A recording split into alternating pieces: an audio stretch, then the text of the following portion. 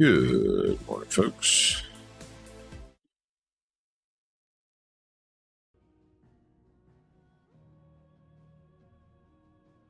Hope everybody's been having a good day so far. Nothing too annoying has been happening.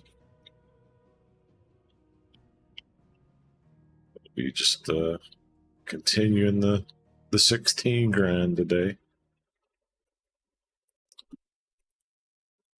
Also, sorry about the delay. I realized after I hit live that I hadn't made coffee yet.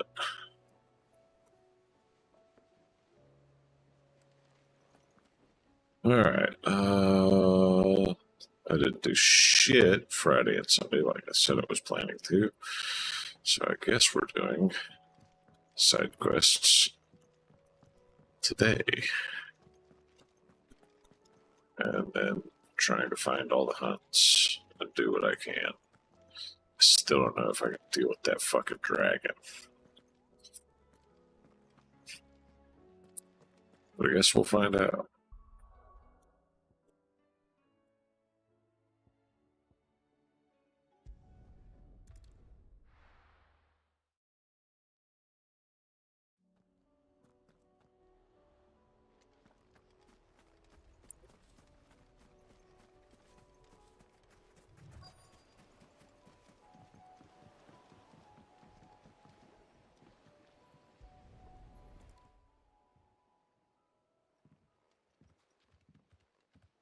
It's still here.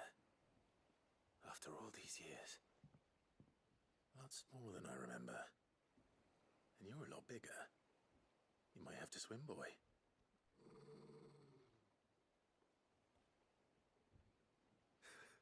I wasn't being serious.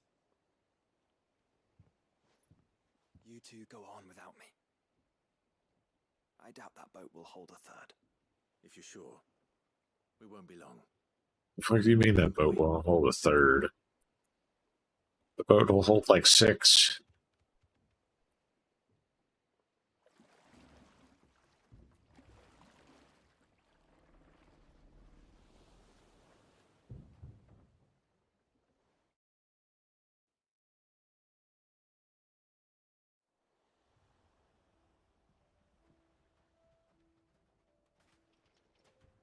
This place hasn't changed at all. The rookery's right through those trees. Come on.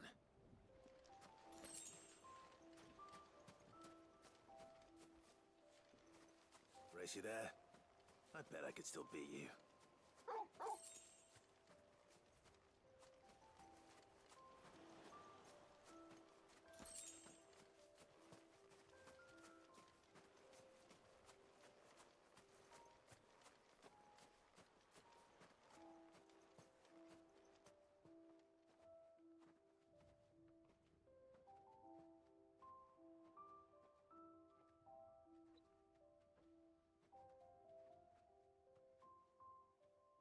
Here we are. This was our hideaway. Wasn't it, Torgal?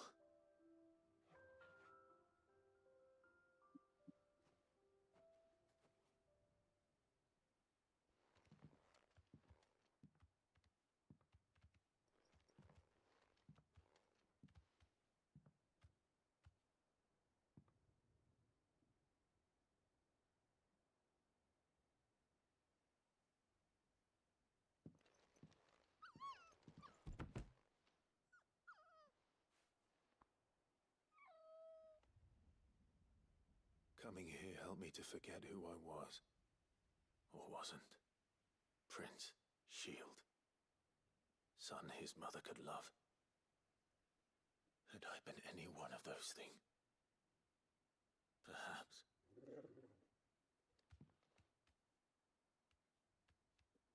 What is it, boy?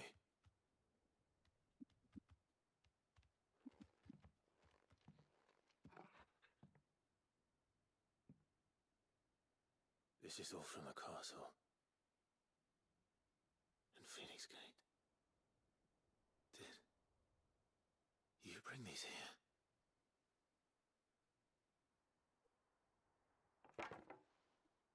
My sparring sword.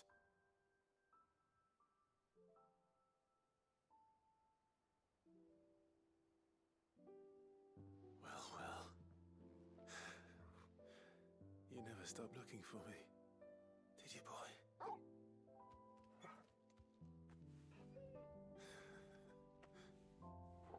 Thank you, Torgal, for never giving up, for never forgetting.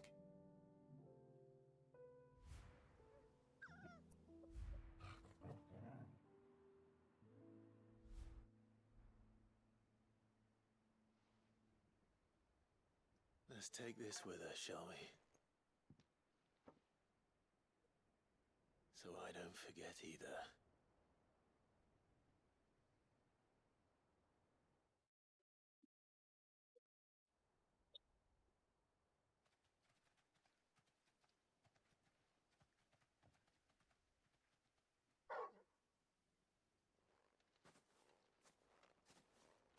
That's not the way back to the boat, Torgal. Still more to show, so it would seem. All right. I'm coming.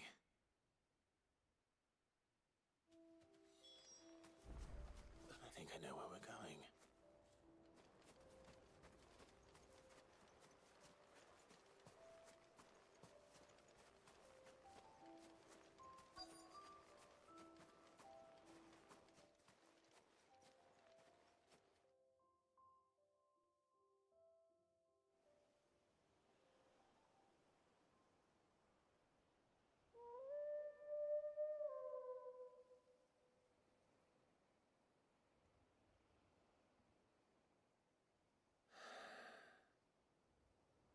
People always talk about the importance of putting the past behind you.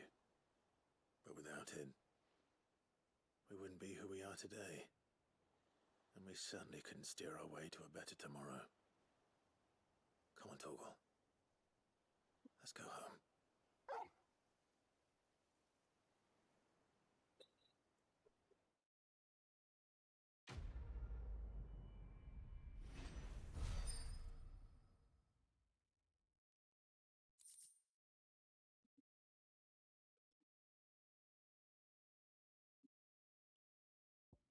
Large sparring sword, yep.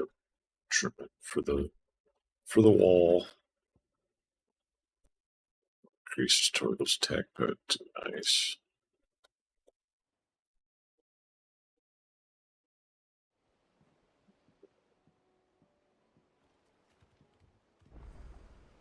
Sorry for the wait. We're ready.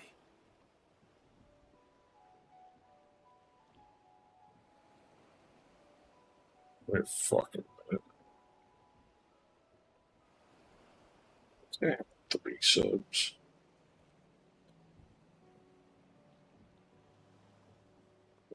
I got a testing alert widget or alert doc I'm using. I remembered I could wrong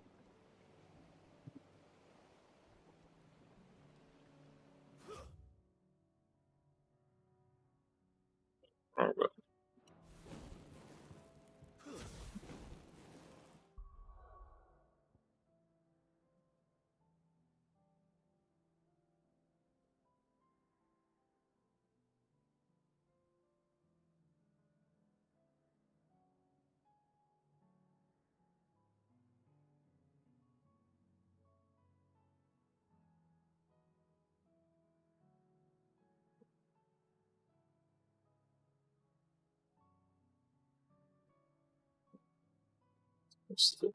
Alt.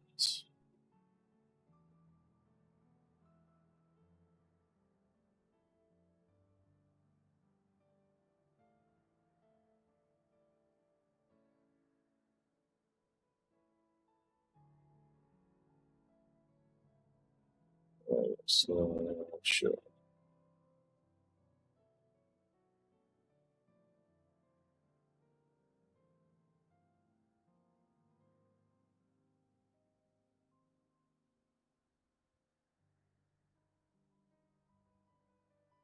Not get anything for that.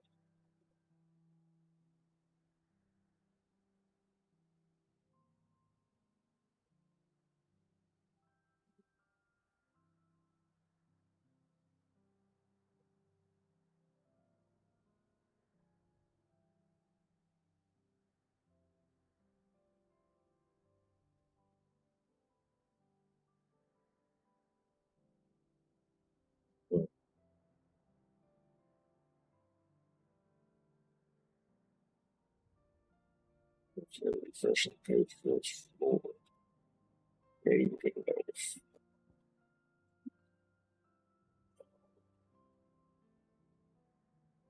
Whatever. I'll figure it out next time. Also, for now,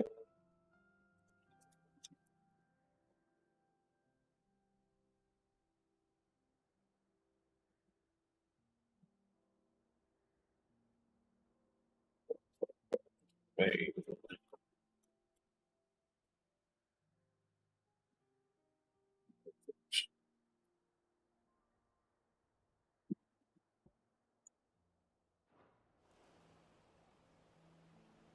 Darn.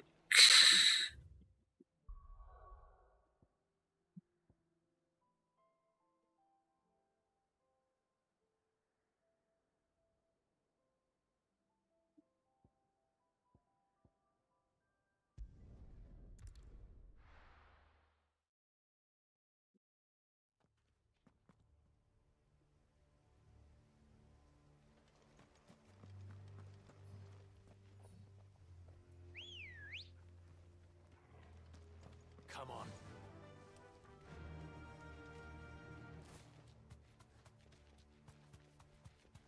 Is it B and yeah, okay. Gav isn't with us anymore. Enough of you, are there?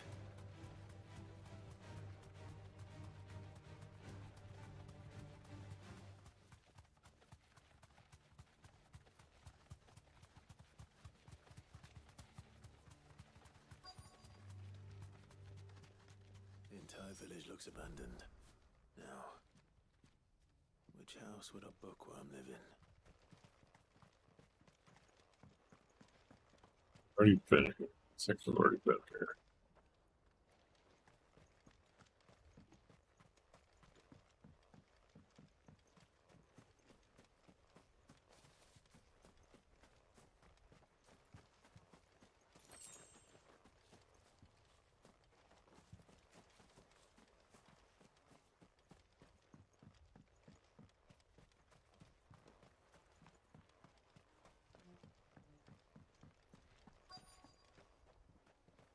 They're not.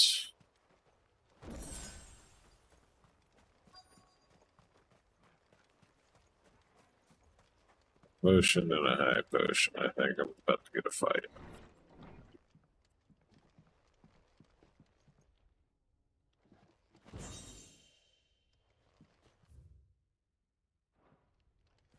This is a Royal Army logbook. Did he take this from the local barracks?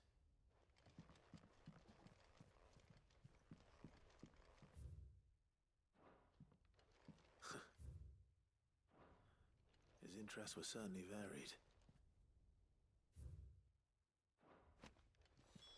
This is it. But if what it says is true, I need to get this back to the hideaway.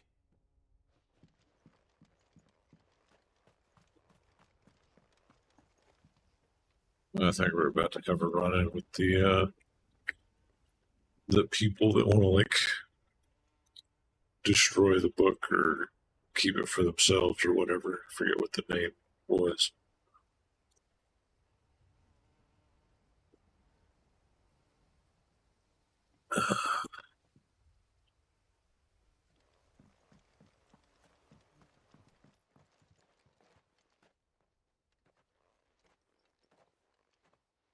Leaving so soon, stranger? We've been watching you. From a distance, so to speak. Subtle. I know who you are. Then we need not waste time on introductions. Hand me the book. Leave it in our care and return to your life. Your care? Do you mean to burn it or bury it? That is not my decision to make. But by one means or another, its contents shall be removed from the common record. Then I'll have to politely refuse. I won't let you erase our history. Then we find ourselves at an impasse. Very well. The book can just as easily be pried from your dead hand.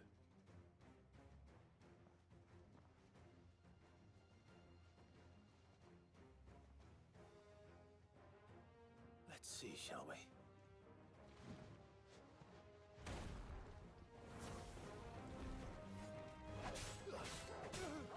This one.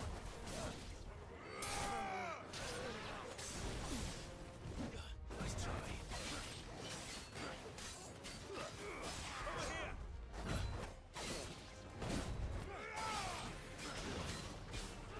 This one.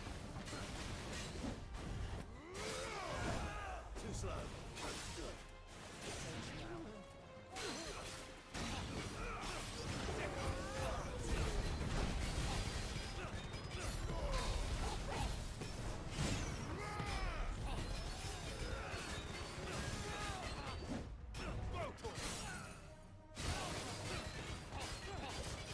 This one.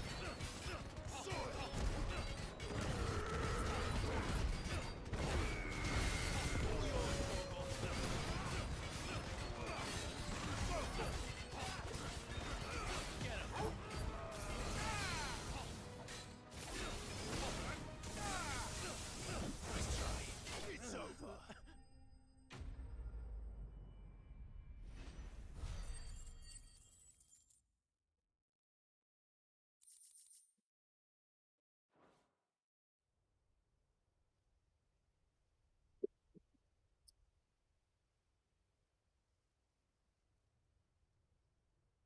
Impressive. But we have other means. We shall claim the book yet. Why do you want it so badly anyway? It lays out in no uncertain terms the vanity and avarice of mankind. It tells the shameful history of the persecution and oppression of a gifted few by a giftless many. Would you say that this interpretation was correct? I don't know. You don't know. Your sword may be sharp, but your wits are dull. So let me answer for you. There is no correct interpretation of history. That a series of events took place may be proved beyond a doubt. But there can be no single, immutable explanation as to why they came to pass. It is a question of numbers and of belief. If enough people believe that a set of events occurred for a reason, that belief becomes the truth. So you're trying to control the truth? We are trying to protect people from themselves, from knowledge that would bring them naught but pain. That is all. You may keep the book, for now. The world is small. We shall meet again. Until then. Wait. Damn it. Let's get this back to Vivian. Perhaps she can explain what that was all about.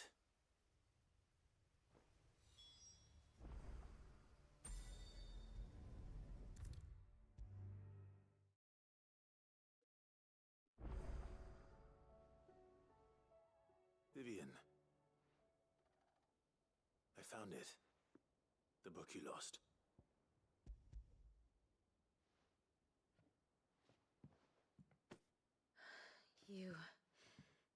You found it. Thank you, Clive. Even though I asked this of you, I was not entirely sure it would be possible. I feared the executors had seized every copy. I met with one of these executors, and I convinced him to let me keep it. He told me something. That the truth is just a matter of collective belief. And that if enough people believe a lie, that lie becomes the truth. It does. But it also means that the truth is not immutable. That it can be changed. Provided that those who wish to change it can convince enough people that their perspective is the correct one. As the sad history of the bearers proves. You said that the book inspired you to become a scholar. It did. Or its author, rather. She was a heretic, you see. A firebrand and a dissenter. A gallows stood ready for her in every corner of the realm. And by shunning society, or perhaps being shunned by it, she stumbled upon a truth so potent that an entire realm trembled at the prospect of its utterance.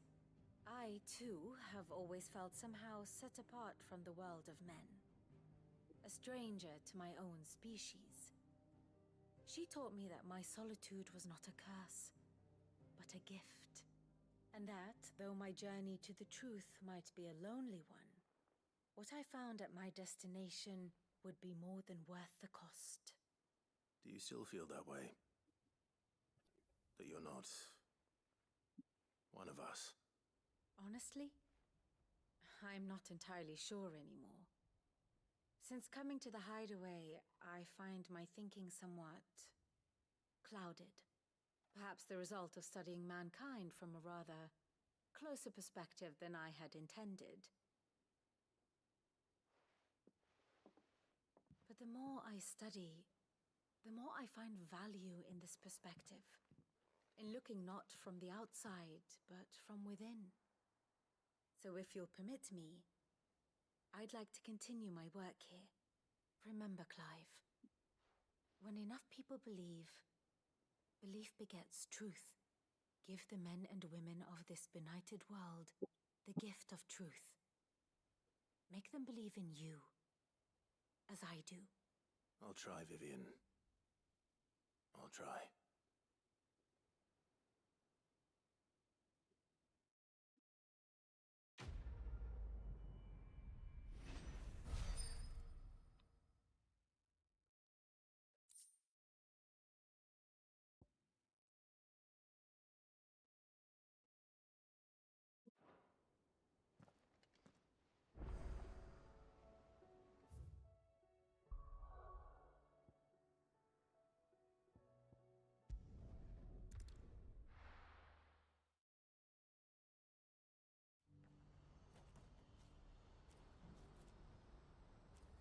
Do you see that too?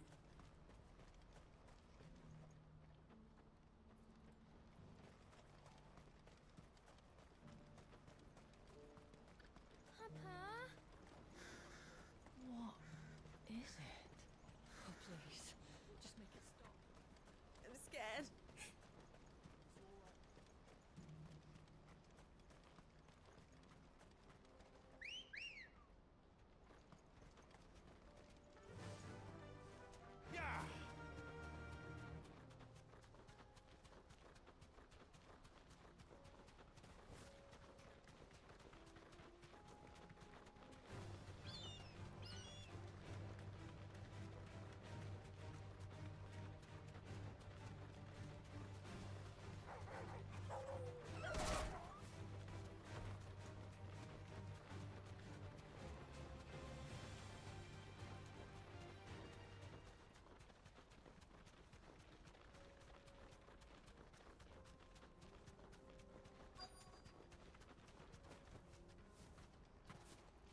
Can't be Rutherford, can it?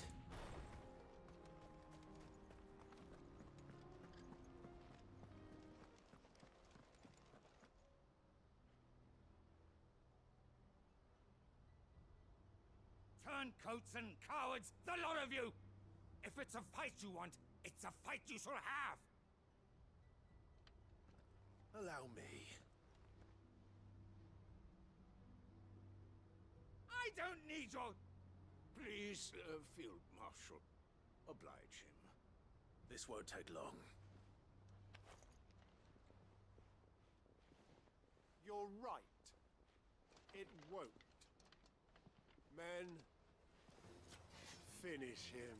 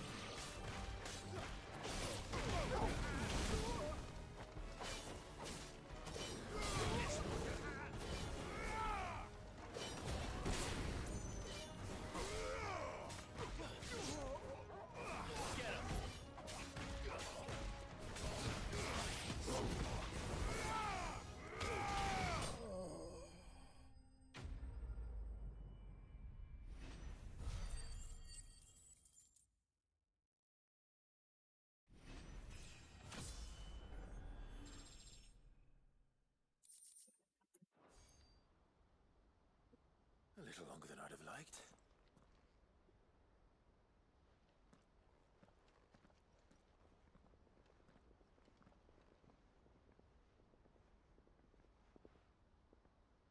Field Marshal Havel, I presume. Are either of you injured? No, my lord.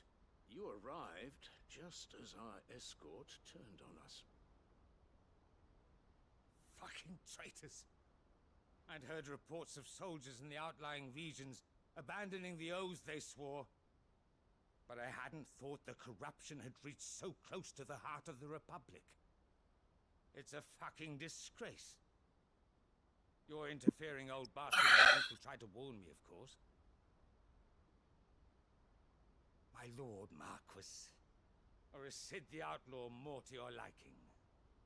Call me what you want. It doesn't change who I am, or the urgency of the message I bring. My uncle has a plan to right the realm, and he needs your help to see it through. Before I agree to anything, I'd have you answer one question. What do you stand to gain from all this? Excuse me.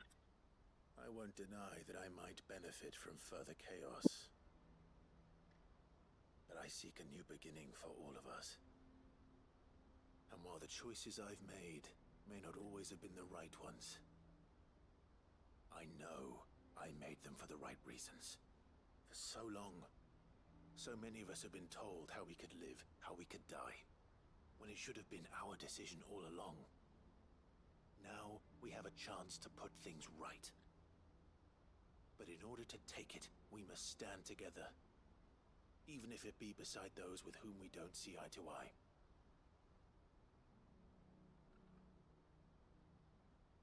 Certainly not the words I expected from an outlaw. But perhaps your uncle was right. You are no ordinary outlaw.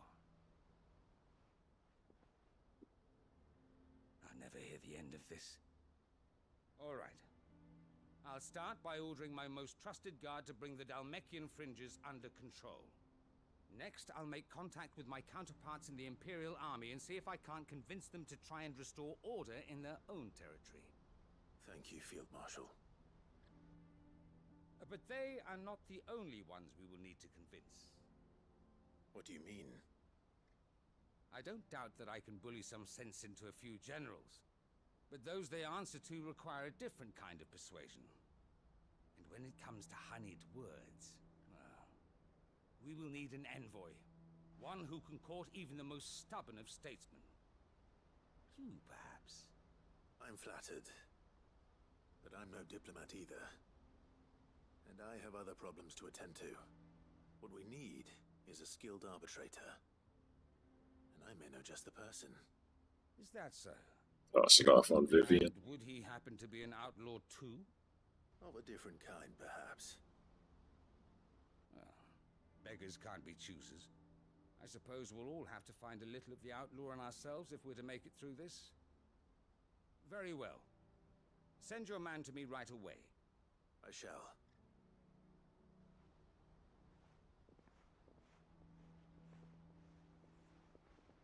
My Lord Marquis. Your Lord Uncle bade me escort the Field Marshal to his manor in Port Isolde. And I will see that my associate joins you there. Very good, my lord.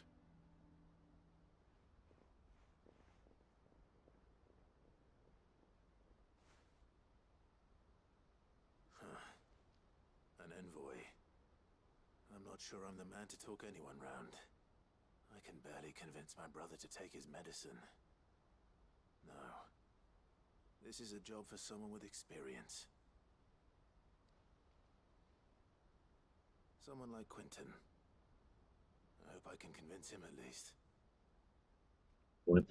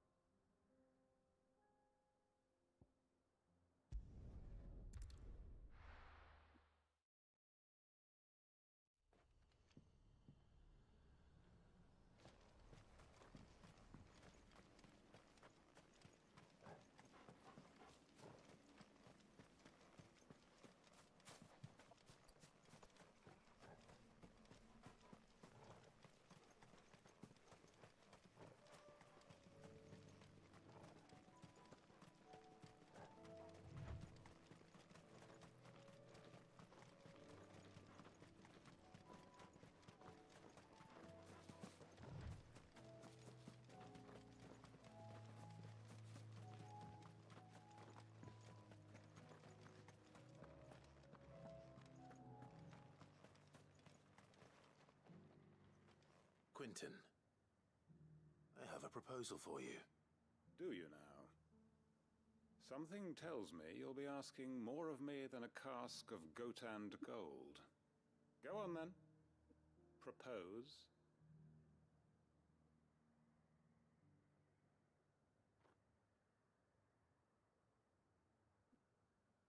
You'd have me convince the chiefs and chamberlains of the realm that they should simply swallow their pride and do the one thing that has proved impossible for thousands of years.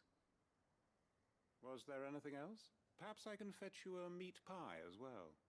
I know Sure, it's a I'll lot take to two. ask, but I can think of none better suited to the role. And you'd have me give up what little I have left to do it. I told you, Clive. The people of Lostwing are my family, and I cannot abandon them. You'll have to find someone else. I'm sorry to hear that. So am I. And why might that be? What he's asking. How's it any different to what you've done so far? They want you to speak for those who can't speak for themselves. That's what you do best. If it's the vineyard you're worried about, we'll see that the grapes are picked and the tons filled. You know we will. It's not that. Then what is it? You said yourself we're family. Don't you trust us? You know that's not what I'm... Then what are you saying? That only we are worth saving? Why turn your back on everyone else? You convinced us we could build new lives for ourselves, and if you can do that, who's to say you couldn't convince the entire realm? A stirring argument. I fear that any rejoinder I make might fall somewhat flat by comparison. So you'll join us? Where do you need me? Field Marshal Havel will want to speak with you in person. He's currently in Port Isolde. I can arrange for a party of Cursebreakers to accompany you there. That would be very much appreciated. I hear the roads are far from safe these days. Hopefully not for long. My uncle will want to know that his plan is taking shape.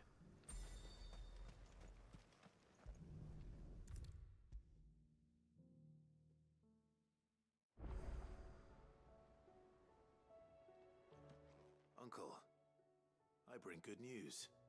The Field Marshal has agreed to your plan. Ha! Of course he has. I didn't doubt you for a moment, dear boy. Rutherford is accompanying him back to your manor in Port Isolde as we speak. They will await your return there. As will one other. One other? Who, exactly?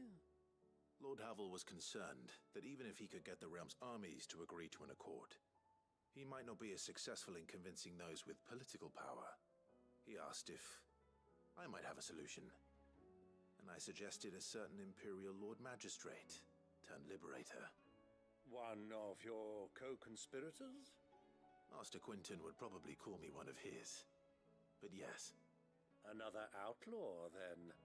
Just the thing we need to put these rotten politicos in their places. Good thinking, Clive. I'm glad you approve. The more the merrier, eh? Uncle, assuming Havel and Quinton can solve our problem with the armies, you still haven't mentioned how we might manage the grain shortages. Oh, don't you worry, my boy. The 7 high houses will be seeing to that. They have all agreed to make the most generous of donations. Oh, of course, it did take a little persuasion, but luckily I had some unexpected help. From who? Why, you, my boy. Rumor has it that you rescued the Lady Ariane's head steward Rockford from a horde of bloodthirsty bandits. It was more of a handful. Well, the old battle axe was so pleased. She had a shipload of talents delivered to my private docks by the next new moon. And when the other houses saw the parsimonious old crone's purse strings finally loosen, they as good as tripped over themselves in the rush to follow suit. I'm happy to hear it. Now, I must be getting back to the manor. Join us there at your earliest convenience, would you? Of course, Uncle.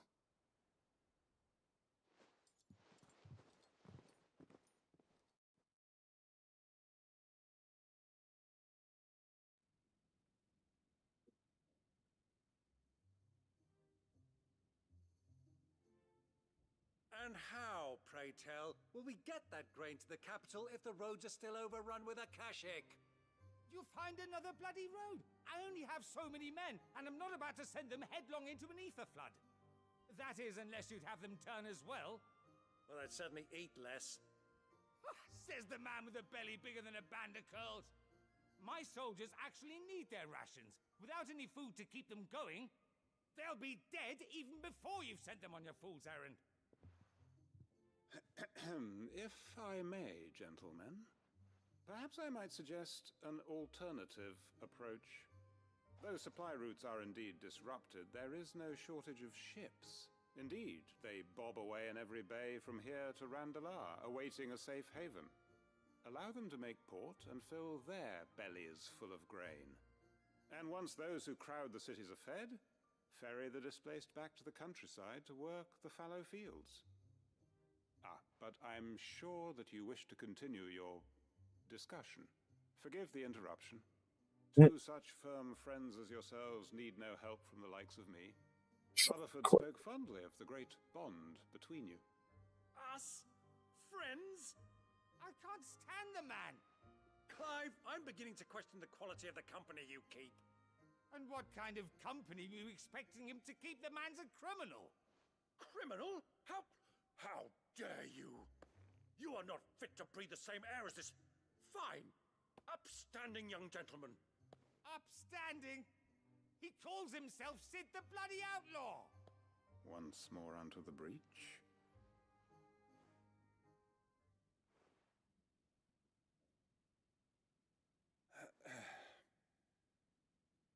Shall we begin again? What we seek here is not to create a new nation, nor to claim the thrones of those that already exist. We wish simply to bring stability to the realm that mankind might weather the current storm. And to do that, we must convince those in power, the generals, the statesmen, the nobles, that our cause is just. There will be disagreements, yes, and I imagine some resistance, much resistance. But we cannot let that deter us. If we show them the path, show them that we walk it ourselves, then I am confident they will follow. The fate of the world lies in my nephew's hands, but the well-being of her people lies in ours. And we must not squander the chance that Clive has given us. Uncle Byron, Now, with that settled, let's move on to the signing of the Accord. For what great moment in history hasn't been accompanied by a little ceremony?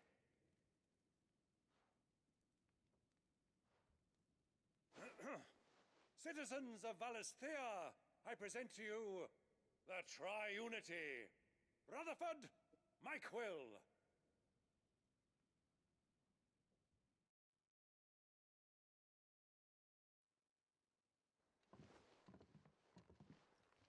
Well, my boy, the stage is set. that it is. This is the role you were born for. Now I ask only that you trust in the talents of your supporting cast.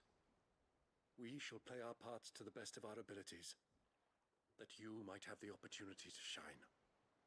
The realm needs its Sir Crandall, and there is no better Crandall than you, Clive.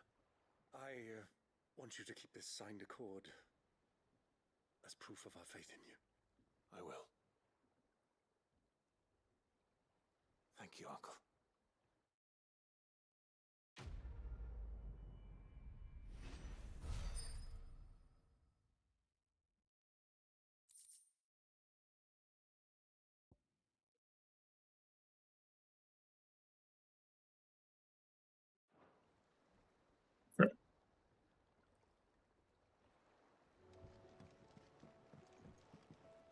What do you think that thing is? And how the hell is Sid gonna deal with that?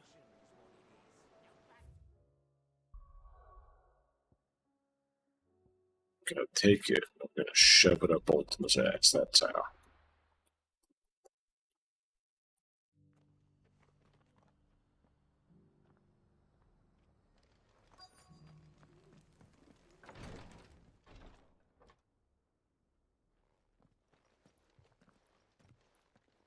Grace, my lord.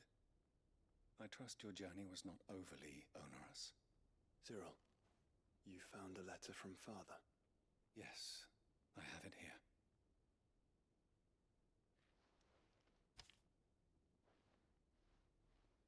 If you would do us the honor, my lord.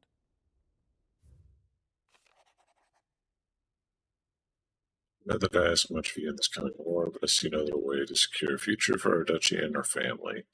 Yet even should we succeed in subduing the savages and winning back Drake's breath, the threat of the blight still looms, and only with all Rosarius striving as one might we at last overcome it. I've made plans to see us through, but such are the obstacles that stand in our way, it shall likely fall to you to continue my work.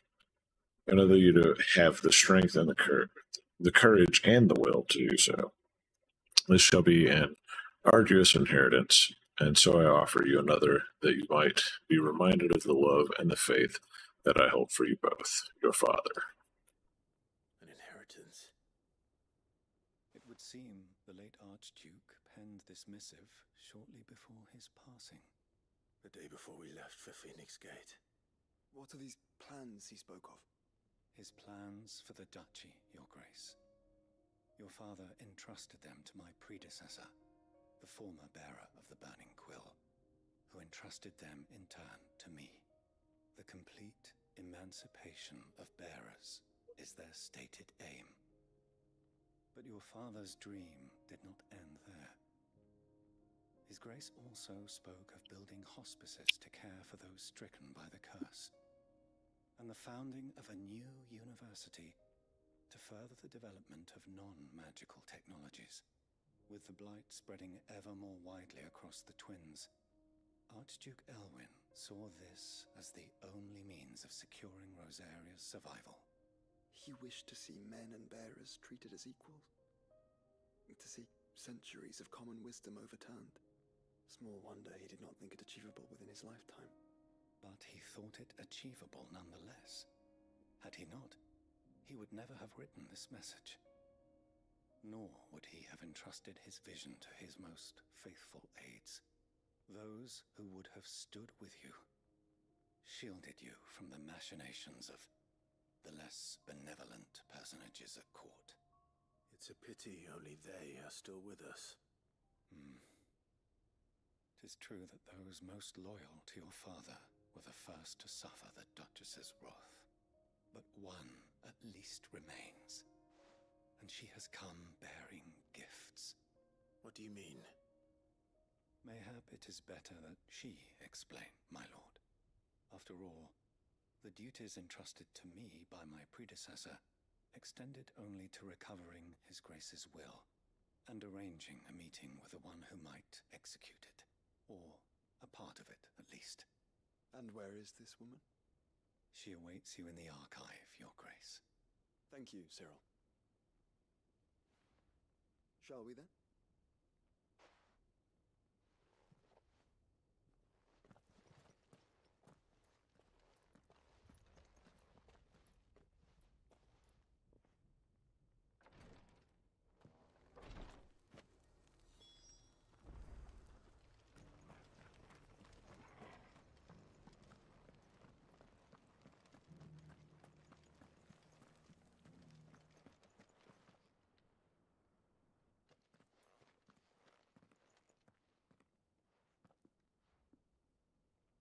My lord, your grace.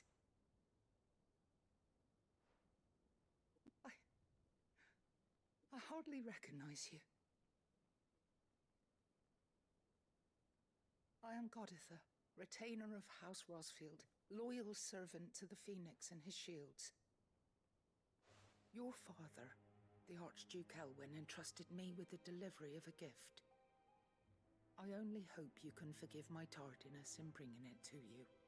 Lift up your head, Lady Goditha. You have our gratitude for your service to our house and to our father. I merely did my duty, as any proud Rosarian would. My lady, perhaps you could explain a little more? What exactly is the gift you bring? As I'm sure you know, It has long been the custom for the children of House Rosfield to be presented with certain keepsakes upon their coming of age. Indeed it has. Our father often spoke of the day when our turn would come. And had he lived to see it, he would have presented you with the treasures I bear. Matching armbands for you both. Alas, he did not live. Indeed, he was taken from us even before they could be completed. He had intended to claim the Heartstone with which each armband was to be finished himself, but it was not to be. And his gifts remain incomplete. I see. It saddens me to bring them before you, as they are. It was your father's wish that you be presented with the finished articles, not these works in progress. But with his grace long since gone, and the stone left unclaimed, I had little choice. You are grown men now, and his house is yours. And while I would not presume to insist upon your claiming the Heartstone in his stead, I know that nothing would have pleased him more than for you to do so. Thank you, Lady Goditha. What say you, Clive? What else? Of course, my lady. May our father's will be done. Oh, I am much obliged. Do you know where we might find this Heartstone, my lady? I do. Though it may be a matter of a good deal more than simply happening upon it. It is found in the bellies of elder griffins, you see. We do at least know where to find one. A certain specimen has made its nest in Titan's Wake, not far from here. A certain specimen? You are most perceptive, Your Grace. In answer to your unspoken question, yes. In fact, this is the very same beast your father meant to slay. I have been tracking its movements since you were but a boy. Were you to slay it in his stead, as men of House Rosfield, it would surely make your father proud. What say you, Joshua? What else?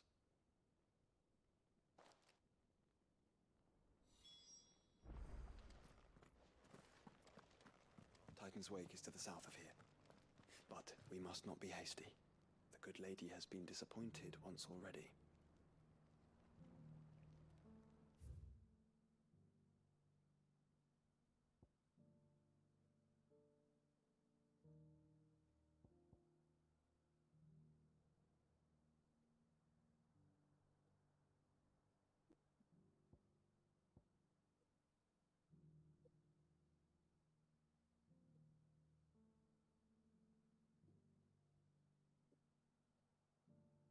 I already did a hunt down there.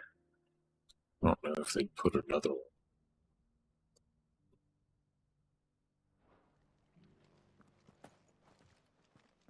An ether flood, yes, and not a stone's throw away.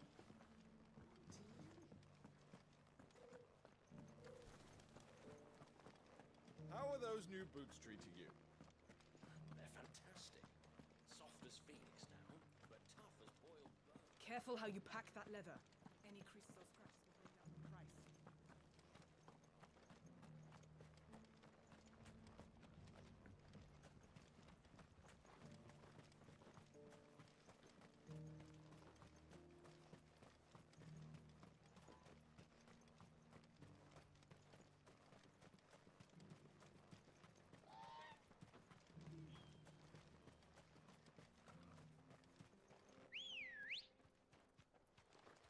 Ready, go? Fly, Ambrosia.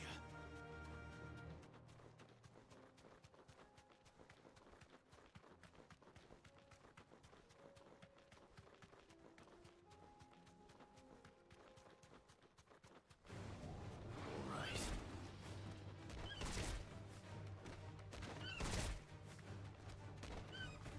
Oh, darn. I was trying to play Orcish soccer.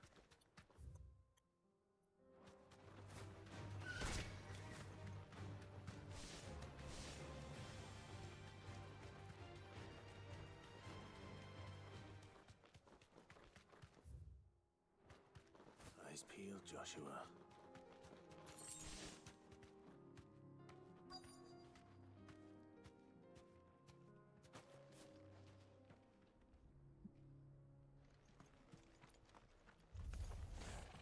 There it is. For House Rossfield.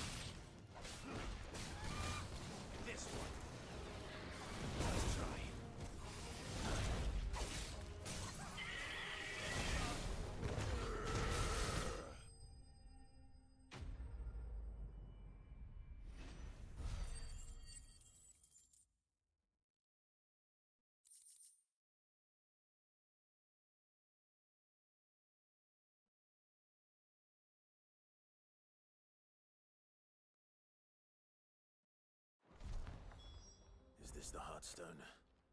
I expect Lady Goditha will know.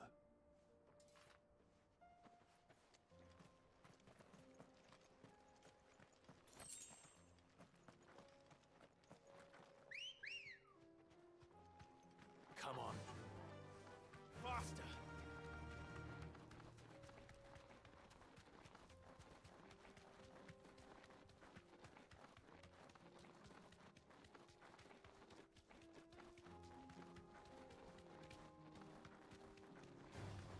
This might take a while. Orcish Soccer, round 2.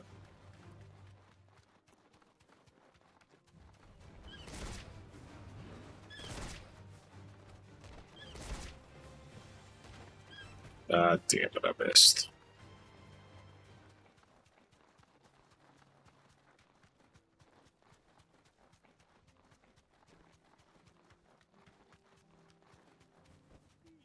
Back to the stables, girl.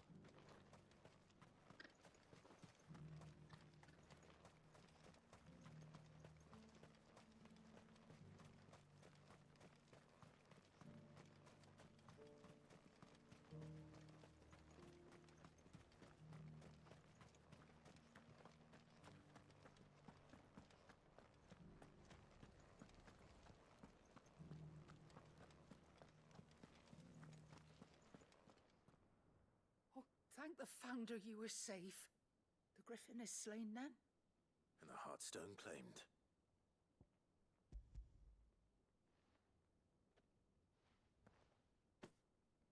Yes.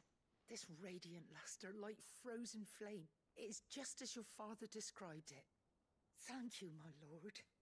Your Grace. Your father would be so proud. Lady Goditha, the lapidary is ready. Thank you, Cyril. I will be with him shortly. If you would excuse me, I shall have the stone cut and set forthwith.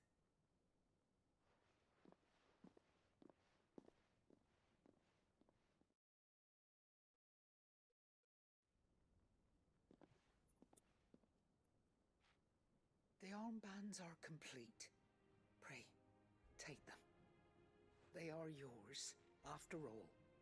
Heartstone is harder and more enduring than garnet, or even ruby. It symbolizes unwavering will and devotion, and the graven vines encircling the stone represent the unbreakable bonds between you. It's a message. Father knew we had enemies both inside and outside the duchy. Enemies who would thwart his vision. Only with unwavering devotion would it ever be realized. And only if we stood together, as Phoenix and Shield, as brothers in arms. Only then might those enemies be overcome. Indeed. His Grace knew the enormity of the task he would entrust to you, his heirs. But this was more than just a message. It was a promise. That he would always be with you. Thank you, Lady Goditha, for remaining the steadfast custodian of our father's will.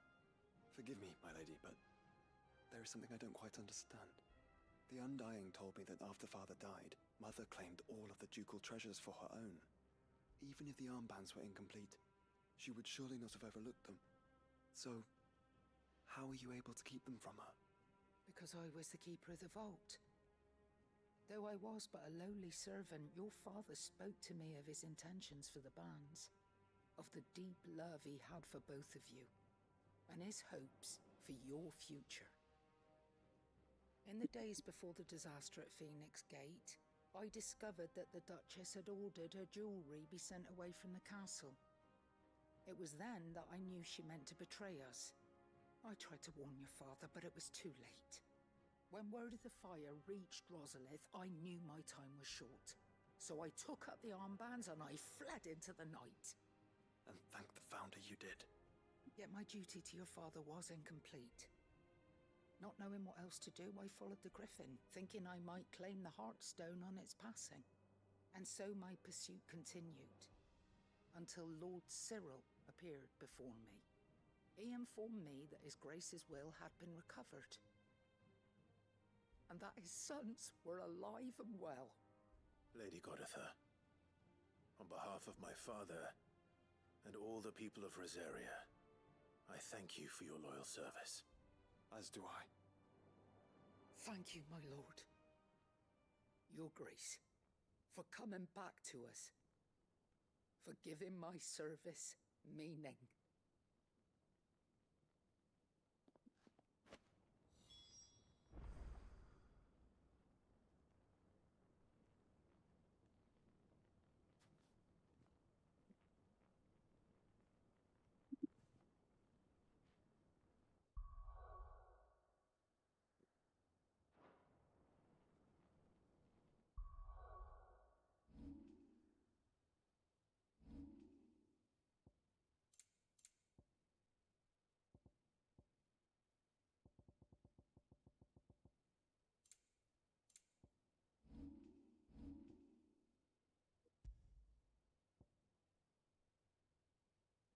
$450.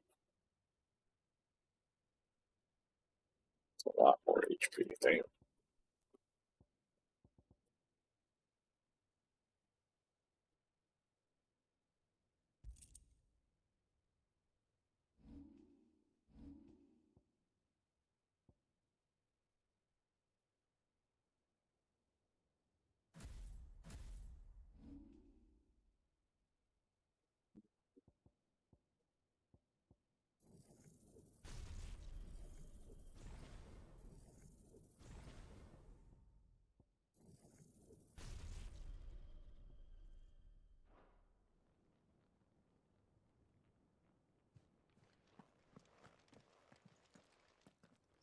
The bands suit you well. It must be gratifying to finally receive the inheritance that was denied you for so long. It is. And we thank you for the part you played, Cyril. If you would permit me to play my part a little longer, might I suggest that you make your way to your father's memorial atop Hawk's Cry Cliff? Let him see that you have received his blessing, and that his vision lives on in you. I suppose it would be churlish not to. What do you say, Clive? Should we pay Father a visit? I think we should.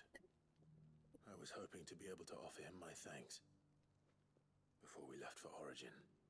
Your father's helm is enshrined there.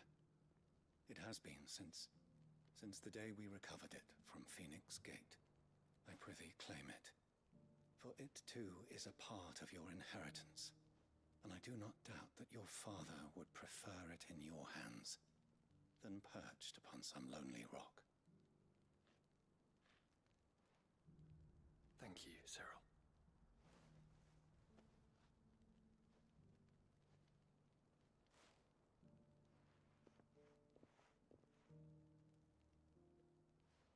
Come on, Clive. He's waiting.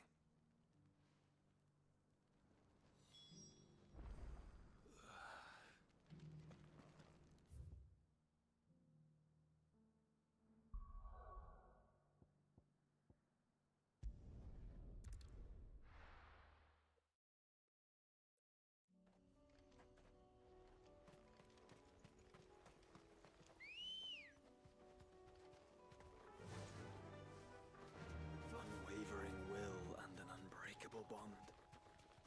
Do you really think we're strong enough? To save the world? Of course. To have overcome Father's political enemies? Of that I'm less certain. Especially knowing what we know now. What Mother was truly capable of. But perhaps these bands would have helped. Knowing he was with us would have made all the difference.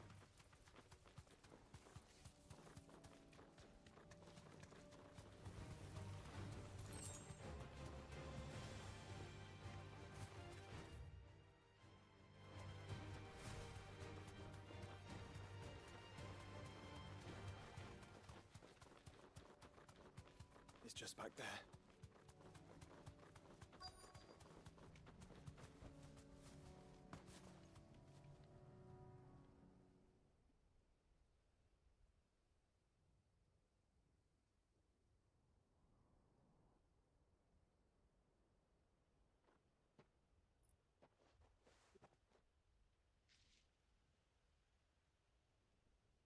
Father always fought for what he believed was right. It wasn't until that night at Phoenix Gate that I realized I had never fought for anything. I always had someone else to do the fighting for me.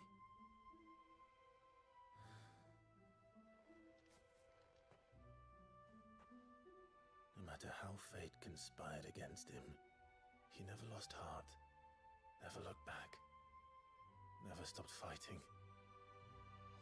To me, he was the greatest of men. And I've been trying to live up to his ideals ever since.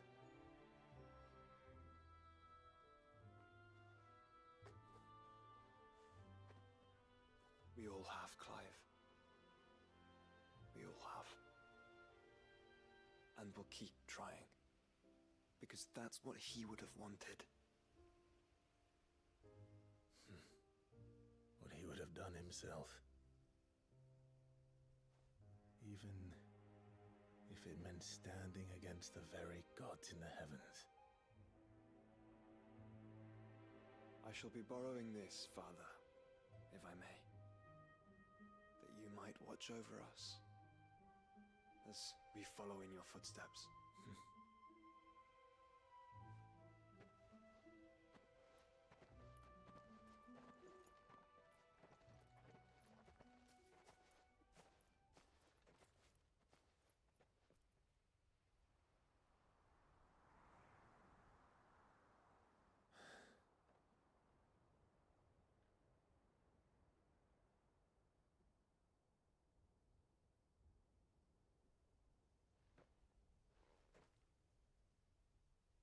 We won't lay you down.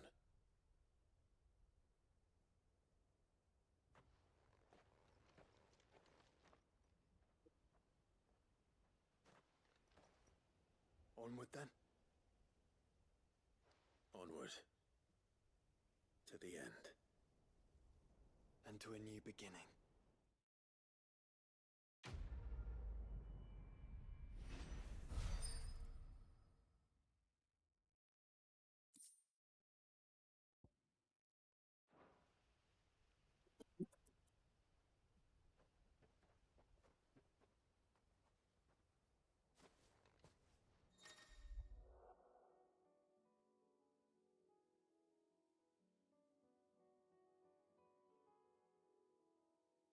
Okay.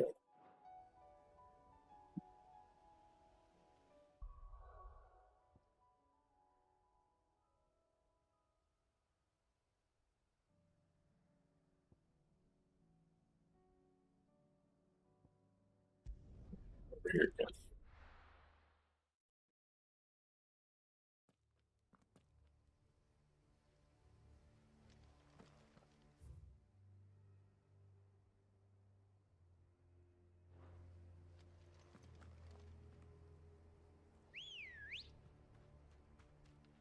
Come on.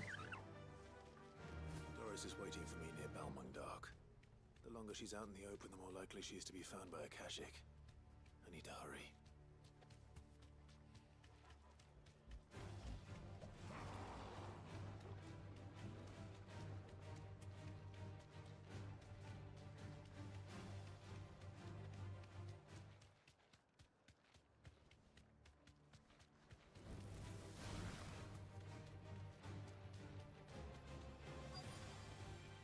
That'll do, girl.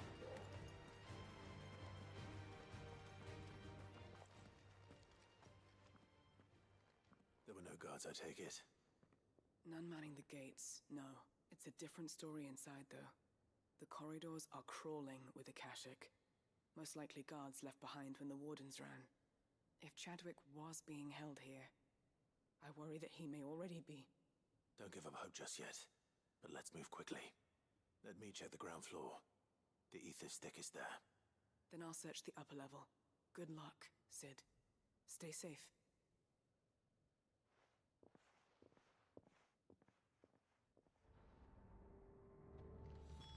Just how bad are the floods inside the walls? Bad enough to turn a bearer? I hope not. We're risking a lot just being here. Better keep my eyes open for signs of life.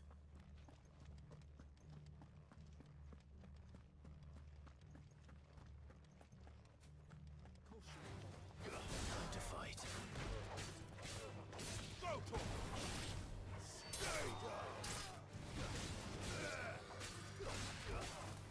This one.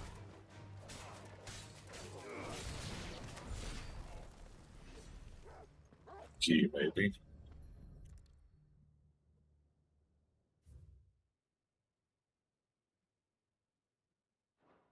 So this place was no ordinary prison. And I doubt they'll have taken the creature with them when they fled.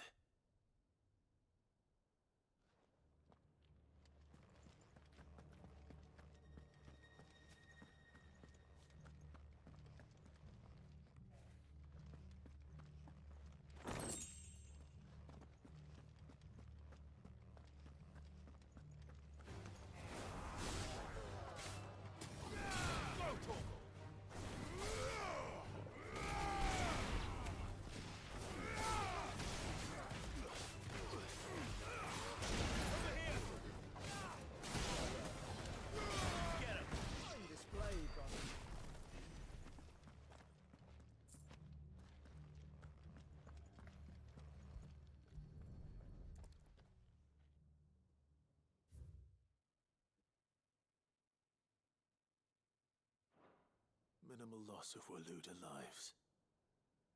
And what happens when they run out of bearers? Even the Imperials take better care of their branded than that.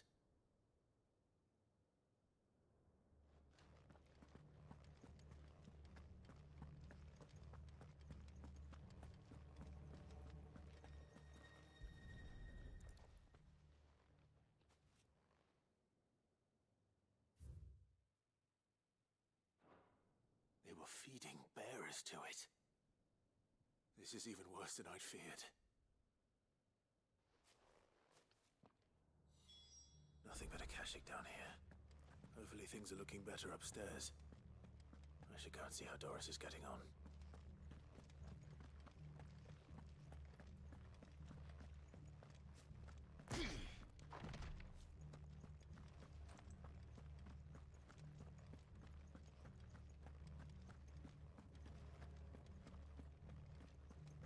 Still go through here. No. Okay.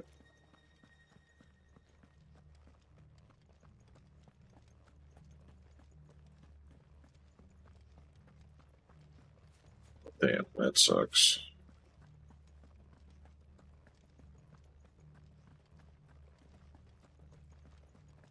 It's like half the fucking facility because of it was probably chests too. Damn it.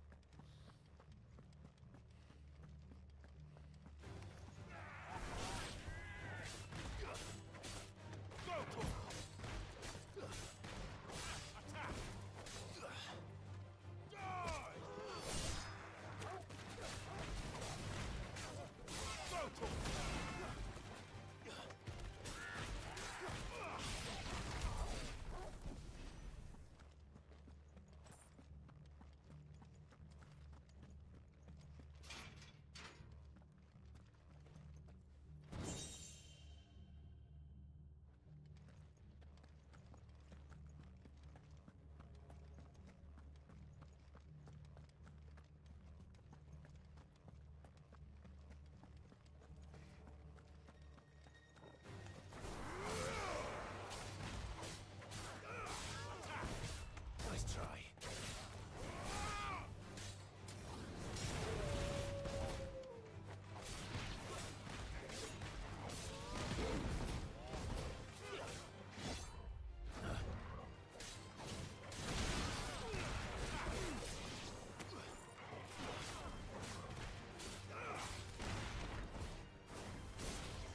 Stay down.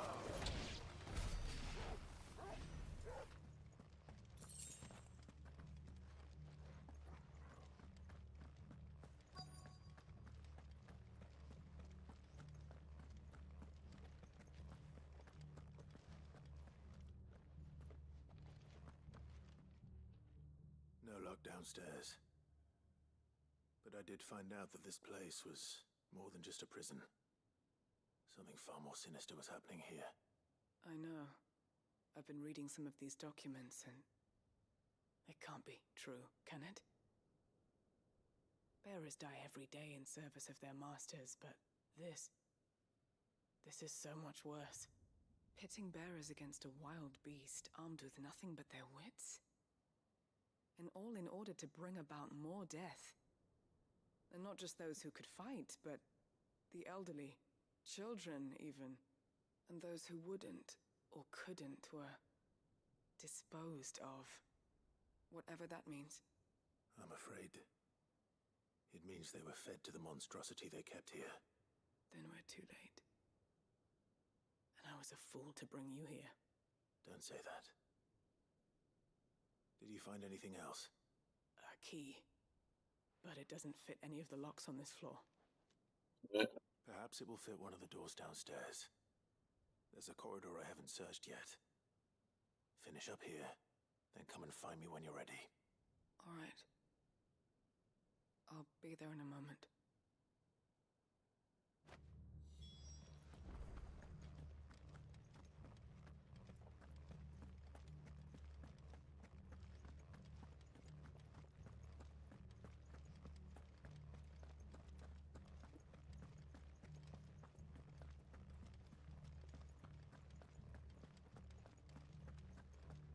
Or did I walk past the stairs? I did, didn't I?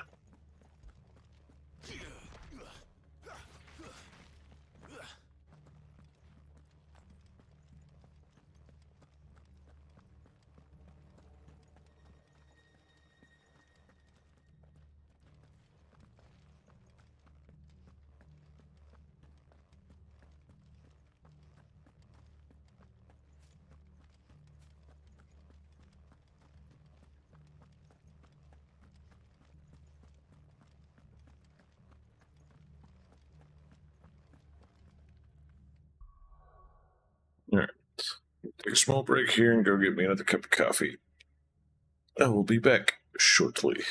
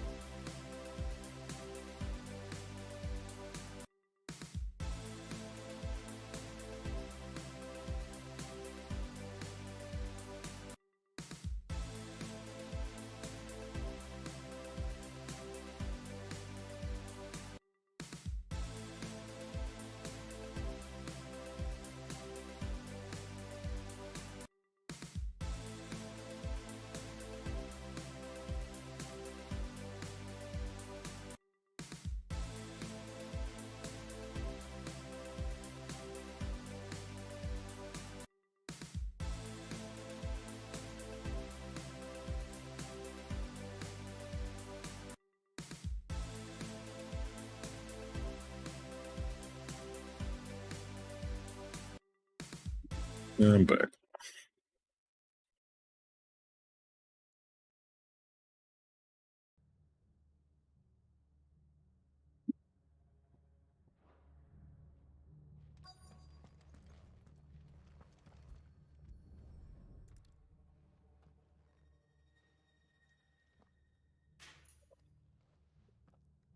Let's see what we can find down here. At least I didn't miss this area.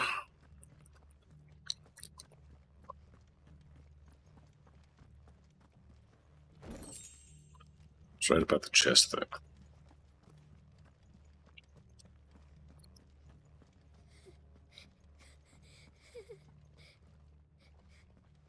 A survivor. She sounds close.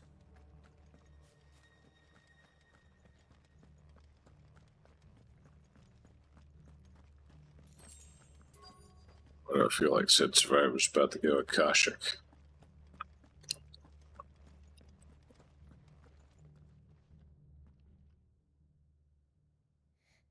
Who are you? There's no need to be afraid. Are you alone? Are there any other survivors? Some of the guards. They're still here. But something's wrong with them. Everyone else was eaten by the monster. Of course there were. Thank the Founder. It was worth our coming. But I'd rather we didn't linger. Are you ready? Ready when you are. You poor thing. He must have been terrified. Did Chadwick send you? What? He fought the monster.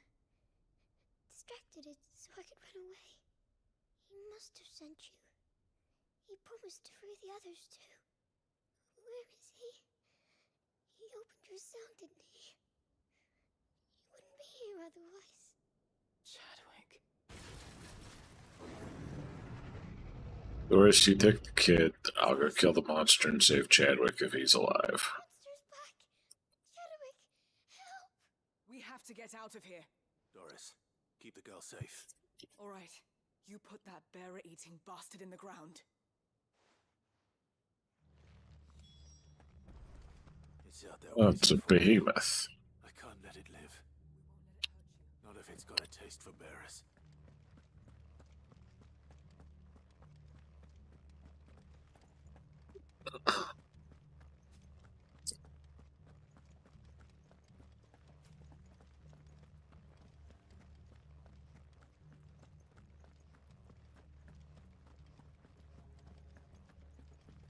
Ow. Excuse me.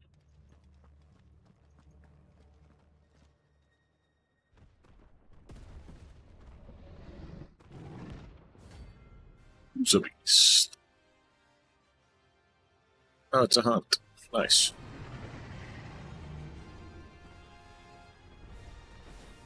The beast will wreak havoc if it ever leaves the prison. I can't let that happen.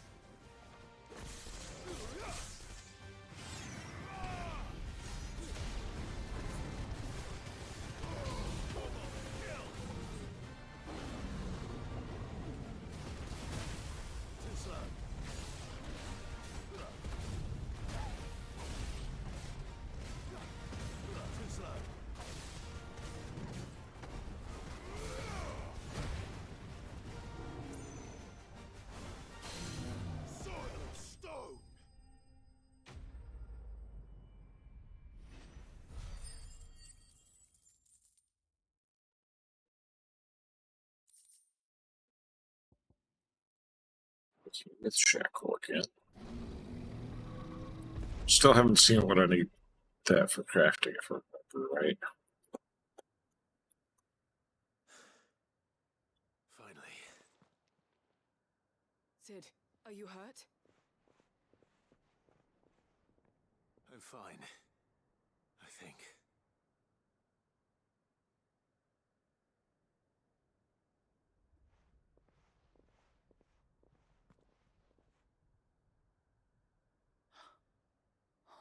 No. Chadwick went out being a Chad, it seems. Diary. I gave it to Chadwick before we went our separate ways. He was here. Do you think that creature? I'm sure he fought bravely to the last. The girl is safe thanks to him. Chadwick. You fool. Come on. We have to get her back to the hideaway. We don't want his sacrifice to have been in vain. No. Of course not. I'll see that she's looked after from now on. It's the least I can do.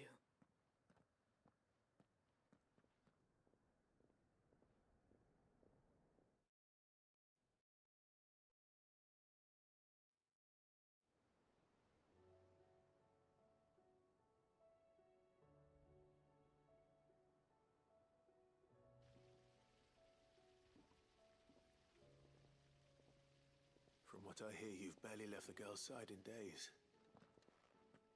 I hope she's recovering from her ordeal. She is. Slowly but surely. She's far tougher than she looks. I thank the flames we found her. If we hadn't... I know. But we did. I'm sorry we weren't able to save Chadwick. There's no need to apologize. Without your help, I would never have found out what happened to him. How he fought to the bitter end to save her. To save Haida Marie. That's the man I remember. The man I thought of as a brother. I wish I could have met him. I'd like to hear more about your past. If you don't mind, that is. Of course. You already met my former master. She trained Chadwick and I to do two things. Kill and obey. We were supposed to be sold to the highest bidder when the time came. But no bid was ever high enough to convince her to part with us. For years we were her daggers in the shadows. But we could never quite shake our doubts about the things she made us do. And then, one day, we just couldn't do them anymore. So we escaped. But staying together was out of the question. They would have found us too easily. After so many years of training, the pull to serve was always strong. It scared me to think he might have taken another master, become a dagger in someone else's hand. But even in captivity, the battles he fought were his own. And he died not as someone's tool, but as a hero. Haida Marie is proof of that. Bearers can cast off their shackles. And the Cursebreakers will show them how. I'll fight until my dying breath to see it done. For Chadwick, and for all of us. Thank you, Doris. We'll be counting on you.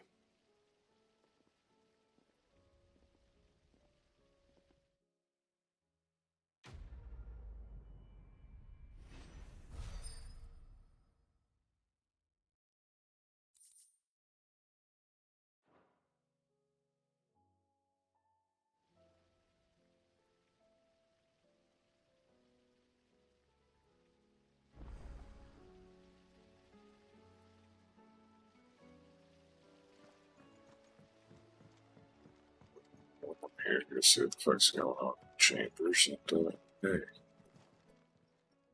How may I help you today, Clive? Your benefactors are a generous lot. With shot. Probably about magic. You earned this.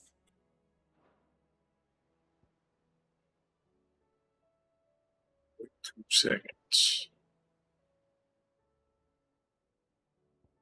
Glove. Okay.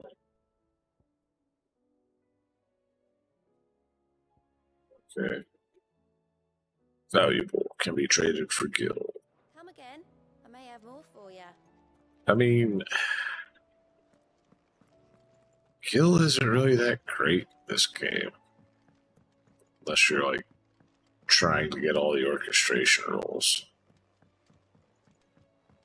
Maybe some of the fucking accessories.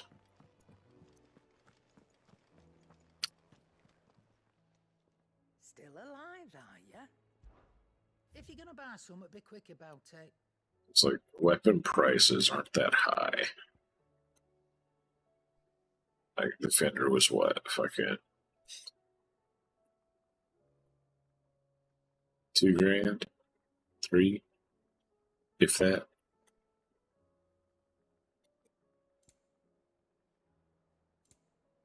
So not 222 fucking thousand right now. Like, these things are more expensive than fucking anything.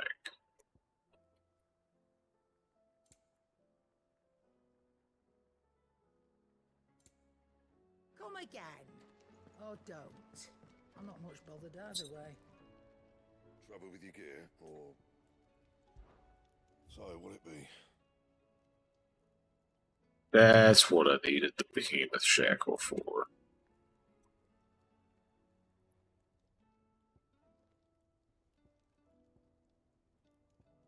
I already had one though. My best work, but it'll do. Alright.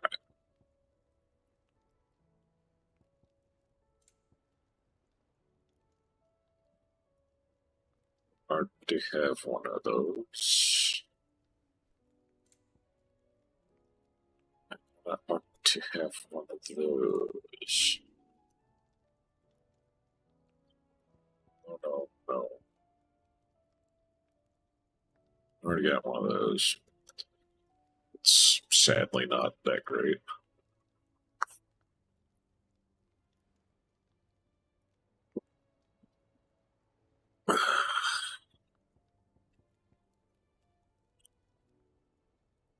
Okay, that's still better than what I'm wearing or using right now.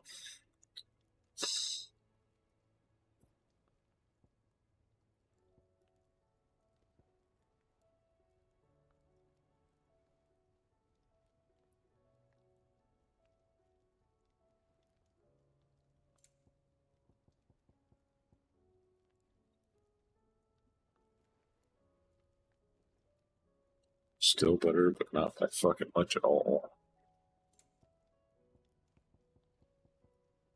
And bear to the defense.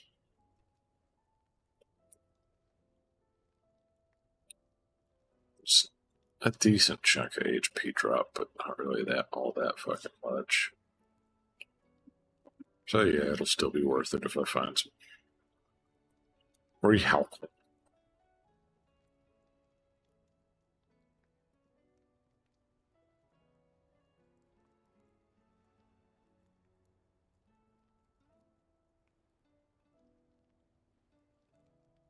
And? Okay.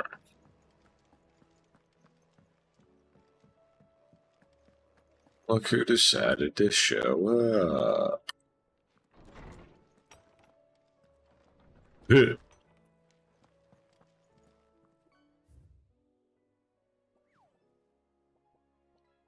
got a nugget. Oh. Didn't realize I had quest missives.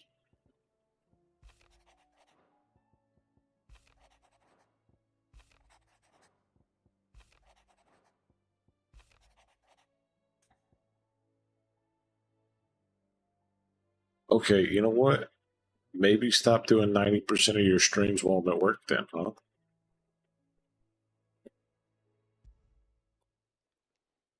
It's usually me making demands of Hippocrates. I wonder what this is about.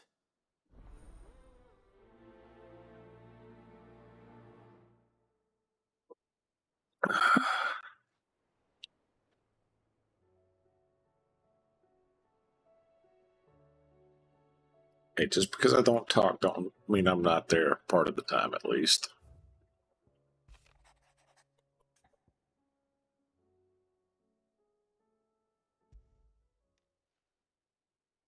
If Joshua's worried about Jill, I should go and speak with him.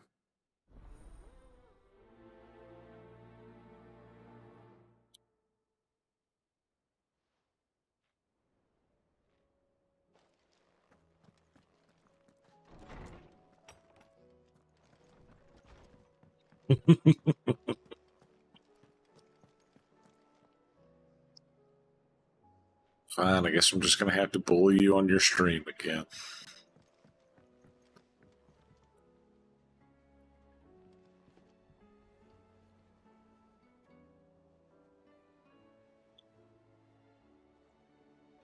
Drop all 5 bully redeems in one go. Or did you add more while I was not looking?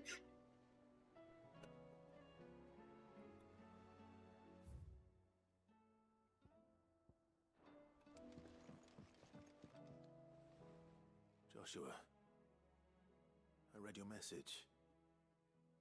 You're right. Jill is different. I don't think I'd realized how different, but since we returned from Drake's spine, I've felt it more and more. I suppose it's not hard to imagine why. She doesn't think she belongs anymore. Why would I put a bully redeem on my bottle? Her, she is still one of us. To let her know that we still need her, now more than ever. That you still need her. But how to do that? When last we were truly close, we were children. Of course.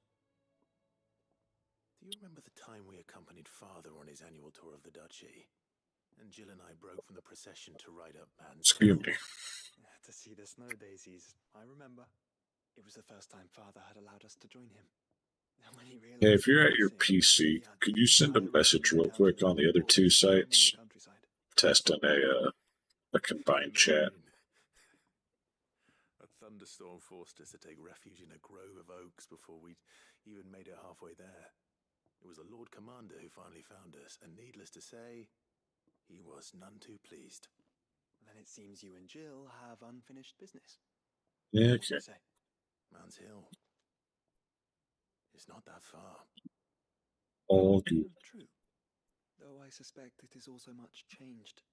Little in southern Rosaria remains as it was when we were children.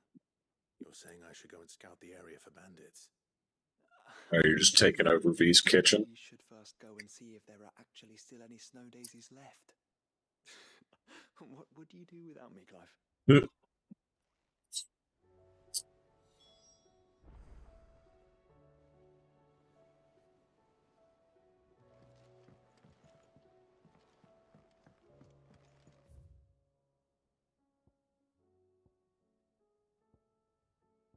Perfect.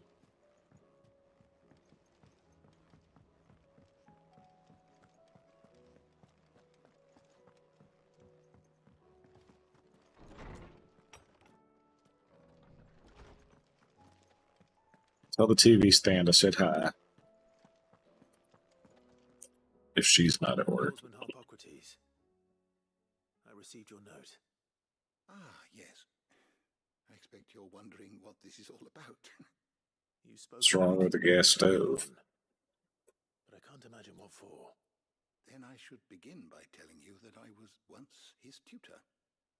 This was some years ago, of course, before I joined Sid in his hideaway. At that time, I was counted among the foremost scholars of Oriflamme, and was accordingly invited to the palace. Don't let grease meet flame. Problem solved. Sure that the future emperor had a firm grounding in, well, everything an emperor should. History, religion, commerce, government. Alas, our time together was cut short when Dion left to join the Dragoons. His studies no longer being deemed necessary. I had not expected to meet with him again. I guess you are a klutz. Have you spoken with him? No, I have yet to find the right moment. His Highness always seems so preoccupied, especially when alone. I would not wish to disturb his ruminations with idle words of greeting. Not when I know he dwells upon the evil Ultima had him commit in the Dominion. The guild weighs heavily on him, I know. But as you say, that was Ultima's doing. Surely you can't blame yourself. When I first met him, it was not guilt, but his people's expectations that weighed heavily upon him. And I did nothing to ease that burden.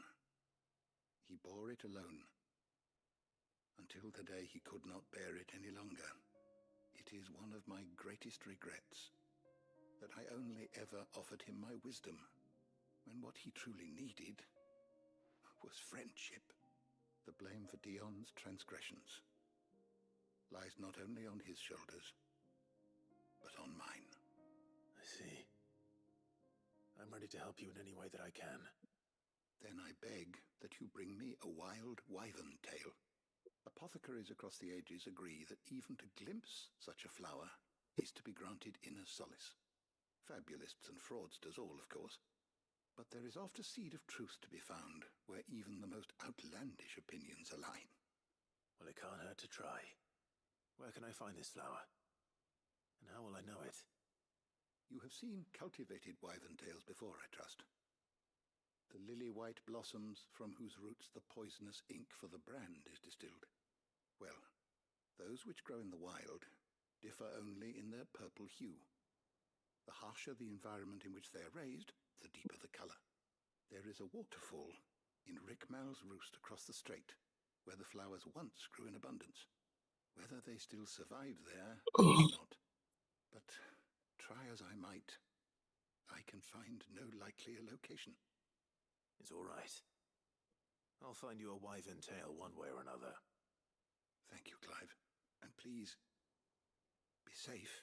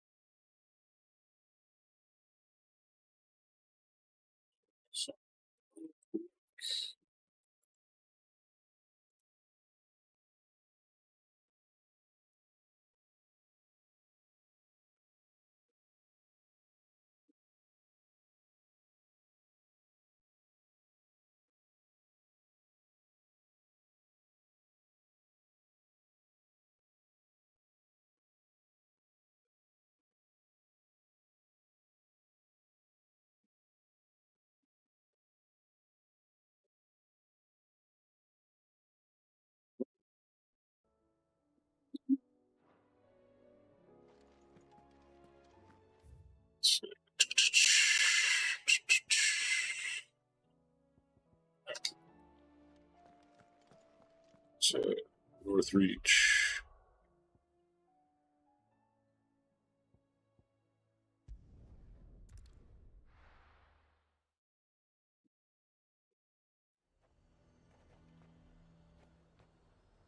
Nazaire might at least have mentioned where in Northreach he'd be testing this recruit. I'm nervous. Well met, Sid. This is the Initiate. Ember, present yourself. At your service, Master. Please, just Sid. There are no masters here. Your life is your own. Oh, of course. Thank you, Sid. The sergeant says you'll be evaluating me at my trial. To become a scout, yes. You are aware of the dangers inherent in that role. I am. But I swore I'd face them. Just like the man who saved my life. And who would that be? Gav. Gav. It was him who found me and freed me. No magic, no support, just one man and his nose.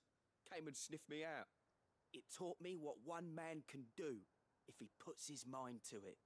And I've been training ever since, so that one day I can be someone's saviour, just like Gav was mine.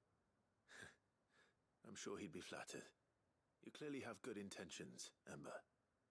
And it sounds like you're under no illusions. Stick to this path and you'll make a fine Cursebreaker. So, what? Have I passed? Hell no. You haven't even started yet. Now listen.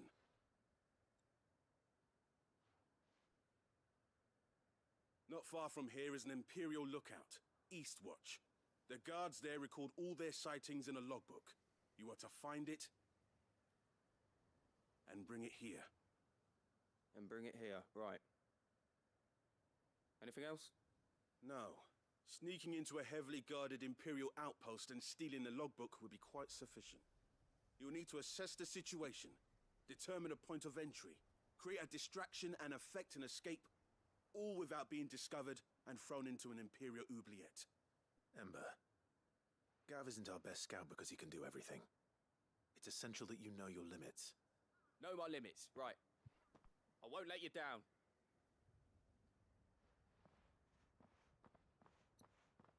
I'm gonna bust him out of the Imperial Slammer, aren't I? It shouldn't be as dangerous as I made out. But keep a weather eye on him all the same, would you? On my way.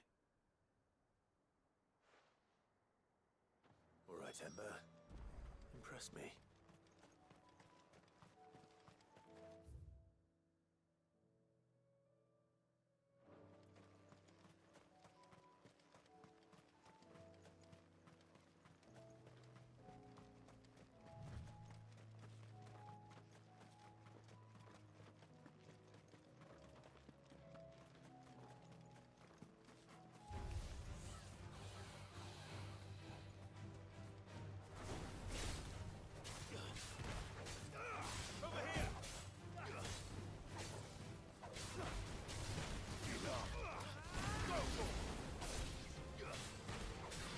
This one.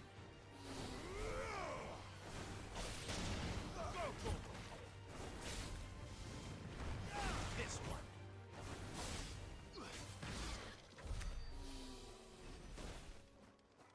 Um, there's a cat that looks like he has laser cannons. I think that's a mark. Or a hunt. Let's find out.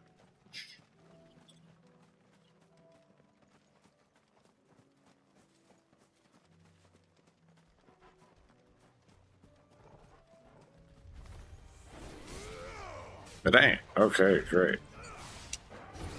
Nice try. This one. Too slow.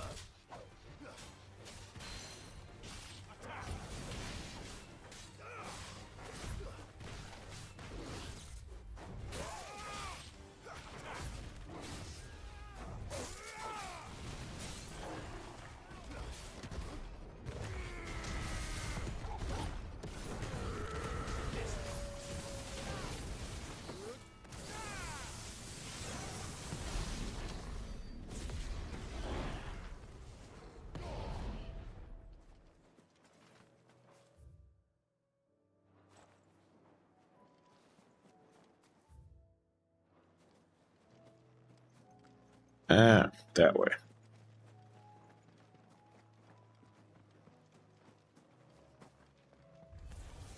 Enough of you, are there?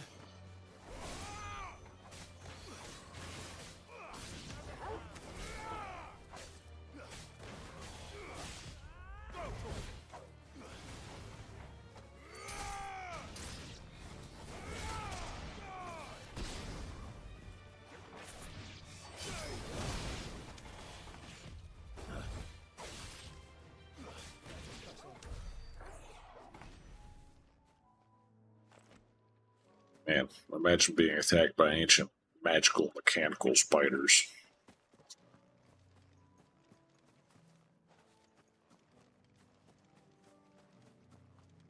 That make pit bulls look small.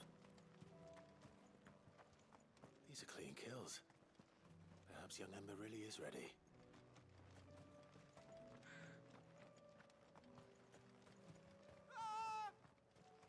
Or not. Maybe not.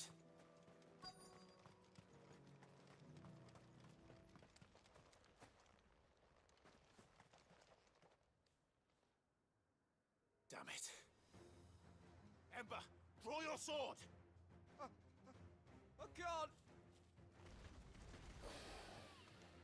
son!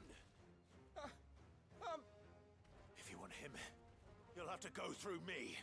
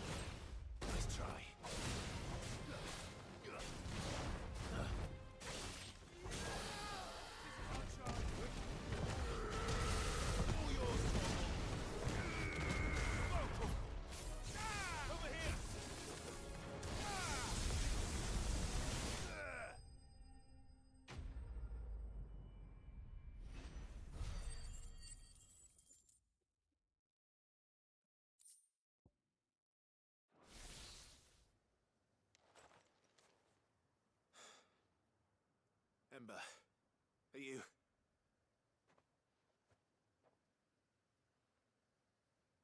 gone? Of course. Scouts really are a rare breed. Back to Northreach it is, then.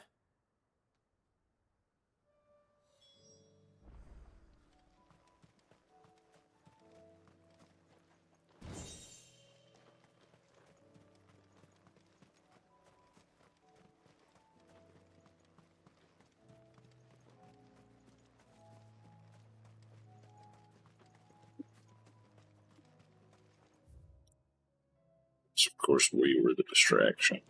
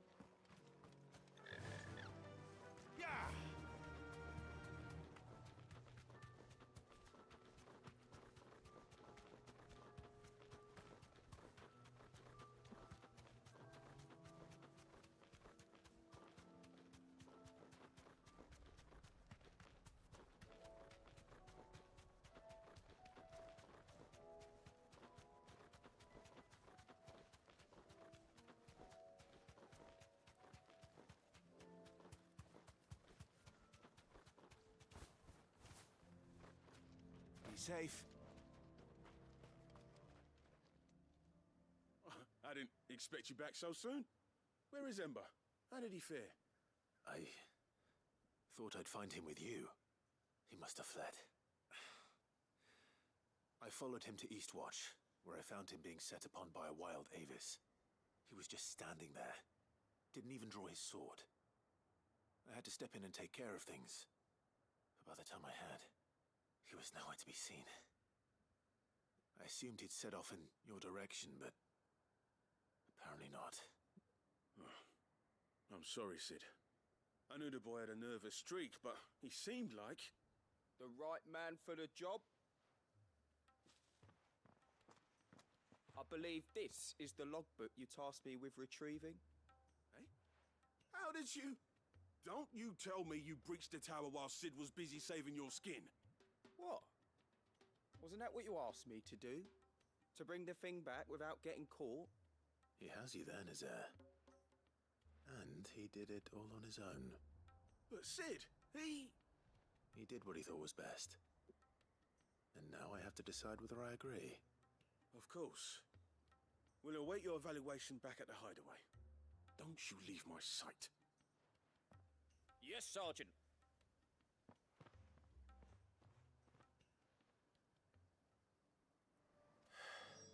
This won't be an easy decision.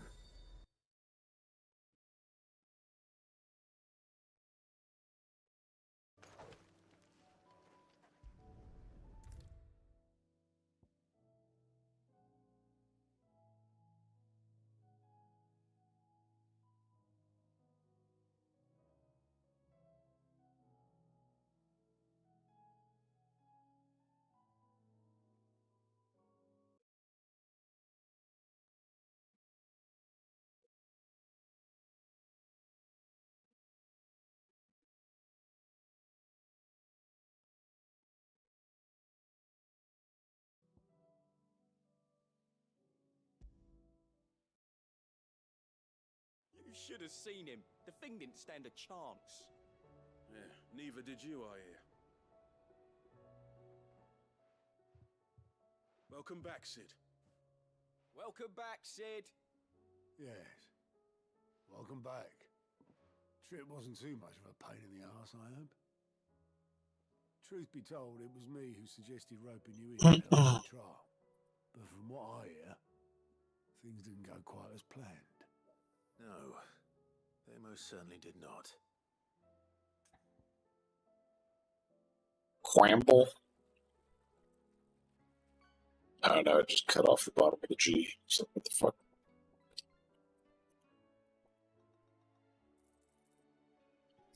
And a starfish.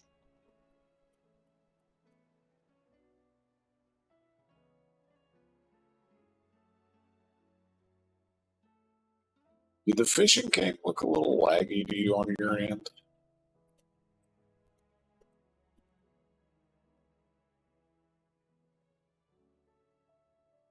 Okay. As long as it looks fine on stream. Does he deserve passing marks? See, this is where I'd be like, hey, did you realize I was following you and had me take care of the Avis? Or did you have no fucking clue I was following you to take care of the Avis? Like, if he knew I was there, knew he was in over his head for fucking fighting the monster, and made the scene for me to fucking take care of it, then yeah, sure, he deserves to pass. Otherwise, no, not at all. But I guess since he did complete his trial, and so what if he ends up dying later on in the game because of this? Oops, did I say that out loud? Yeah, sure, I'll pass him. Ember lost his nerve in the face of a beast of prey, but he didn't lose heart. He pressed on, and he achieved his aim. And is that not what we ask of our scouts? Indeed it is. Thank you for your honest appraisal, Sid. The fact remains, however, that Ember will not always have a battle-hardened warrior on hand to pluck him from the jaws of peril. All I have gleaned from this trial is that without someone watching his back, Ember is little more than a liability. Wait, Sergeant. Ember still has much to learn, it's true. And this time he was found wanting.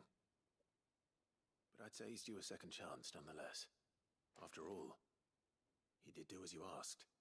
With a bit of hard work, any hand can be made to hold a blade, and any mind can conquer its fears. But a scout's nose is different. You've either got one, or you ain't. And by sniffing out that log, young Ember here has shown he has a conch and a half. Wouldn't do to waste it now, would it? Fine.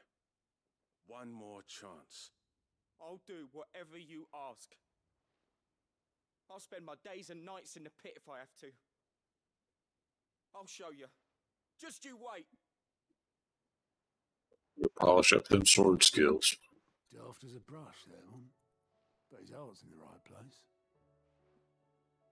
Just like someone else we know. And if you ask me, we've been leaning on him for far too long. That time the curse breakers took some of the weight off his shoulders, I reckon. It couldn't hurt. Just don't tell Gav I said so, will you? I won't have him thinking he's been hard done by.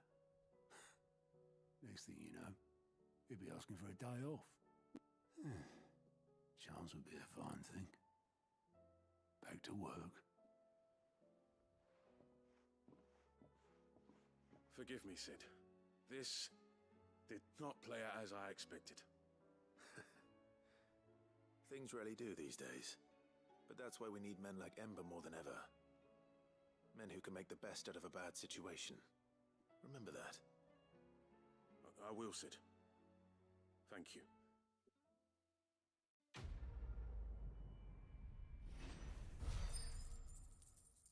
Maybe should have got more sleep last night then.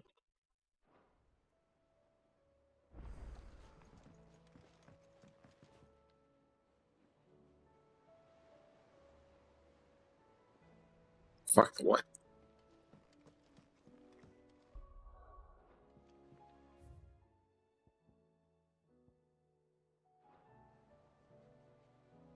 fucking unlocking more side quests as I do these.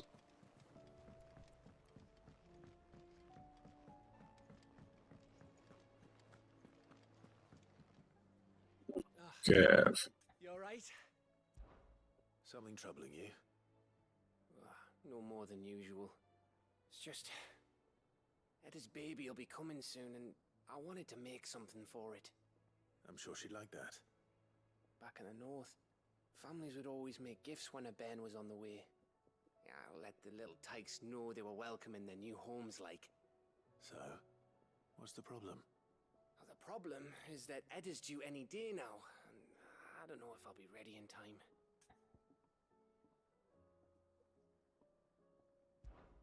Is there anything I can do to help? You know, there just might be. All right then. What exactly are we making? A good luck charm. But not just any good luck charm. Not just any. No. One made from the feather of a silver chocobo. There's naught lucky in all the realm, or so we used to say back home anyway. Thing is, they're hard to come by. Had Otto and Karen check with their suppliers, but nothing. I'd try and track one down myself, only... Only the big day is fast approaching. And that's all you need, a feather. That or the bird whose arse it's attached to, aye. I was gonna start by asking around with traveling traders plying the northern borders. Well, there's no shortage of those passing through Martha's. I think I might make that my first port of call. I'll let you know if I find anything. You're a good friend, Clive. I won't forget this.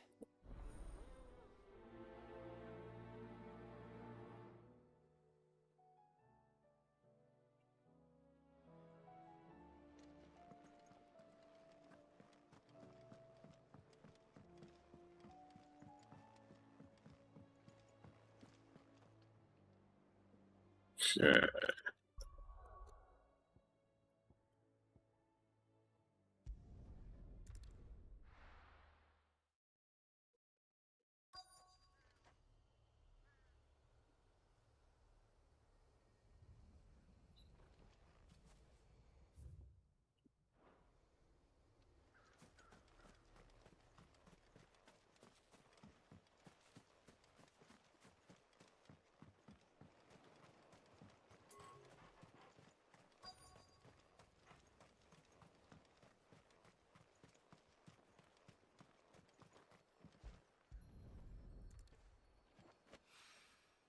It's oil. After what happened here, it's a miracle there was any left at all.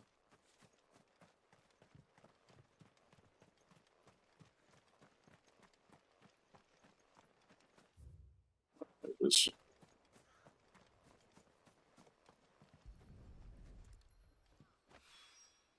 This should be enough.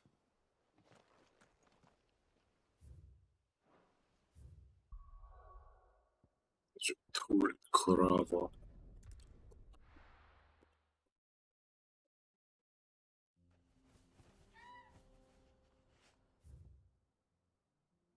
Ah, damn thing.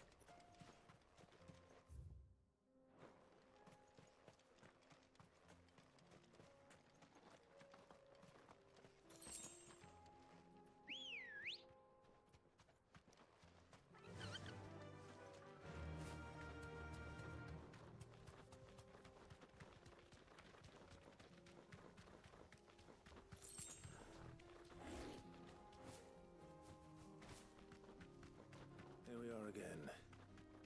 Carava. If you were a tortoise, Torgor, where would you hide?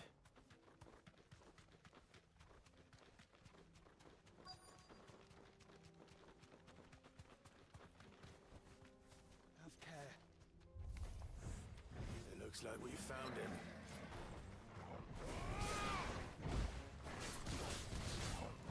This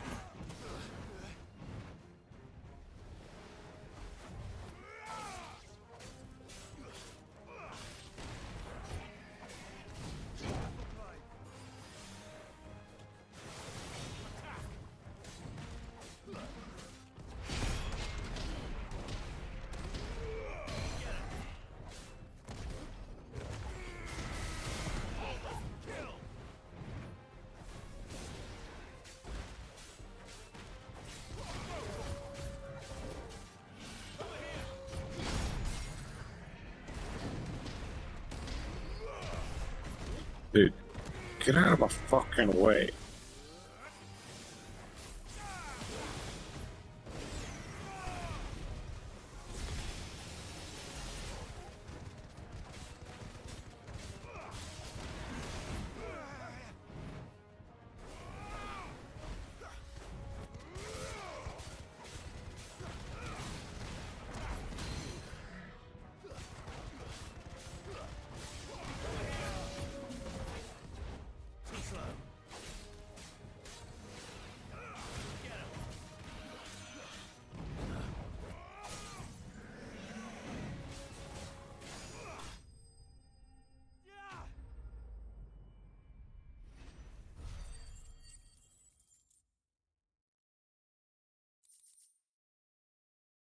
I better get these materials to Mid so she can finish her prototype.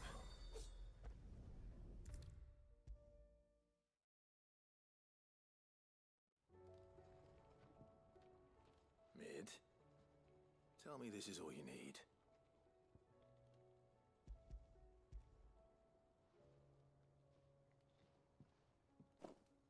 Aw, you make it sound like I asked you to save the world or something. Tell me this is all you need. It's most of what I need. After you left, I went over the figures again, and I realised I'd forgotten a 1 and a 0. And a cogwheel. Just a tiny one. Though, that's the problem. Gears that small are a bastard to make, and I may have lost the one Blackthorn spent a fortnight toiling over. Wait. The children. When they took apart your scales, there was a tiny brass gear. Now that I think about it, they didn't use it when we put the scales back together. The young'uns? But why would the... You know what? I don't want to know. I'll keep working on the model. You go and find that cog.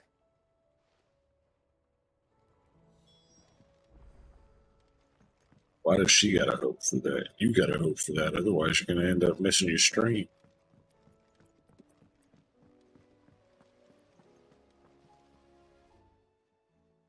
Sid! Is Mid still hiding from us? She wasn't hiding. She's fine.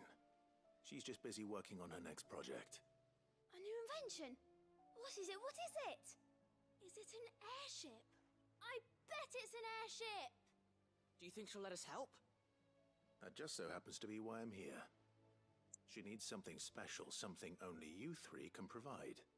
A brass gear. A tiny one. One that might fit on, say, a set of scales. Oh, the one you forgot! We remember! We saved it, just in case. It's in the bag of bits. Since your lesson, we've been disassembling, then reassembling everything we can find. All the pieces that are left over, we keep under our beds, just in case. That's good to know. Look! There's not supposed to be leftover pieces, kids. Found it!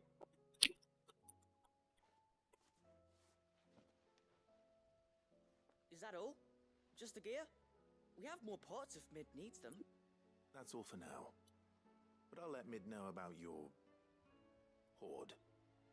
Just in case. Thanks, Sid. Like putting together a set of Legos and then you think you're done and then you look over and you still have half a bag left.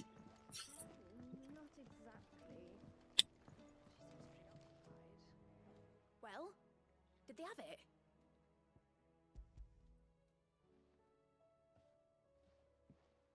They did. And they kept it somewhere nice and safe. Will it work? Will it work? He's perfect! You're a genius, Clive. What exactly are you going to use it for? Only the most important job of all. The wings aren't going to move on their own, but with the right cog in the right place. Well, you just wait and see.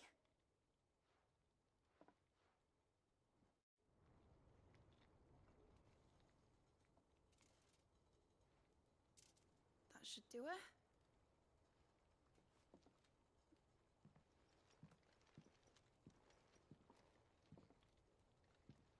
Here goes nothing.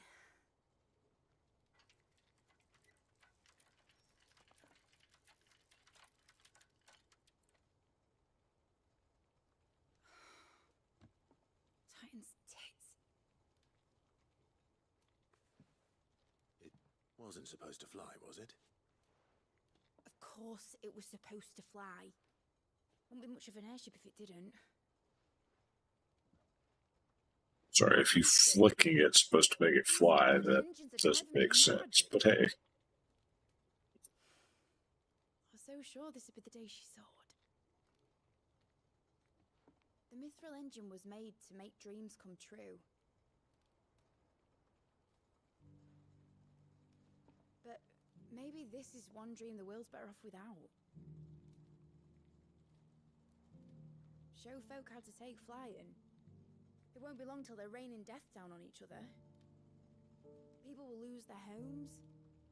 Children, their mums and their dads. Like I lost mine. I'm sorry. So am I, Clive. So am I. Sorry that I have to choose. Do I follow my head? Or do I follow my heart? Both. Good question. The first time I stood on the deck of your ship, felt the wind in my hair. It was like I was flying. But imagine how it would feel to actually do it. My dad always said there were two ways of living life. Chasing a dream or shuffling to your grave. And he were right. Right about a lot of things. Not that I like to admit it. People need dreams to chase. Especially in a world like this.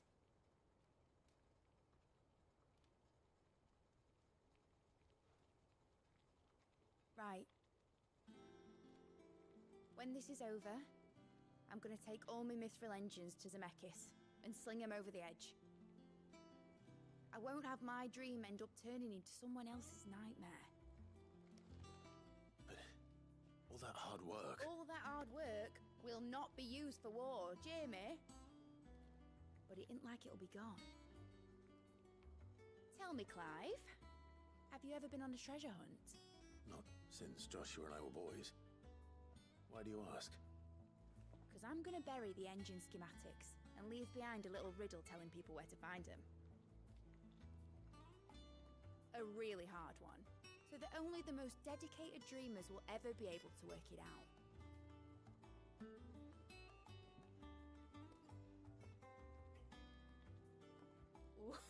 I can picture it now. Let's get you grumpy. Some daft general squinting at the words with a gormless expression on his mug. Like that one, yeah. Right.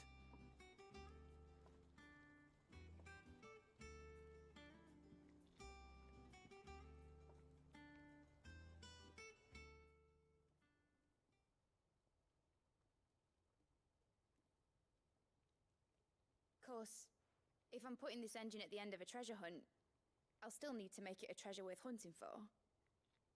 Won't be much of a prize if it couldn't even make a toy boat fly after all. My dad always said, dream big. Probably because he forgot to fucking update it. Is it, Clive? Only that it's a good one.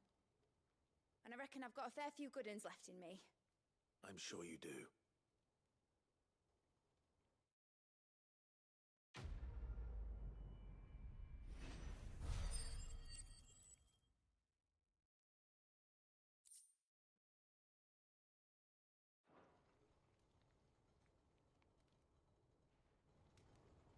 Because that would make sense.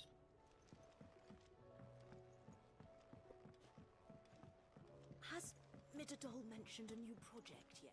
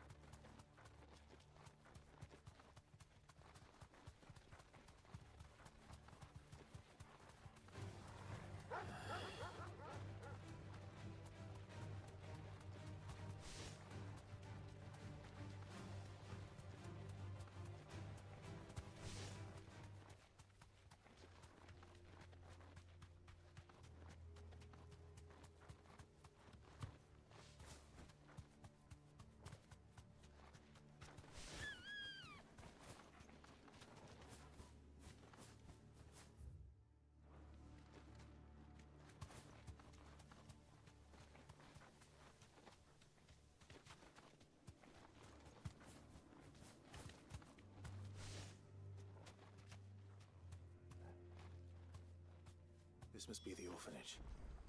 Hopefully the registry is still here.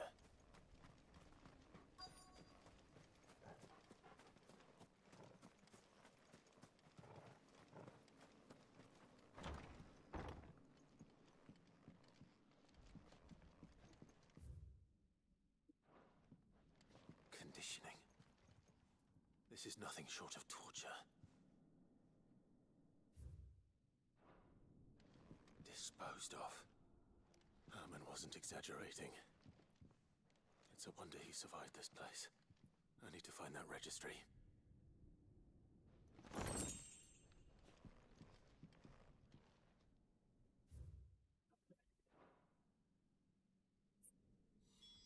This reads like a suicide note. Did the director go through with his plan? There's only one way to find out.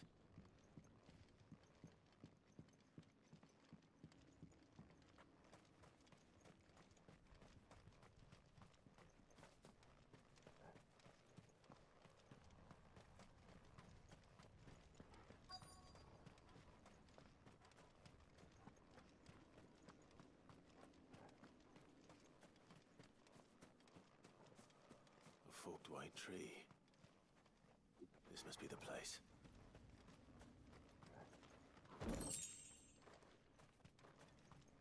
Yeah, I just wish my Walmart would go back to 24 hours or at least be open till midnight. Everybody else closes at 10 or earlier. There's something hidden among the roots. Let's see.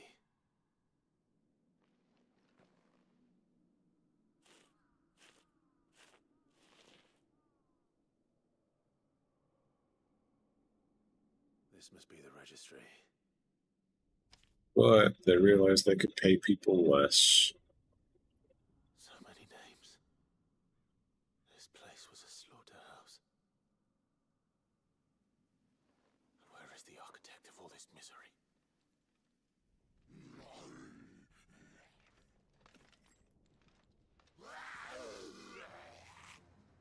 It was only a matter of time, I suppose.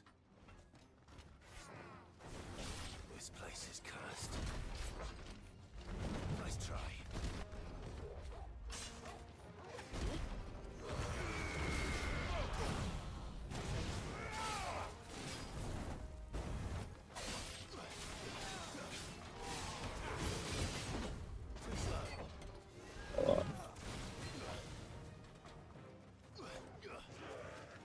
Oh wait. I thought he was an enemy. Oops, I'm dumb.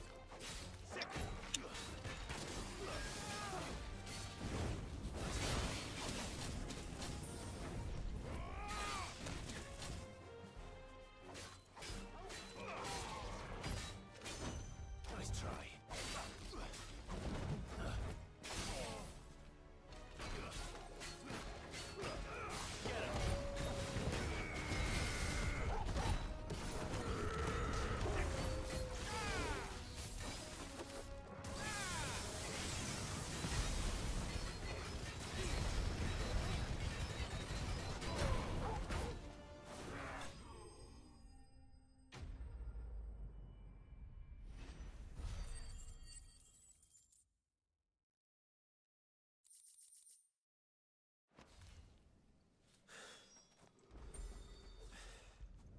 I'm done. Yeah. Let's get the registry back to Herman.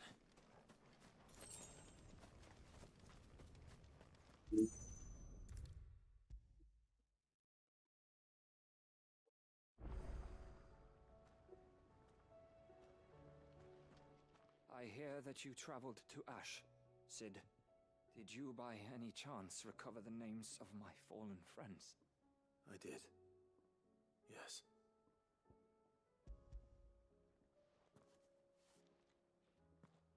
If I may? The bearer registry.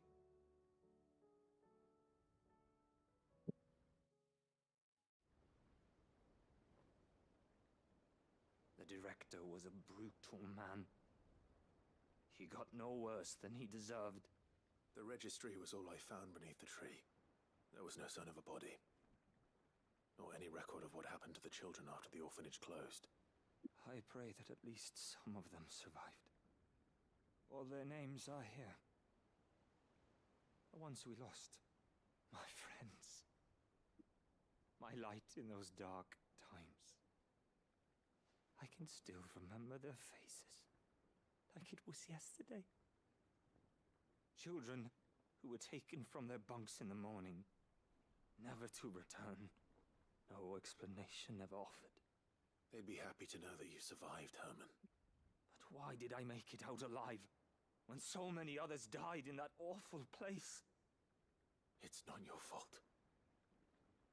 And blaming yourself won't bring them back. Honor their memory. See that their names live on. That way, at least. They're never truly gone. Thank you. Sid, I'm going to write a book. An account of the horrors of Badbach, and the spirit of those its custodians sought to crush.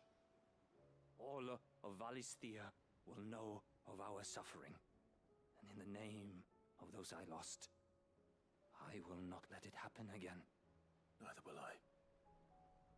These records would have been buried for all eternity, were it not for you. Thank you.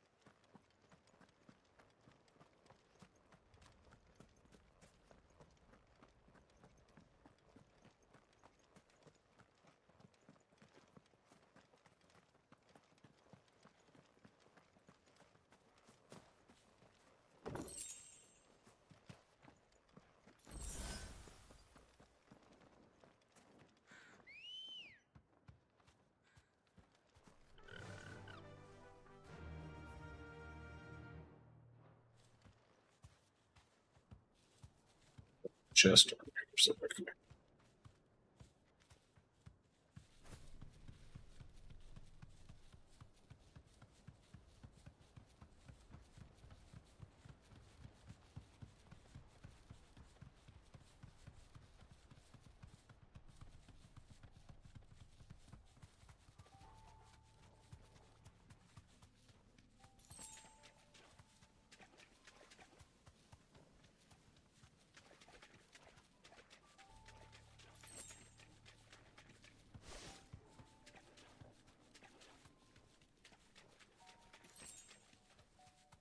Seems this place has been flooded twice over. Purple flowers blooming next to a waterfall. Shouldn't be too hard to find.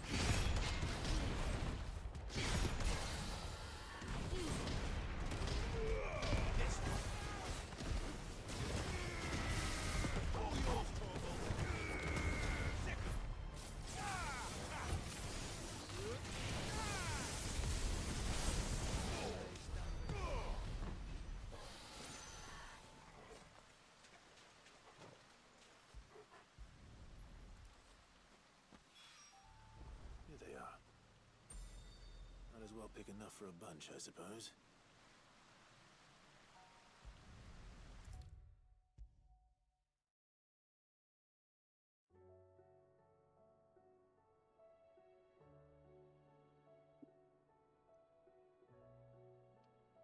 Oarsman, I found the flowers you were looking for. You did? I think I did.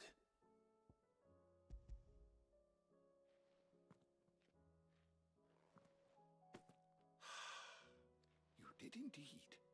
My dear boy, thank you. You wanted to make Dion a gift of one, did you not? Shall I invite him to join us?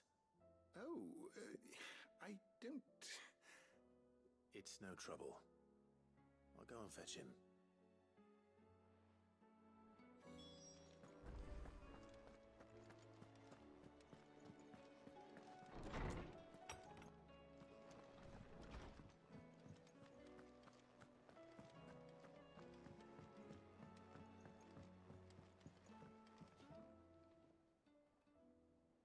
Your Highness, would you do me the honor of accompanying me?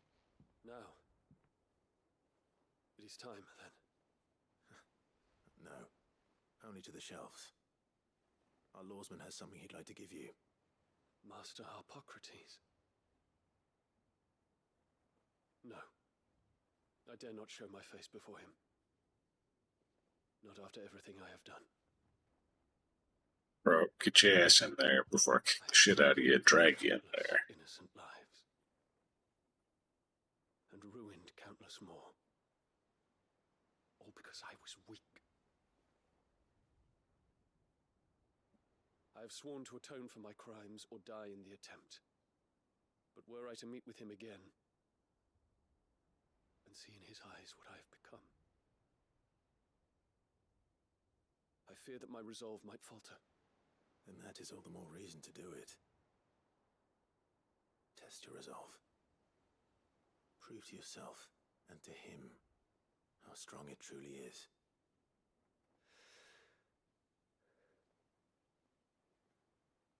You are right.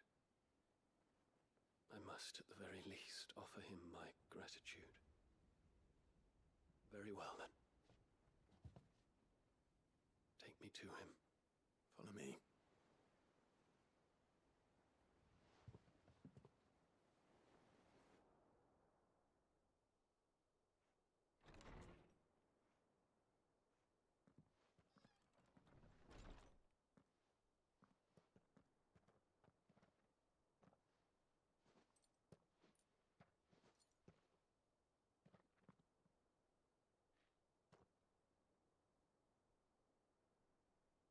Even now, I hesitate to approach him. What must he think of me? You'd be surprised.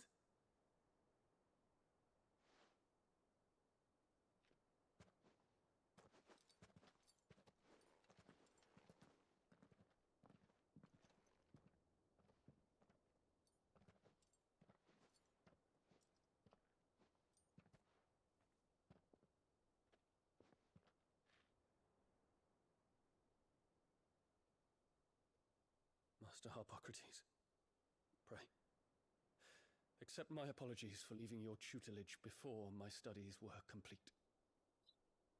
Your lessons opened my mind to a world quite unlike the one I had imagined from within the gilded confines of the palace. And I shall be forever grateful for the efforts you made to enlighten me. Lift up your head, Your Highness. The deeds of youth require no apology. That you took the time to visit me says much about the man you have become. Now, there is something I would like to show you.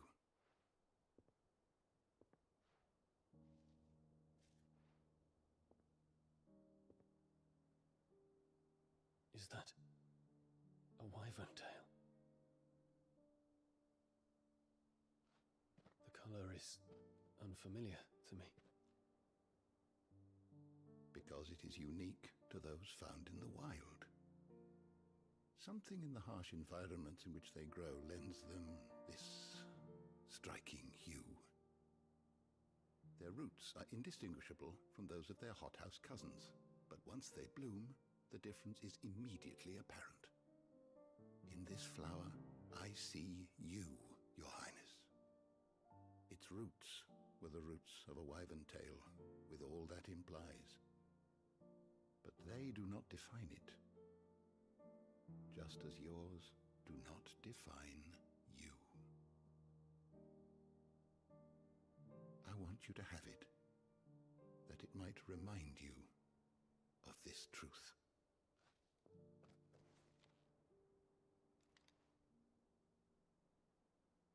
Master Harpocrates, I would ask of you a service. Keep your gift until I have fulfilled my duty to the realm, for only then shall I be deserving of it.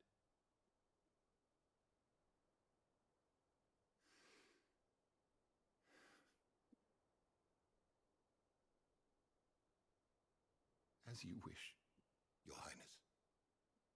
I shall await your return.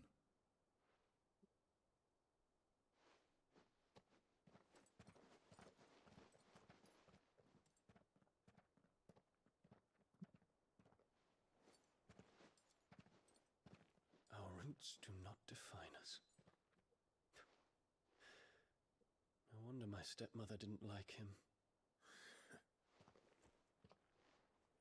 For reuniting me with memories I had thought long lost.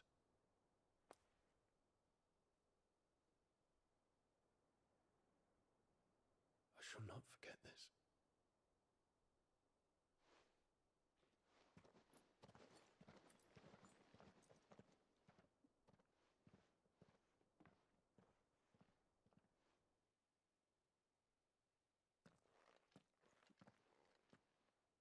Thank you, Clive. Were it not for you, I fear I might never have found the right moment to speak with him. Not to mention the wyvern tales. I shall plant their seeds, that I might not disappoint His Highness upon his return. I hope the soil in the hideaway is to their liking. Why, these flowers bloomed in the bleak, black wastes of Waloed. I'm sure Nigel's yard will suit them to a T.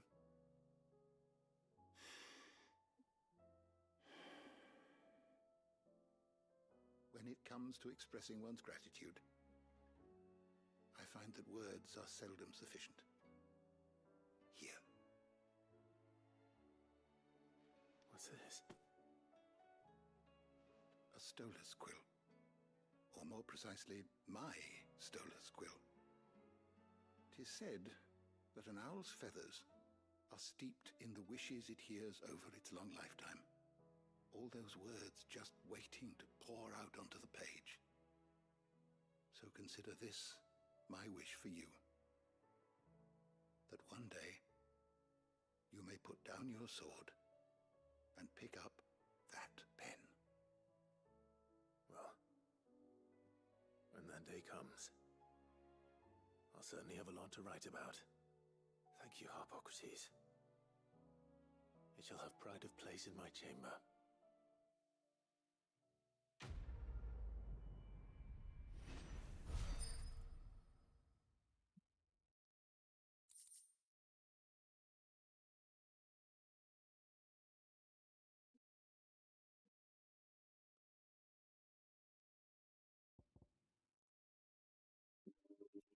You're pretty cool then. Yeah, okay.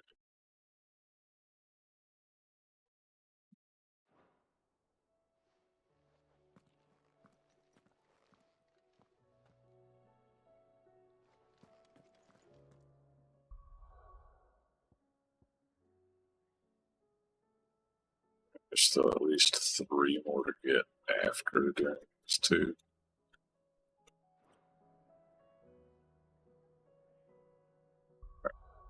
I'm going to go get my last cup of coffee. I will be back shortly.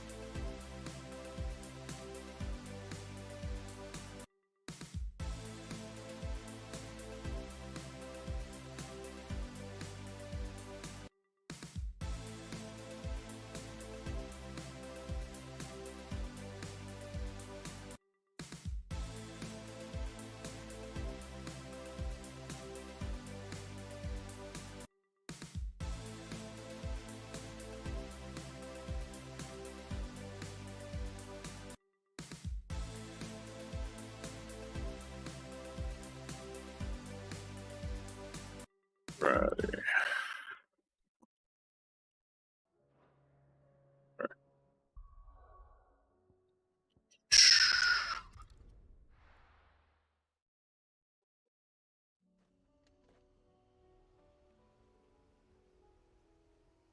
Like it.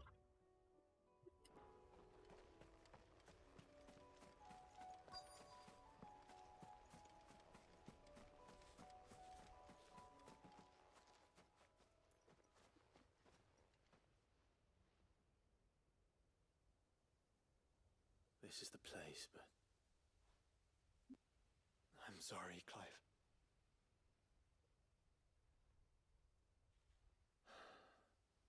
There's nowhere been spared.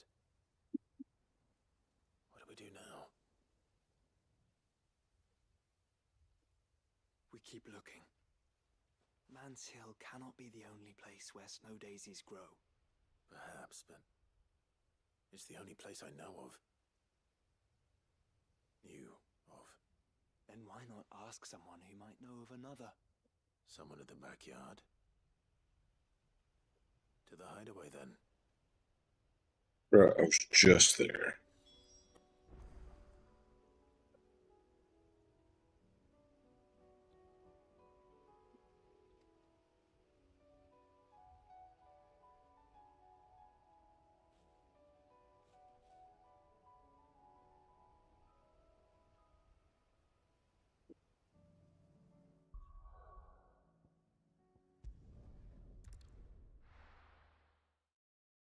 I swear they had to put fast traveling in this game from anywhere because of how much the quest bounce you around.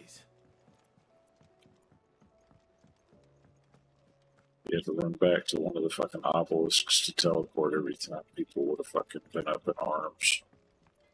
Say what you will. Maybe Karen has seen what...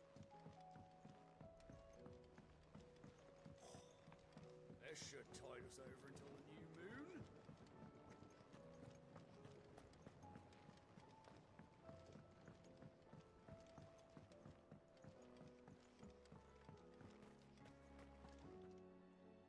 Oh. What brings you down from the heavens, Sid? I need your advice. Joshua and I are looking for a place where snow daisies grow. Preferably in abundance. Snow daisies. Then you'll want somewhere not too hot and not too cold. And where the winds are strong enough to carry the seeds. I reckon Man's Hill would be a good place to start. There in the Royal Meadows, perhaps? Both have similar climbs and the right elevation. If the Blight hasn't claimed them yet. Right. Thank you. Did you learn where we might find our flowers? The gardener here mentioned the Royal Meadows in Sambrak. Ah, the fields beyond Northreach. Well, if that's the case, then Yote was right. I recalled that she kept the record of our travels, you see. So I asked her if she'd perhaps noted anywhere that snow daisies grew, and she mentioned Oilerfeist Bay. Whose shores border the meadows. Off we go, then.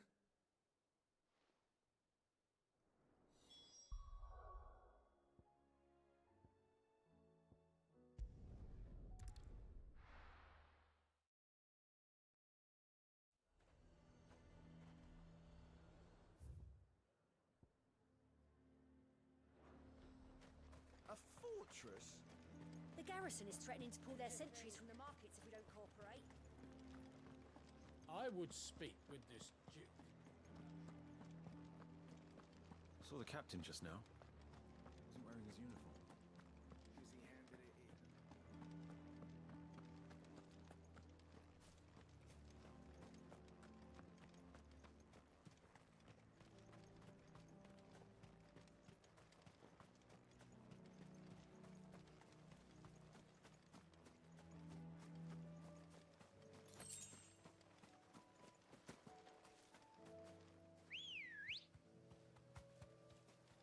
Ready, girl? Yeah!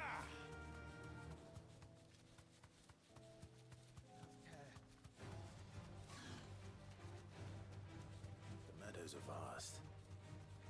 Where do we even start? Yote mentioned the coastline. We can start there.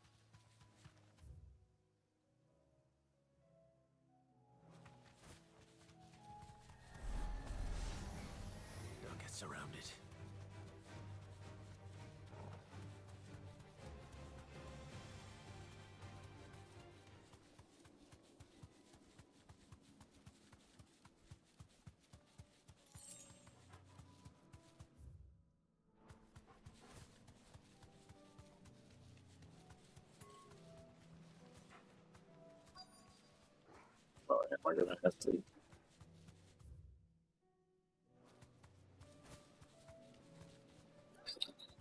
There's my friggin' flowers.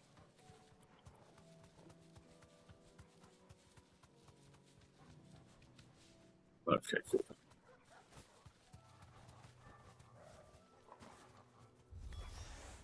Look, brother. See them? I do. The flowers and our friends.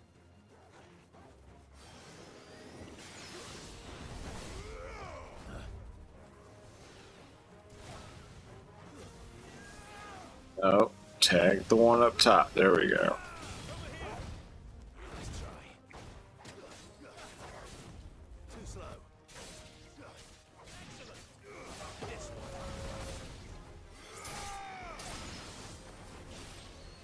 Farewell.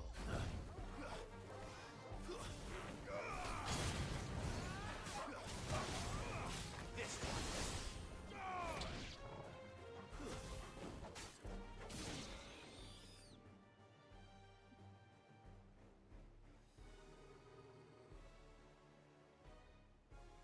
What do you see, boy?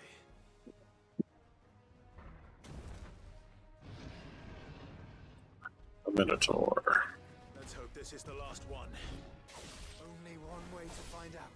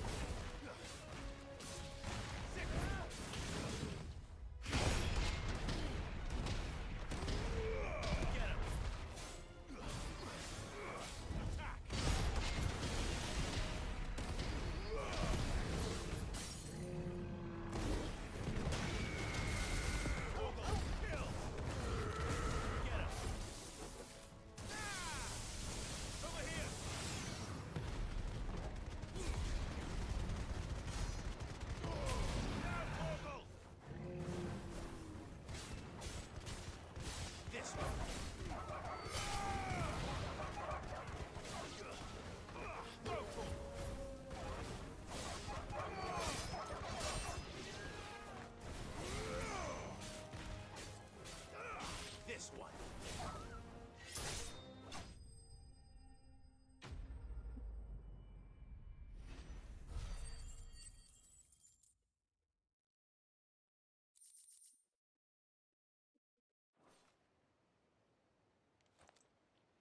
That was harder than I expected.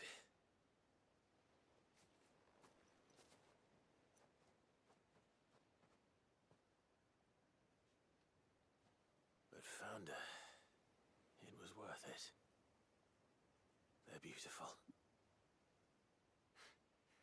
Do you think Jill will like them? She'll love them. Come on. Let's go.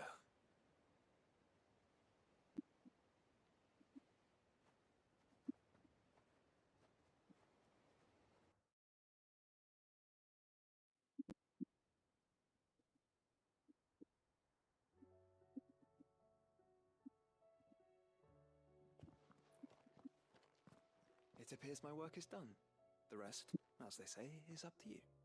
Well, you and the skies. We wouldn't want another thunderstorm now, would we?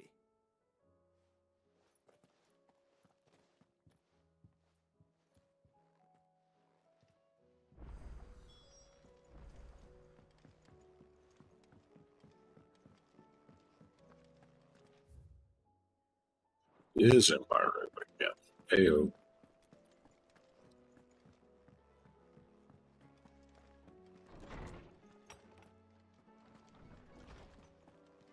More missives.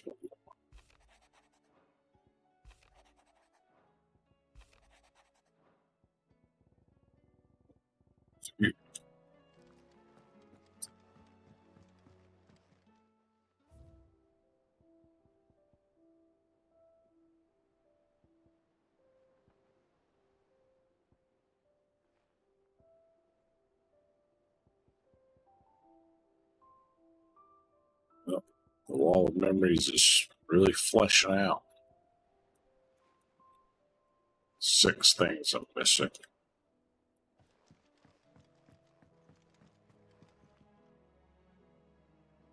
Jill, there's something I'd like to show you. There is? About to get And another. where might this something be? It's, not here. Now, I know this is sudden, but how would you fancy a trip to Oriflamme? Doesn't even wait for a fucking answer, just turns around and starts walking.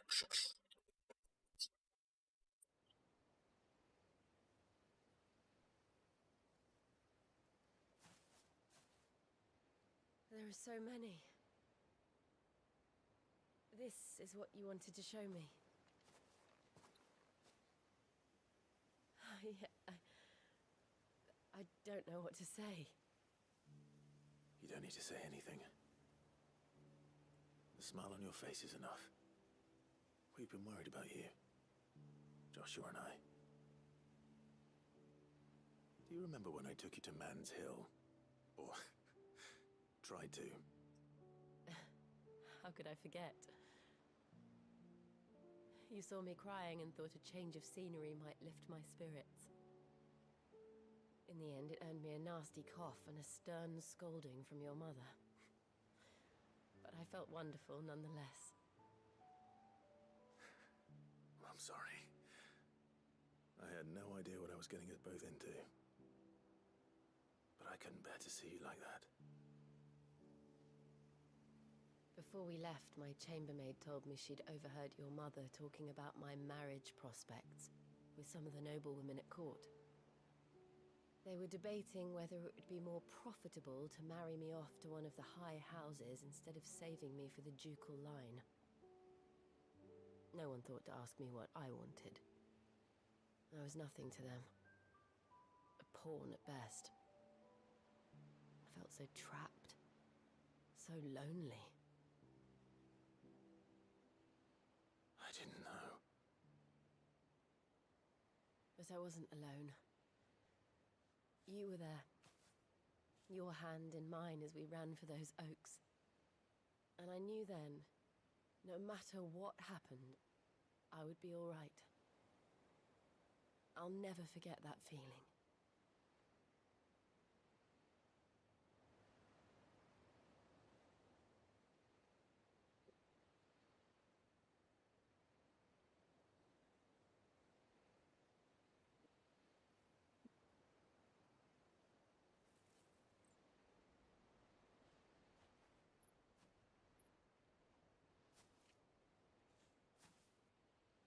Before we broke camp, the morning after the storm, do you know what I did? No? What? I slipped away from my governess to climb the tor. And from there I saw a sea of petals, all reaching for the sun. And I realized that no matter how terrible the night, dawn would always come.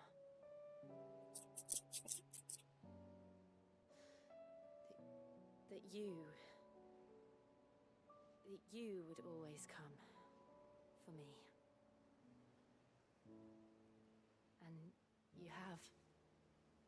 Again and again.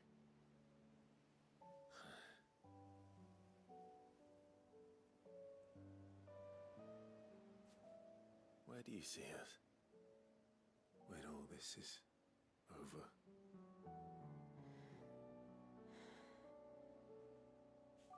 I don't know.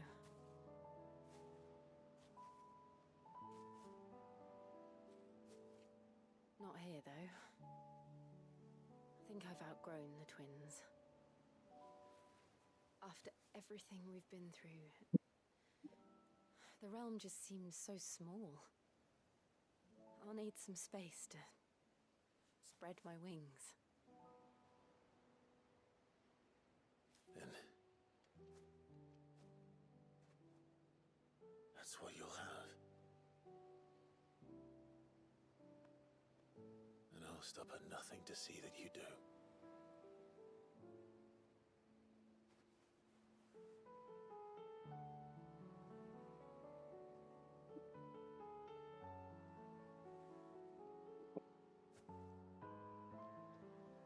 as much good at garlands. But it'll have to do. I'll treasure it forever.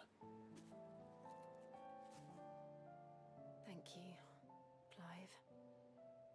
For this, the flowers, for everything. It's exactly what I needed. You are my treasure.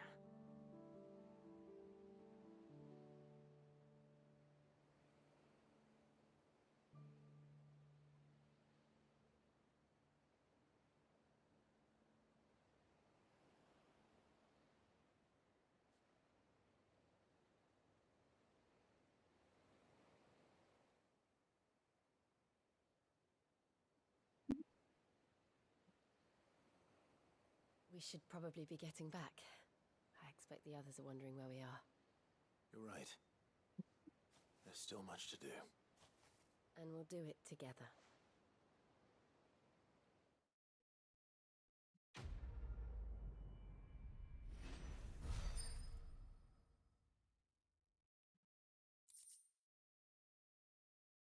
And there's another one for the wall.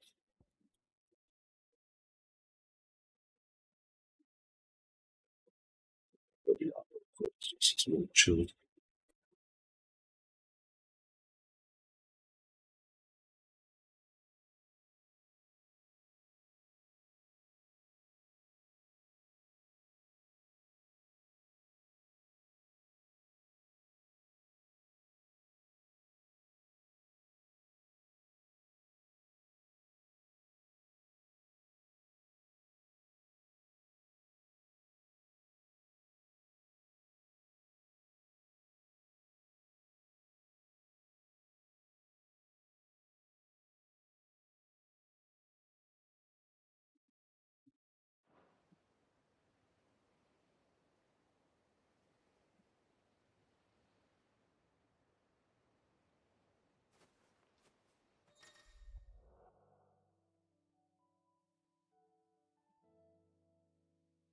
Oh.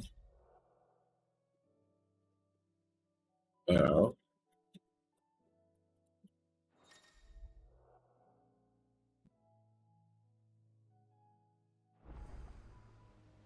Also,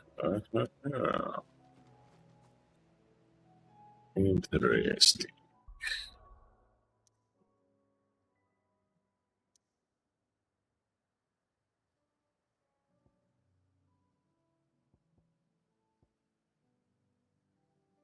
Okay, the DLC might be before in-game.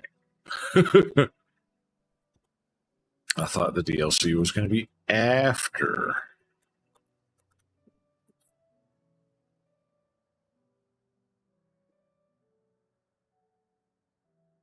Well, ultimately, you're just going to have to wait then.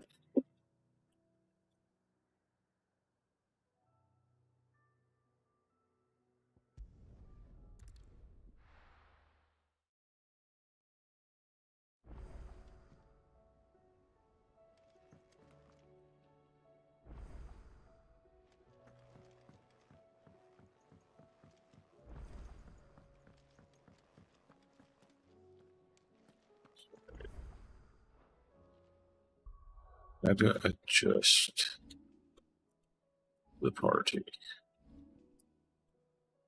Oh, I don't have to adjust the party. I have everybody again. Good. I have everybody again, which means the hunts are going to be fucking easier now. Because I got a full fucking party.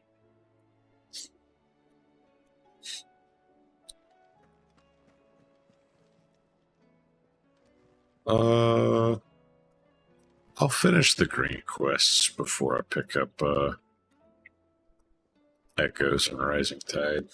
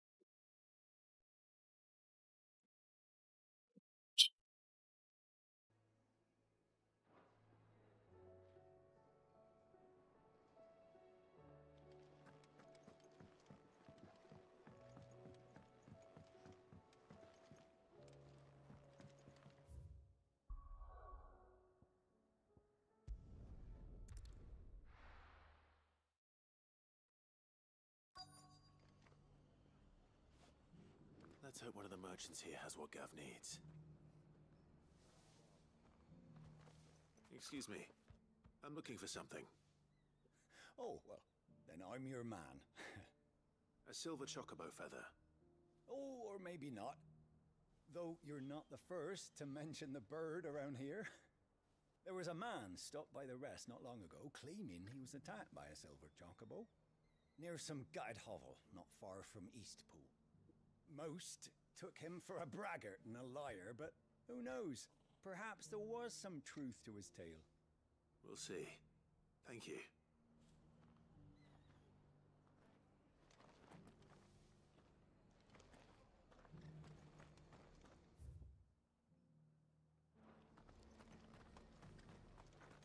Look, Daddy.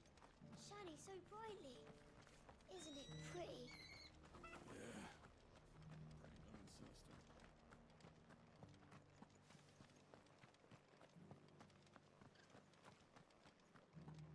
Just because the heavens have gone to wreck and ruin, it don't mean we have to. Now, let's get this stall set. How do, traveller? You've the look of a man who could do with a new whetstone? Or perhaps a bawdy etching of the Vicerine? Maybe another time. I'm looking for a silver chocobo feather. If that's the case, rumours are all you're likely to find. No one has seen a silver chocobo for years. Word is they were all hunted for their feathers. Some northern nonsense about bringing good luck. Didn't bring them much, nor their bows. If any are still out there, I reckon they'll be doing their damnedest not to be discovered. You're probably right. Thank you anyway.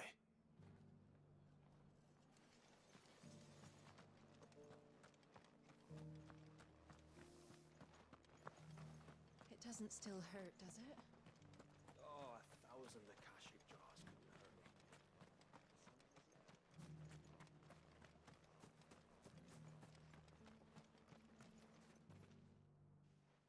Can I help you with something?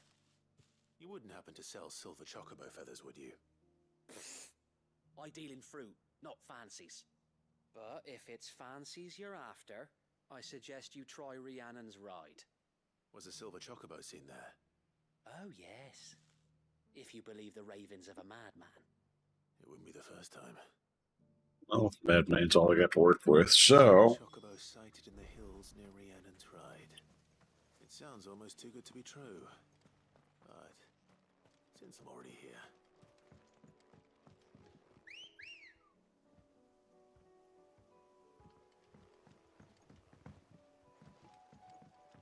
Let's go. Fly, Ambrosia. Can hardly make out a bloomin' thing.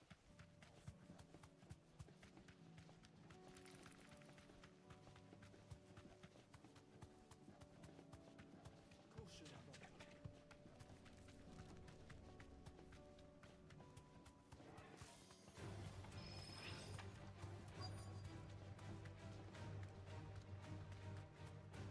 Tracks. They're not left by bandits for a change.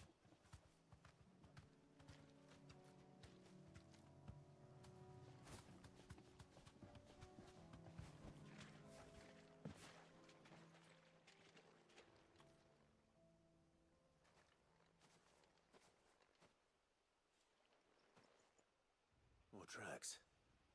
And these look fresh. The chocobo was here. And recently. Perhaps it still is.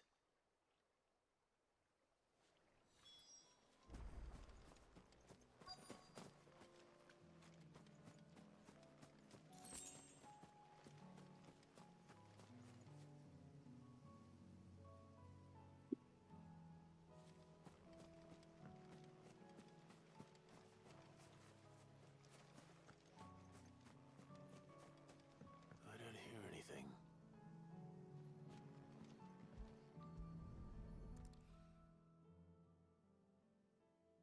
Well, I'll be damned.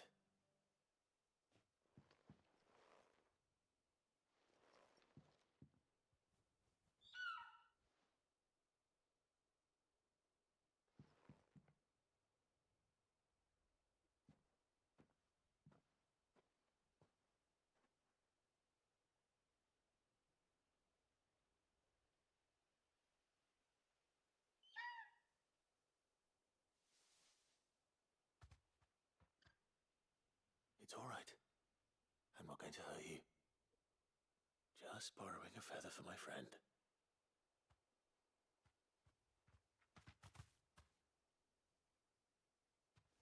Thank you. Let's get this back to Gad before they change their minds.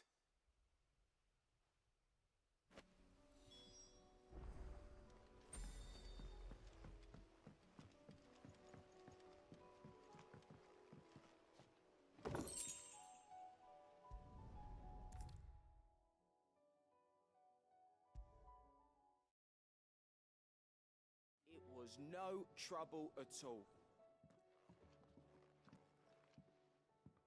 Clive, you're back. How'd you get on? Any luck? Any luck, you say?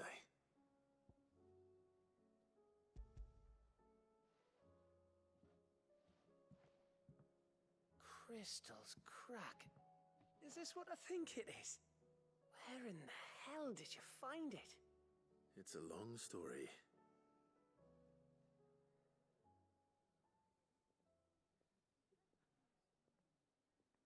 Right there on the road to Eastpool. Who'd have thought it? Everything up there's been abandoned for years.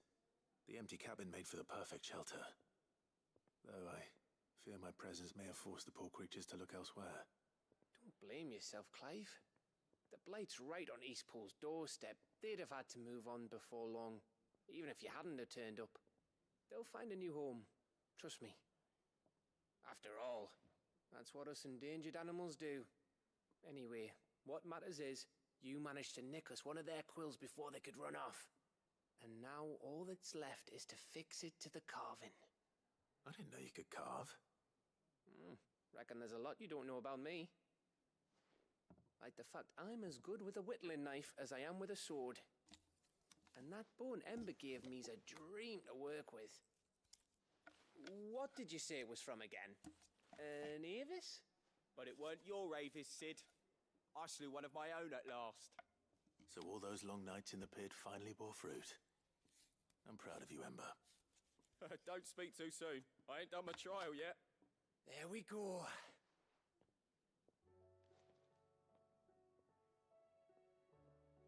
What do you think? I think if you ever hang up your scouting cap, you'll be able to make an honest living. Now will I? I should go and see if Ed is awake. Give it my best. You can give it to yourself. Come on.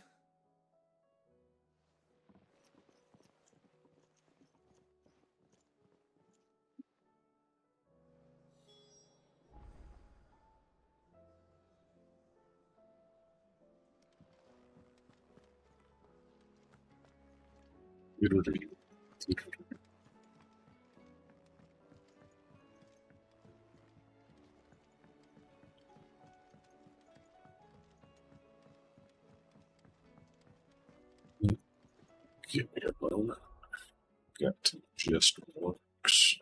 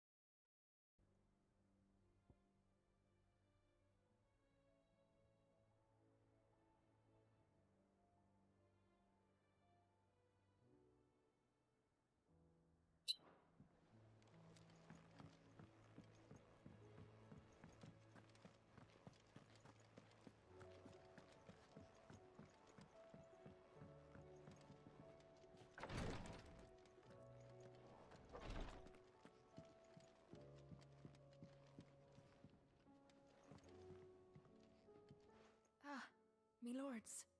How are you feeling? Well, thank you. Is something wrong? Wrong? No, nothing like that. What it is, Go on, please.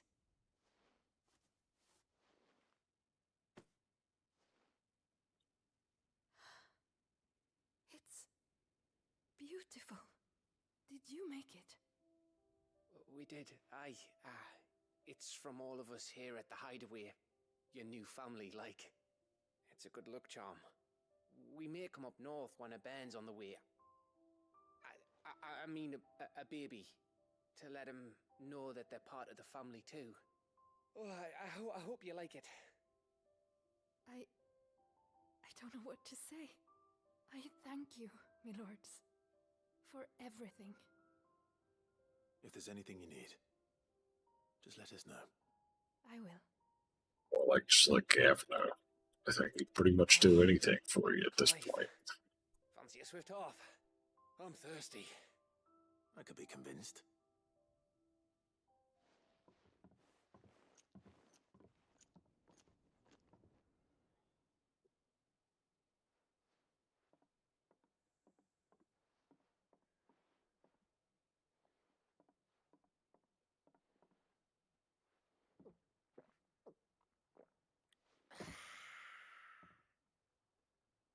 Don't you think you've had enough? No, we're celebrating. I'm gonna be a father. I think Edda might have something to say about that. You know what I mean. Bit of light in these dark times.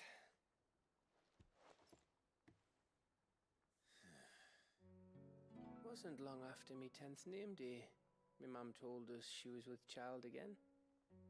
I was over the fucking moon.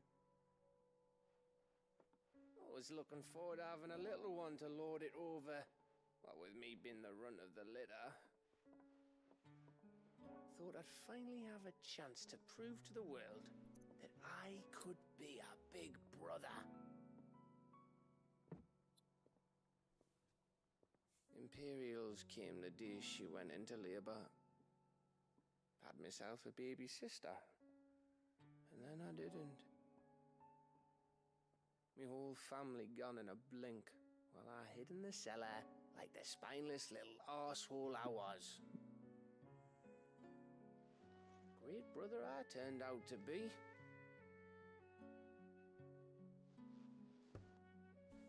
I'll never be a leader. And I'll never be a hero. I'm just a daft little dog who comes running when his master calls. I'll never be like you, or Sid, or Jill, or even Torgal. Have you finished? Maybe.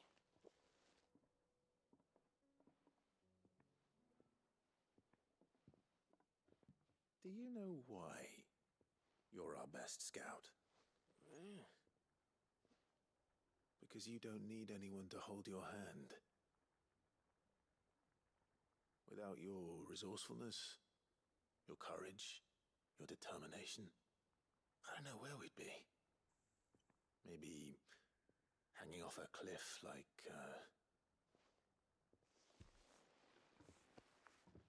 That was only the once. Exactly. You learned from it. And here you are after Founder knows how many missions, stronger for everyone. And let's not forget Rosalith. Who was it who freed me from the dungeon? Who was it who ran to Jill's rescue? That would be me. Because you're our brother, Gav. My brother.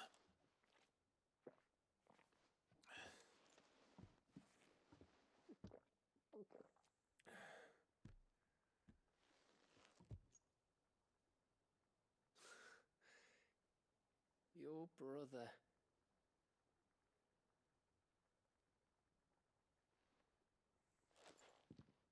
Which means that when the time comes, I get your room. And your sword.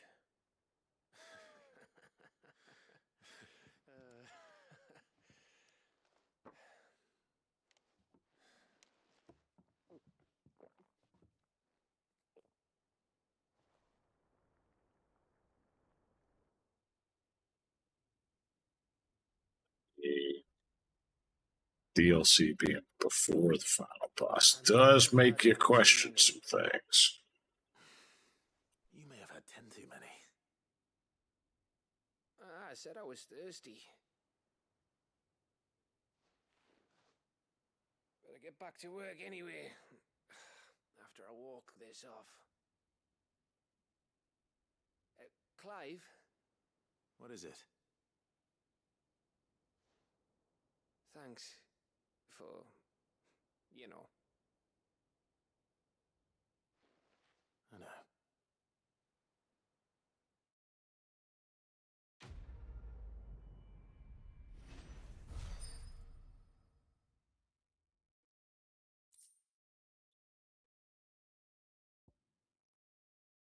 Yep. Is he joining the party too? Nope. Do you think they'll come back? Of course they will. Oh, that's good. To Tabor.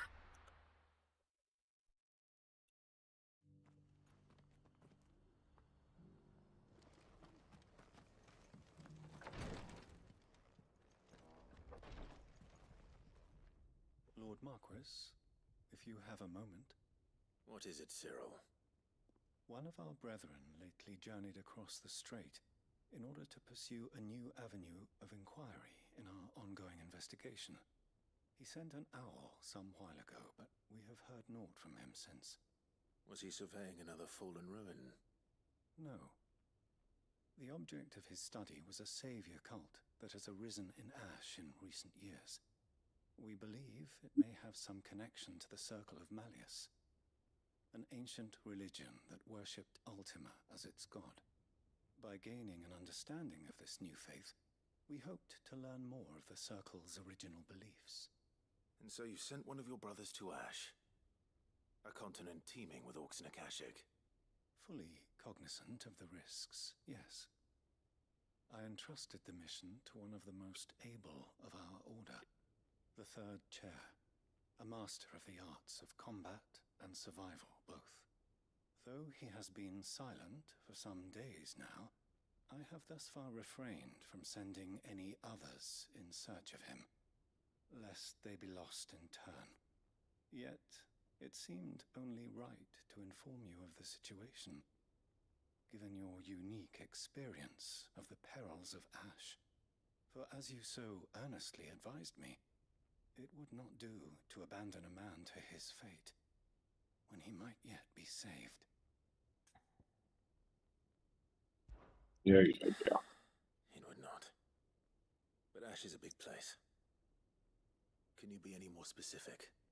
Perhaps. The last owl I received from him mentioned a village where he had heard the cult were wont to assemble. Mickleburg was its name. It lies in the southern reaches of Waloed. If aught ill befell him, I expect it did so there.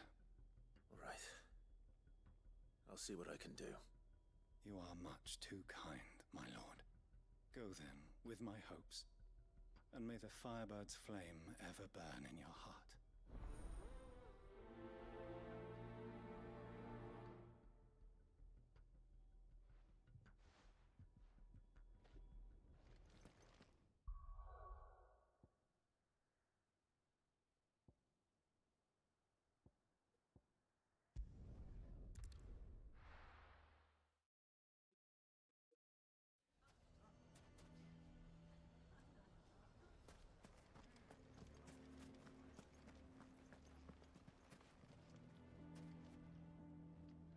Here to help me pack?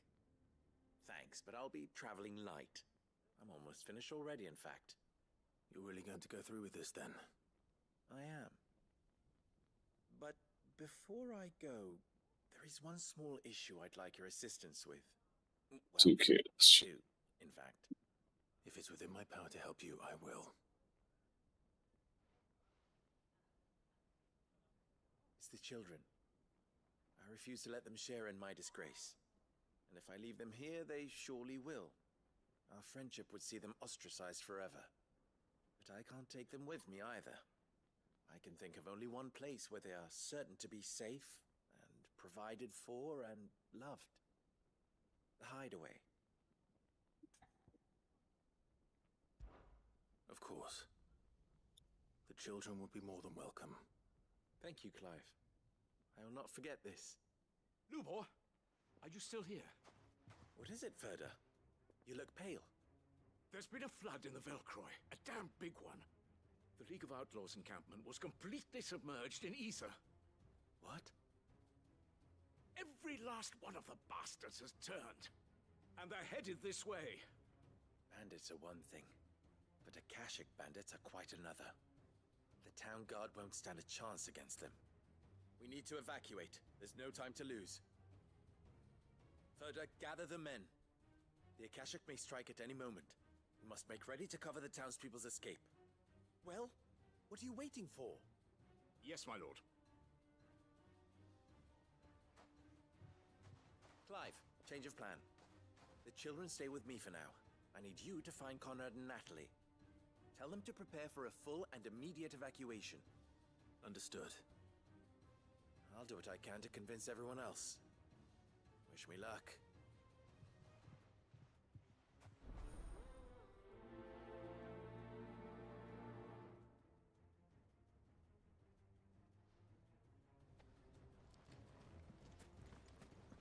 What's in a cat? Before that,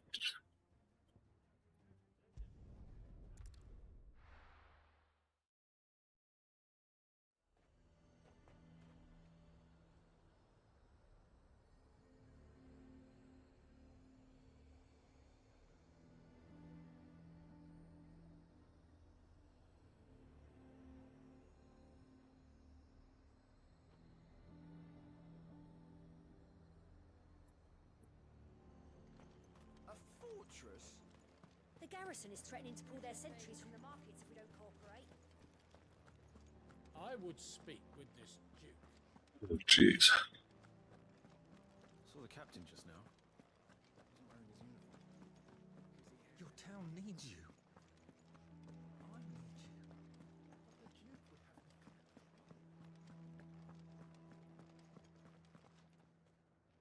Do you have a moment, Clive? What is it? It's the Duke, unsurprisingly. His Eminence has assumed full control of the garrison and put every able-bodied man to work on the fortifications. The town was left all but unguarded, so Philippe was compelled to form a citizens' watch to fill the void. And though my dear boys have been characteristically willing to assist him in this, they want for bodies. So I was wondering if you would lend them your strength, that the people of Northreach might sleep easier, if only for a few nights. Of course. Whatever you need. Thank you, Clive. What would I do without you? Philippe told me he had men stationed at... Where can I find the mistress of this establishment? Here, my lady. To whom do I have the pleasure of speaking? My name is Sabine, and it is my displeasure to be the daughter of the Duke of Oriflamme, who I understand is causing you and your town no small amount of trouble. I wish to speak to you about what might be done. Very well. Let us speak. I trust you'll forgive me, Clive. Absolutely. Our conversation can wait. Please, proceed. As you know, my father is a most overbearing and supercilious man, and I join you in objecting to his every action. Indeed, I owe you my thanks for continuing to argue against his reckless plans. Yet I fear he is not one to be swayed by reason. No. He must be made to face the consequences of his actions. And who would make him do this? I would. Myself and several other like-minded individuals. Were you to join us, we would surely have the strength to drive him from Northreach for good. Does that not seem a trifle... drastic? drastic action is precisely what is called for. Unless you are content to see your people downtrodden and dispossessed.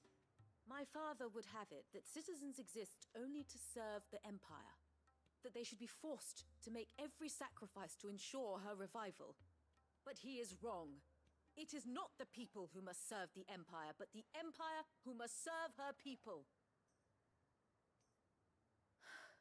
He's always been like this. Scornful of the opinions of anyone he judged beneath him. But he cannot be allowed to ride roughshod over the common folk any longer. We must fight him by all possible means. Fight him? No. My purpose is to quell the tension in Northreach, not to stoke it. Respectfully, my lady. Our only chance of saving this town depends upon every one of us uniting against our common enemy. Your father and his followers included. While I understand your frustrations, I cling to the hope that he may yet be won round. False hope, I assure you. But I see that your mind is made up. I shall bother you no longer. If you will extend me the same courtesy, I bid you good day. Wow. She certainly has spirit. Turned from friend to bitch pretty quick. But unfortunately for us, that spirit is only likely to harden the Duke's resolve, which may be enough to seal the fate of this town. Not that she cares. This is all about her and her father. Families. I'm sorry, where were we? Ah, yes. I was about to tell you of Philippe's plans for the town watch, but perhaps it's better that you heard them from him. I believe he's in the market, if you'd be so kind as to seek him out. Right away. It's just a pity I cannot join you. I'd like to see the two of you in action together.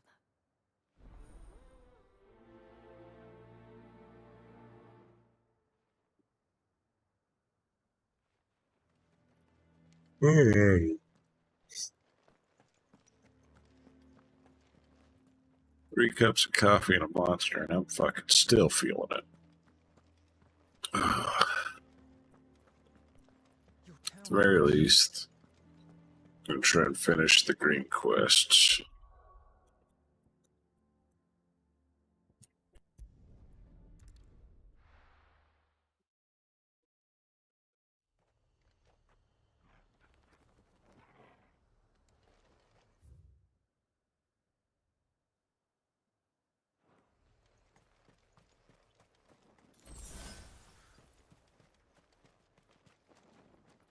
Yeah, I don't want to hear shit, miss. My sister better hope I don't fall asleep in this chair.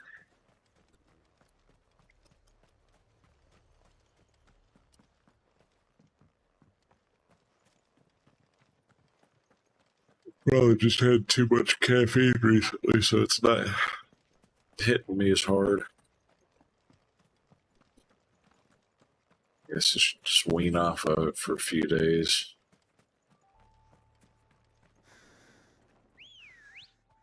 I don't know, you got awfully quiet over there for a while.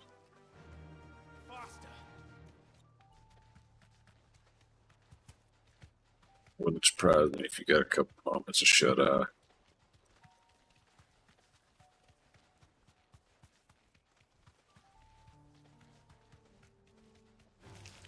Time to fight.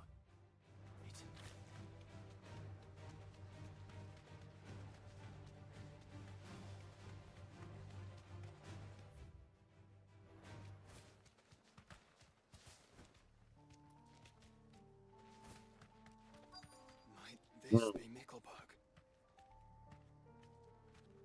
Interesting. Straight home now. Not denying it, but getting defensive about it. Seems like somebody did take a bit of a nap. People unturned.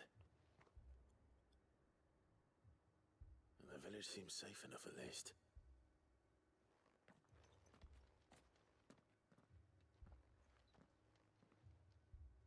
What is going on here? Ah, did you too heed the call? Heed the call. Right. No, I came here looking for someone. To be honest, I wasn't sure I'd find him here. Let alone all of you. Is that so? What are you doing here? Is this where you live? It is my home. The others, they heeded the call. You keep saying that. What do you mean?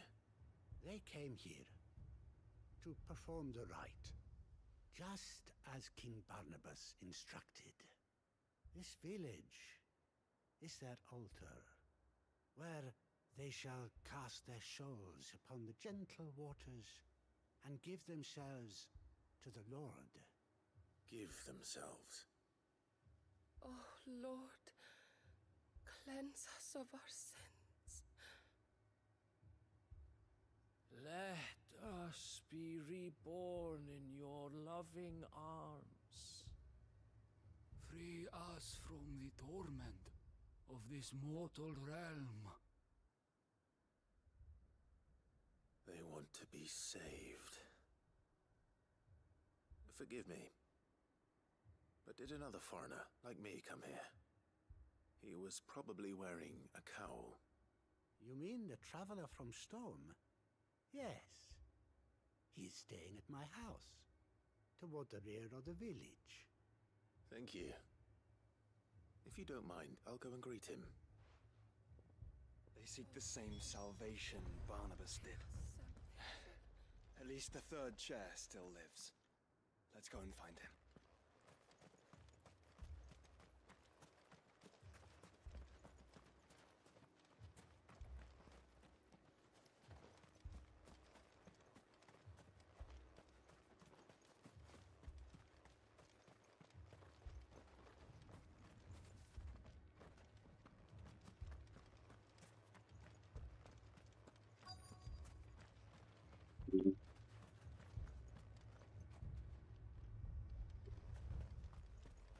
That bugger.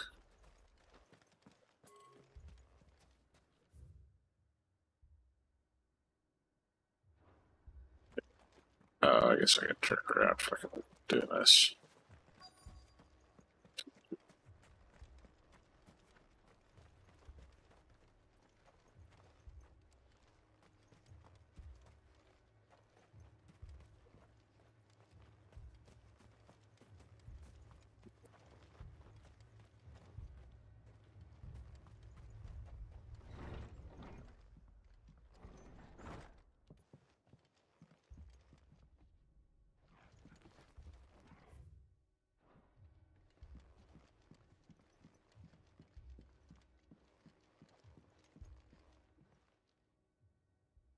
Excuse me.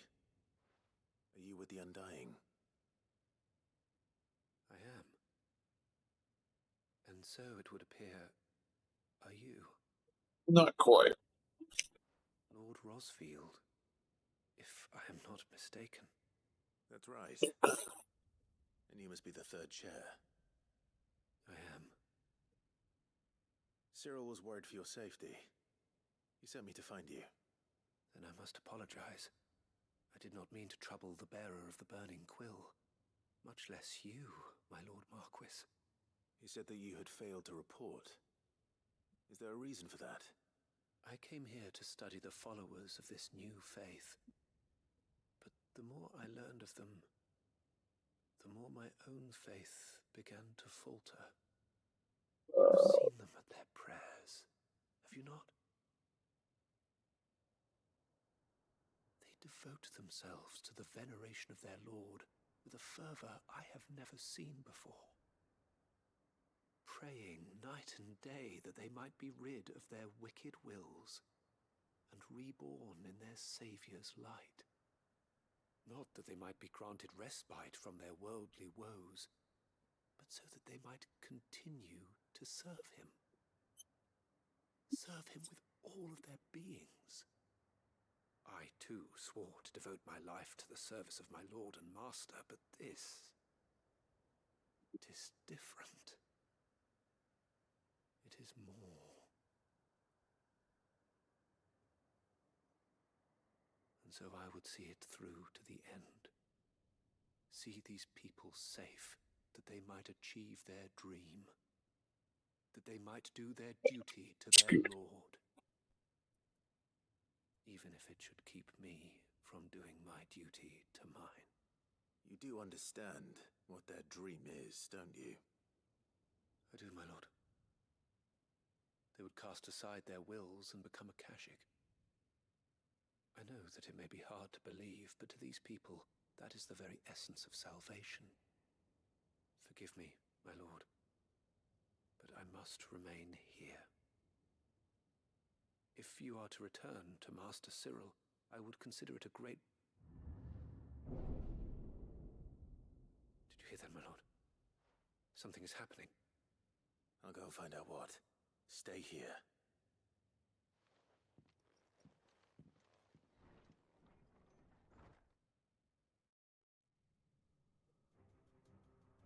Oh, hey, look.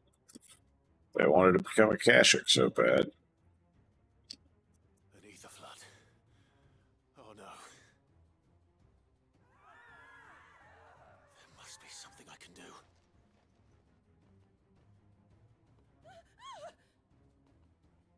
Echoes as well. Found her. Ready, brother? Ready. Over here! You're finished.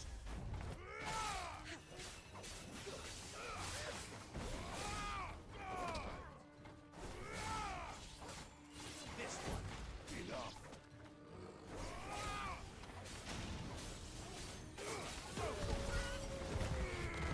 Get it.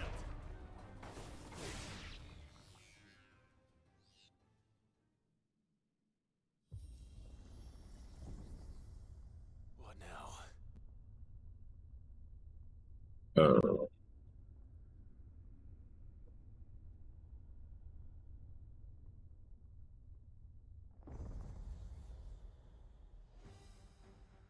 Hey, one of them guys. We meet again. I've killed your kind before.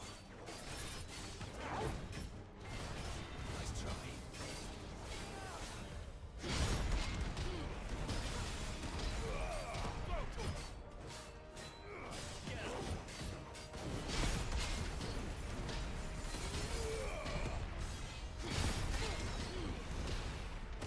Alrighty, have fun.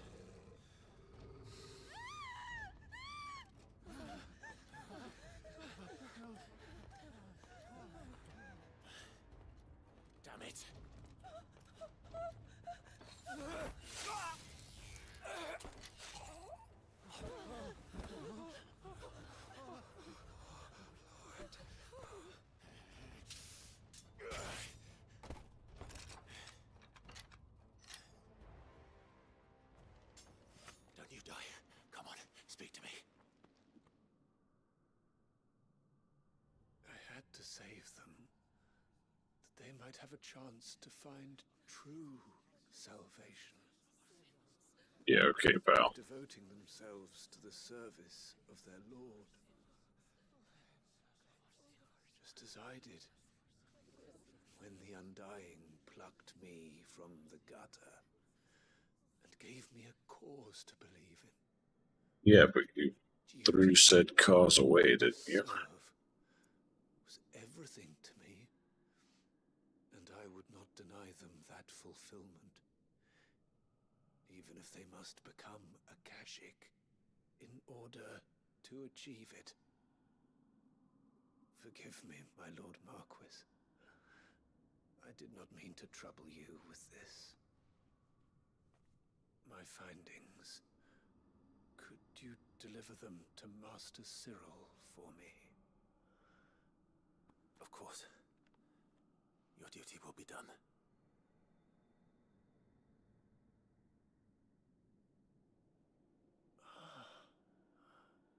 Look, my lord. They are saved.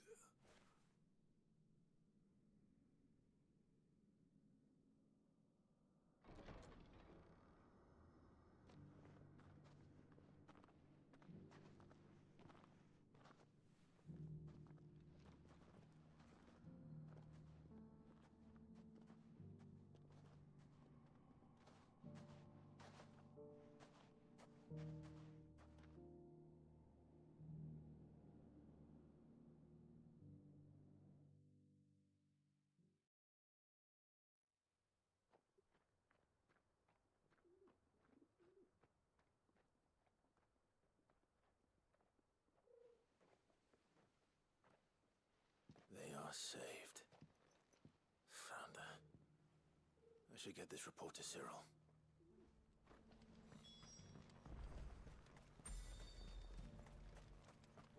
He's right fucking there. Why am I going to fast travel? It'll take longer to get there for fast travel than just walking through the fucking door. Lord Marquis, welcome back. I am glad to see you hale and whole. I met with your third chair, Cyril. He bade me deliver his findings to you.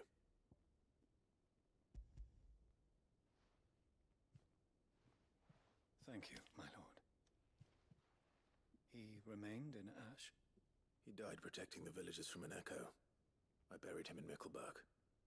I'm sorry that I couldn't save him. If you could not save him, no one could. The villagers, they were believers in this savior cult. They prayed to their god that they might be unburdened of their wills. Then an ether flood came, and their wish was granted. Your brother sacrificed himself that they might live, even knowing that that life was death by another name. Then he perished defending liberty. A hero's end. For the right to choose how one dies is no less sacred than the right to choose how one lives. Sid would agree. He wanted to build a world where people could die on their own terms. A noble ambition. To die for one's cause is the most perfect expression of one's faith. It matters not how misguided others might judge one's decision to be, only that the decision is one's own. We live according to the teachings of our order. We believe in them, we protect them, and yes, we die for them. For better or worse, that is our creed.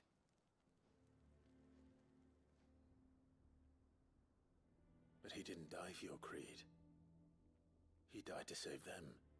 And you still believe that what he did was right. I believe that he believed it was. We of the Undying are not slaves, but willing servants. And this was his will, the ultimate expression of it. All right. I'd like to know this man's name, Cyril. To know the names of all the Undying who've fallen in the line of duty. They died serving my house. It's only right that I remember them. That is my duty. Of course. I shall fetch the Book of Martyrs at once. My lord, it has been, and shall ever be, the greatest honor of my life to serve House Rosfield. Though our duties may differ, yours is no less important. I pray with all my heart for your success. And were they here, I have no doubt but that every one of my fallen brothers and sisters would feel the same.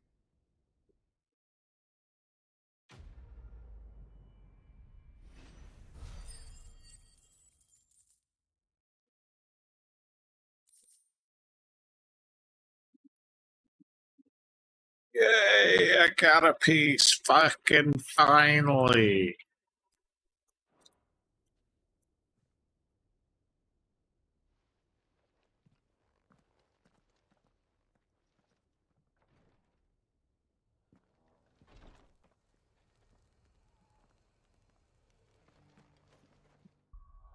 Yeah, remember if that's gonna let me make anything with just a single piece. I think I needed like 5 or 6 total.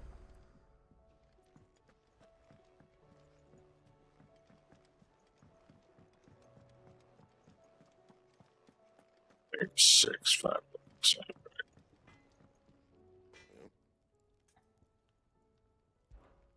What do you want?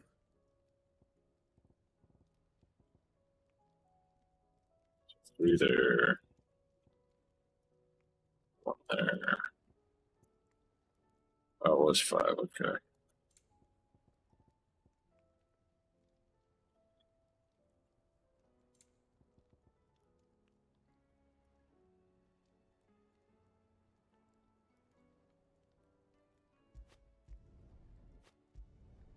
Not bad, if I do say so myself.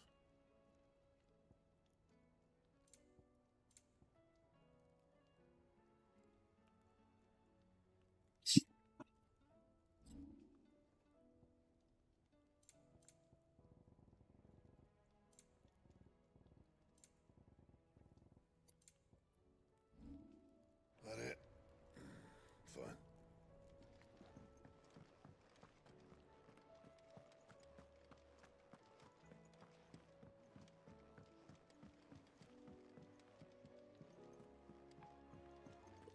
Oh, man.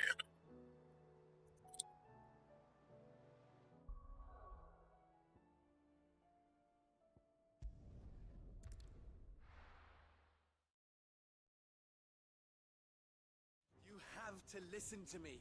They're coming. You need to evacuate. How long do we have until these Why do they Akashic always have to arrive? make such a fuss? Huh? What's the commotion? Ah, it's you. What do you want, Lord Underhill? To pass on an important message. There's been an ether flood out in the Velcroy. The camp where the so-called League of Outlaws were gathering has been swallowed. They're no longer just bandits. They're Akashic now, and they could be here at any moment. You need to begin preparing for a full-scale evacuation right away. Oh, do we? And who was it who gave you this disturbing news, might I ask? Lubor, perhaps? The man spreading the same poison out in the square as we speak. You may believe his lies, my lord, but we know better. But why would he lie about something like this? Some twisted attempt at revenge, perhaps. If he had not been unmasked, he may well have been elected our leader. A great honor for one of his kind. One he might well feel aggrieved at having been denied. Lord Underhill, forgive me, but it has become all too evident where your sympathies lie. Lubor cannot be trusted, and neither, therefore, can you. You may not trust me, but for the sake of your people, ask yourselves if there is any chance that this is true. There isn't. You can be certain of that. Now be off with you. You're making a mistake. It's no use. Words will not move them. Then we must find another way to ensure Dalamel's survival. Right. Let's speak to Lord Ferda. I think we'd better shut up. What's Lubor raving about now?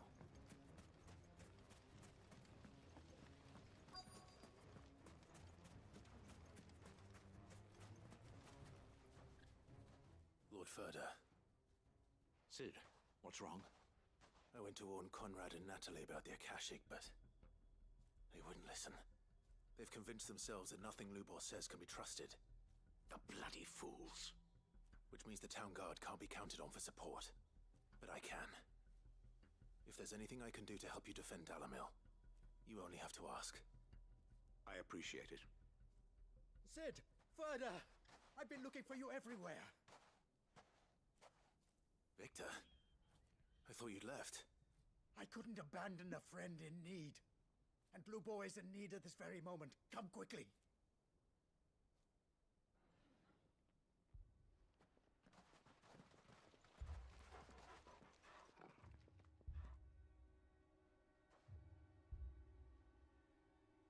You have to believe me. The Akashic are coming. They don't eat. They don't sleep. They don't tire. And they don't care who they kill. They're unlike anything that's come before. There will be no parley, no mercy granted. We may have saved the town once, but this is different. I do not ask that you forgive me, but please believe me. If you do not run, you will die. You will all fucking die!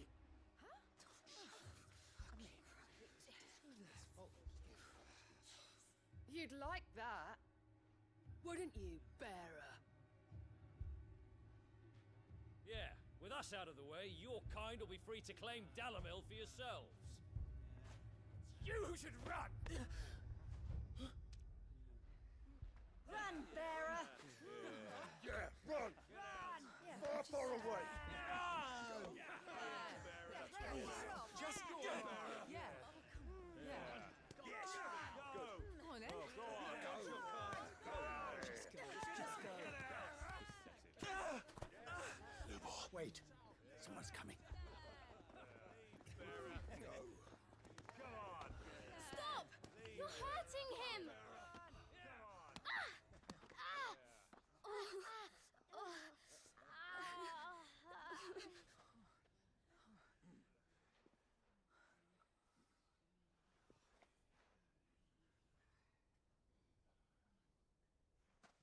What did Lubor ever do to you? He solves all your stupid problems, and he keeps all of you safe. You know there's nothing he wouldn't do for this town. Who was it who made that cleaver you use every day, Conrad? And what about your counting table, Natalie? Who fixed that? Whose men make sure the streets are clean so all your boots don't get dirty?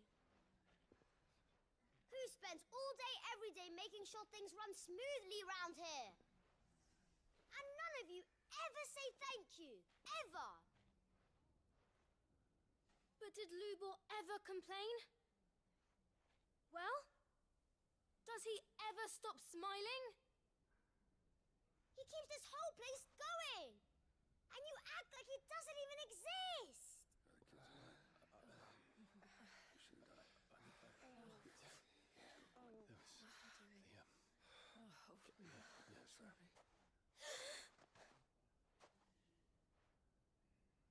Lubor, we've heard enough. Wait! We will not run.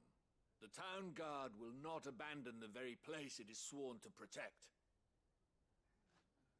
And I will not give up for lost the stores that we labored so hard to fill.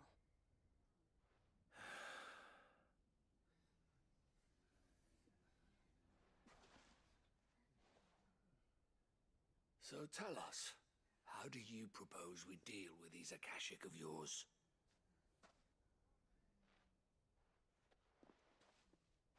We won't run, but we will fight. You mean I'll fight? Yay. Fine.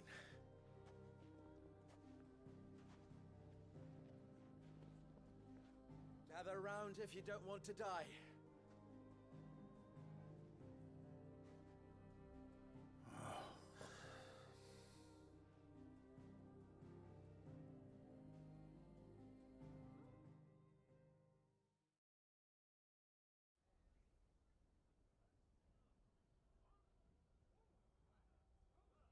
Allow me to explain the situation. The ether flood occurred near the village of Cheratina, deep in the Velcroy. The place had been abandoned for years, until the League of Outlaws decided to make it their base of operations. Now they're all turned, and if the scouts' reports are correct, heading in this direction. They are mindless monsters, driven only by hate and rage, and they are utterly unpredictable. With the bandits, we at least knew how and where they were likely to attack. When these creatures come, Dalamil will have the bitterest fight it has ever faced on its hands. The town guard will muster at the north gate. The rest of us will take the south. Both forces will provide men to serve as scouts and messengers, ready to spread word of the size and nature of the Akashic force as soon as it is spotted. And as soon as it has been, we will converge on its position and see that it is driven back from Dalamil at all costs. Conrad, can I count on the support of the town guard? Always. I leave the selection and coordination of the messengers in your hands, Victor, and the command of our men in yours, Ferda. If you would both be so kind. Consider it done. As you wish. Natalie, I would ask that you and your people have the townsfolk barricade themselves inside the bathhouse. And tell the merchants not to waste time securing anything beside the essentials. Preserving life is our one and only concern. As long as we survive, it doesn't matter what trinkets we might lose. Our riches can be regained. And if anyone doubts that, let it be known that the Briar's Kiss stands ready to cover any losses. Very well. I shall tell them. Where do I fit into this plan? Where else but the most perilous place of all? I would like you to travel to the home of our erstwhile League of Outlaws, Cheratina itself. The main host is most likely still there, and Dalamil will not be safe until it is eradicated root and branch. A little gardening. How pleasant. I doubt it. I have a feeling these weeds will be particularly stubborn. Luckily, so am I. So you are. All right then, we all know what we have to do. Now it's simply a matter of doing it. For Dalamil.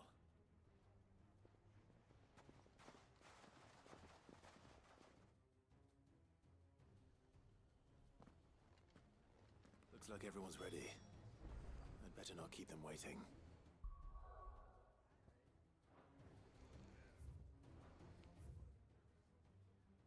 Oh, okay.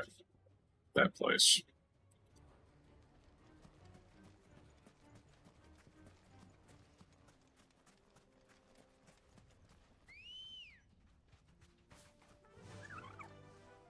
Fly, Ambrosia.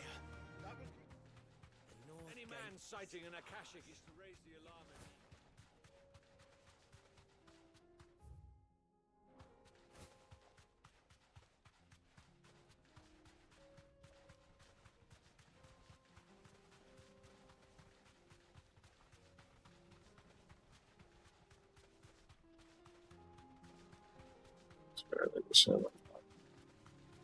These two parties probably the maximum. Good, since I have two other chocobos. There it is. The flood. But what's waiting for us inside?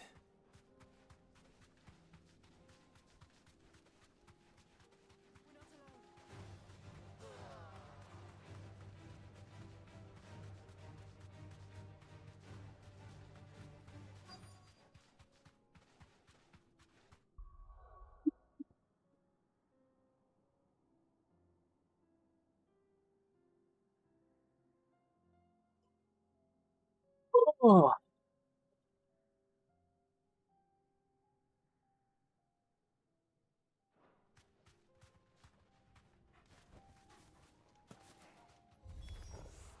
We can't leave a single one alive.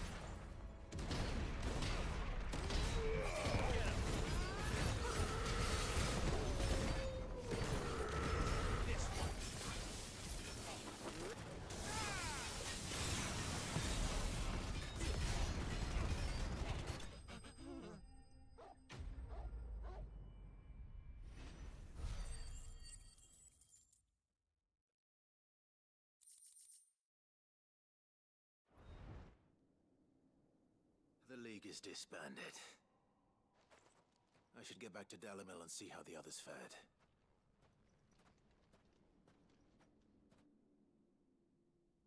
Probably fared just fine because they didn't have to do shit. Wait, what?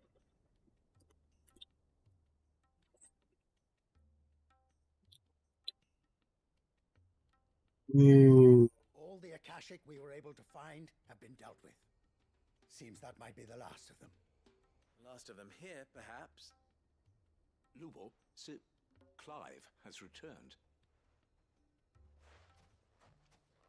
Clive! What news from Charatina? It's done. Root and branch. I knew you wouldn't let me down. Thank you, my lord. Friends, the Horde has been driven back. The Akashic have been defeated. And we need not fear the arrival of any more, thanks to Clive. Victory is ours. We bloody did it! We saved Dalimil. Lubor, allow me to apologize. After all you have done for this town, we should never have doubted you. But we did. And for that we are truly sorry. We only hope that you can forgive us. We need you, Lubor. Dalimil needs you.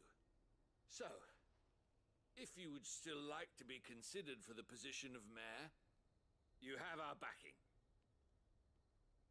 You do remember that I'm a bearer, don't you?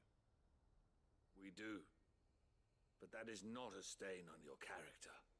It is a stain on ours. We thought only of what we perceived bearers to be, not what you truly are. The man who saved Dalimil twice over. I see. But I will only accept your proposal on 2 conditions. Name them. Firstly, that you will both do everything in your power to rally your people to my cause. If If the Town Guard and the Merchants League do not accept my leadership, it will be doomed from the start. Unity is the key to defending Dalimil, and I do not doubt that we shall need to call on our combined strength again. When that time comes, I will expect us all to pull together, just as we did today. Of course. You have our word. And secondly, you will accept that if I am to lead you, the mistreatment of bearers must end here in Dalimil. Any bearer within our walls shall be afforded the same rights as any other citizen. They will not be judged by what they are, but who they are. As we failed to do, and came so close to losing everything. We agree to your conditions. And we have only one in return. That you continue to work for the good of Dalimil, as you always have. Condition accepted. Well then, it seems my mayorship is all but confirmed. Do I get some sort of special hat?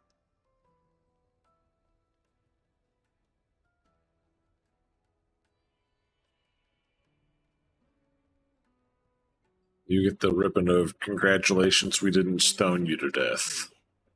Not so long ago, I had resigned myself to leaving Dalimil in disgrace.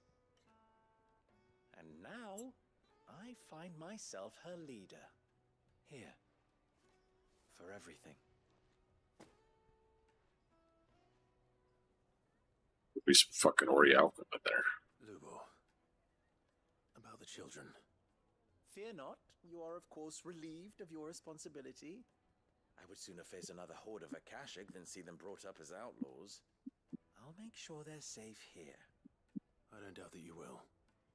And not just the children, but everyone in Dalimil. I'll do my best.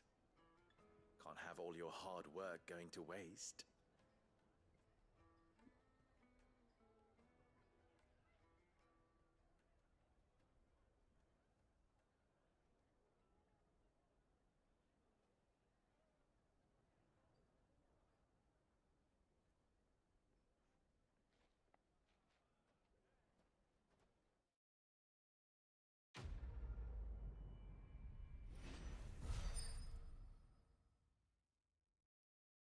Survey says...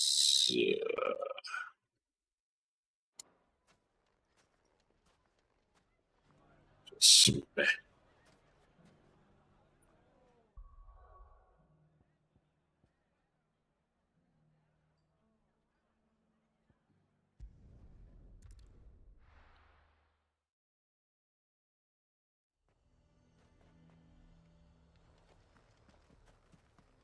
He'd have our coin, our stock and our stalls, and we're just supposed So you are content to abandon the people?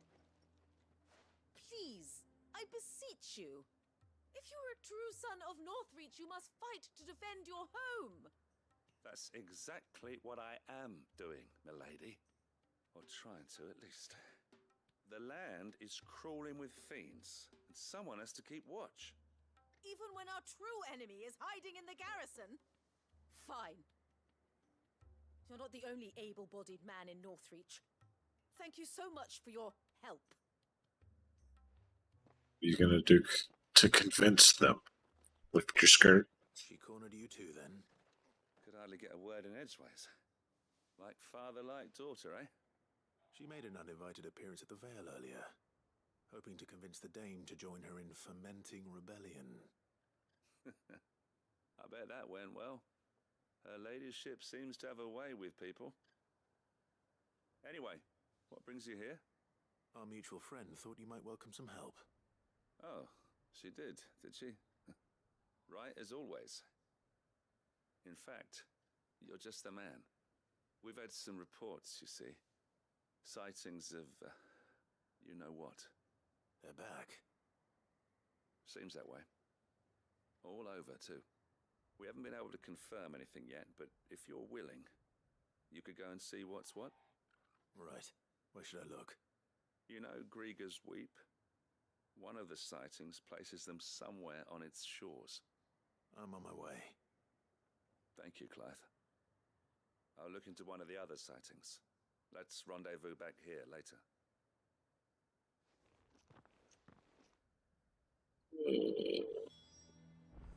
Probably going to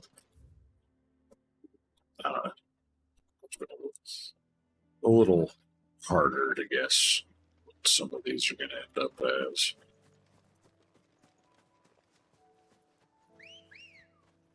Might end up having to go save his ass after I fucking handle these.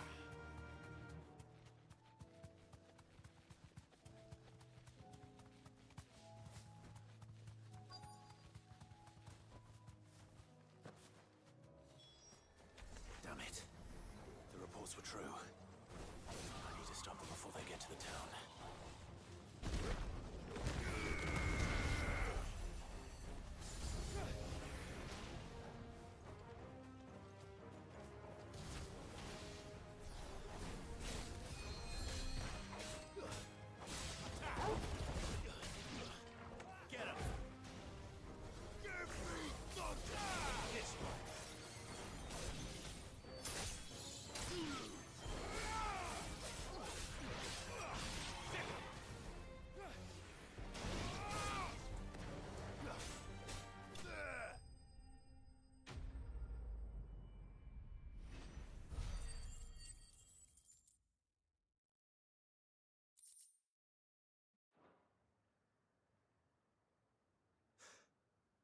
Call that a test, Ultima?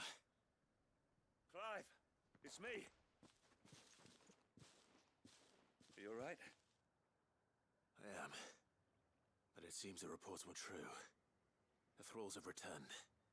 I dispatched the few that I found, though. Well, that's something, I suppose. But what were they doing south of town? They all came from the north last time. We might be able to fend off an attack from one side or the other, but from both? Do you have eyes in the north? Some. I should probably go and have a look, though, just to be sure. You head back to Northreach. I want you there just in case war breaks out while I'm away. What do you mean? Her ladyship's been busy working her magic on the townspeople, stirring up ill feeling towards her father. But she'll have her marching on the barracks if we're not careful. What? This is exactly what the Dame was afraid of. I'll do what I can to calm things down. Be careful out there, all right? Don't worry, I'm not like you. One sniff of those things and I'm running back to town screaming blue murder.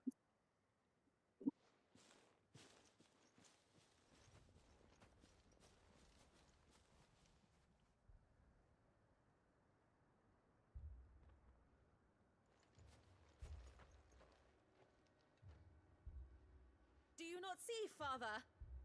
The people of Northreach have given enough, and only a fool would ask for more. Listen to me, Sabine. Where would our people be without their country, The Empire is their sword and their shield. It is she that ensures they can live without fear. And now she teeters on the brink. Without their sword, how will the people fight? Without their shield, how will they protect their kin? Can the unarmed stand against the advancing hordes? No. But there is yet hope. A new shield, a new sword. A new empire. We can rebuild Sandbreck, just as Great Grieger wills it. Perhaps we could, Father. But we don't want to. Not if it is built on the broken backs of the people. Please, let us not quarrel in the street. You must see that no good will come of this. Our fight is not with each other, but with the threat that draws ever closer to our gates. A threat that your sword has yet to rid us of, Your Eminence. You will hold your tongue, whore! You may have filled my daughter's head with your heresy, but I will not be corrupted! Corrupted? Your daughter's opinions are her own, as you would know if you had ever deigned to listen to her. At least I hope they are your opinions, and not posturing born of a family feud. Northreach deserves better than that. Northreach deserves better than you, Carla. Yes, I know who you are. The slut of Twinside who bedded a Brandit. Jealous, are you? That a woman might choose a bearer over a pious man of Griega. Clive! I met a swarm of thralls coming south from Oriflamme. Hundreds of them. Too many to count. No. Work on the fortifications has scarcely begun. We will retreat to Caernarvon and there make our stand. Did you hear me? That was an order! While this is but a heartfelt plea, let us make our stand here and protect our homes. Protect those that we love. Together for Northreach!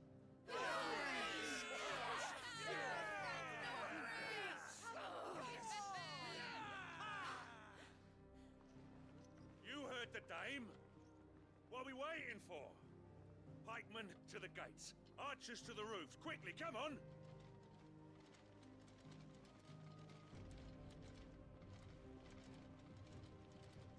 But she is but a common whore, yes.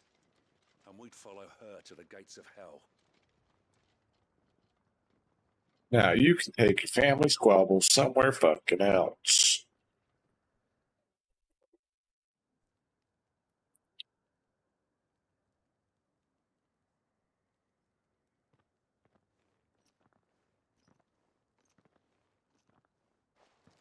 The men have their orders, and they look like following them. I got them spaced out at regular intervals. Whichever direction the thralls strike from, there'll be someone there to meet them. Thank you, Philippe. Rest assured the people will play their part. The herbalist has donated her stock of medicines to me. Should any of your men be injured, take them to the Vale. We'll see to them there. Thank you, milady. I will. I'll play my part too. You still won for numbers. Unlike the enemy. I only hope I can go some way to evening the odds. Philippe, can I leave the south in your hands? I doubt the thralls by the lake were the last of their number. Of course. I'll lead a party down that way so we don't get taken by surprise. What about you? I'll make my way up the road to Oriflamme. I fought a few of these things. And while I can't promise to hold them all back, I should be able to thin the herd. All right. But take care. Thank you. Both of you. You can thank us when it's over. Till then, madame.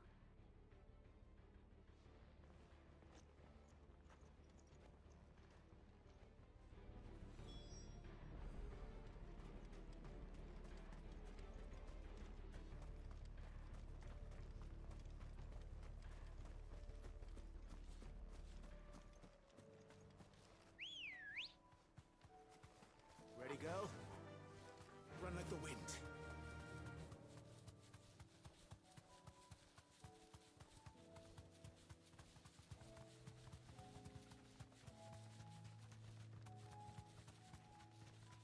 Right.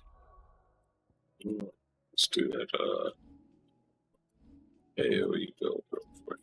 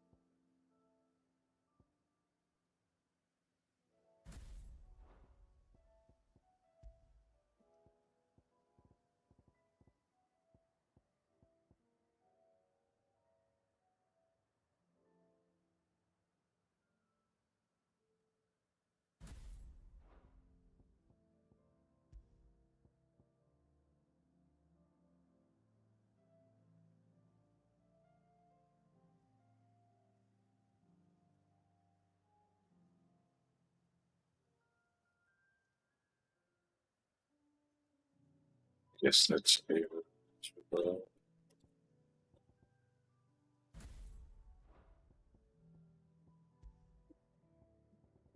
Sort of that.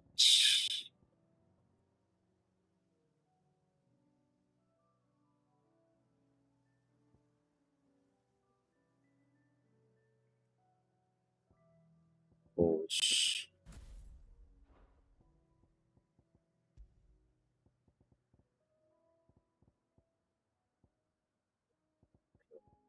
Or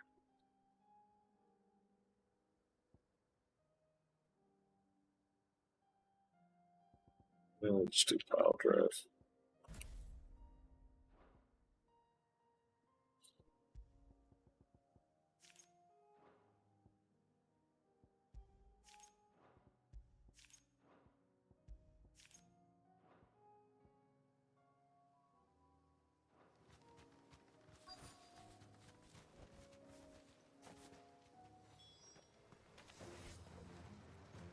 There are so many of them. Not for long.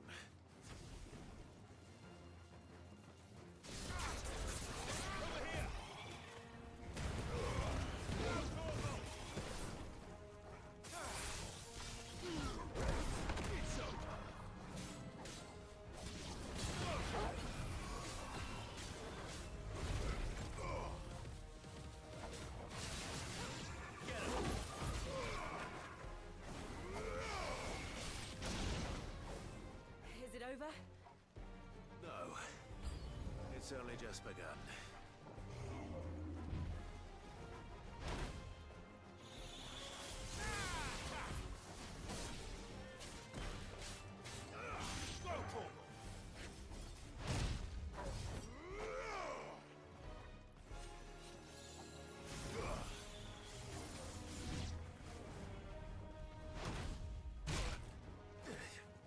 Can I dodge during that? Okay, I can.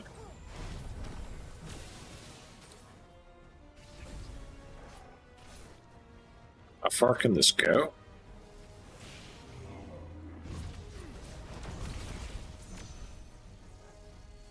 Forward it is.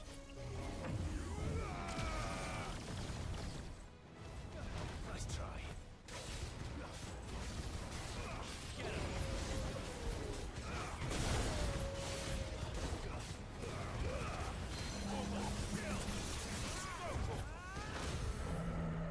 This one.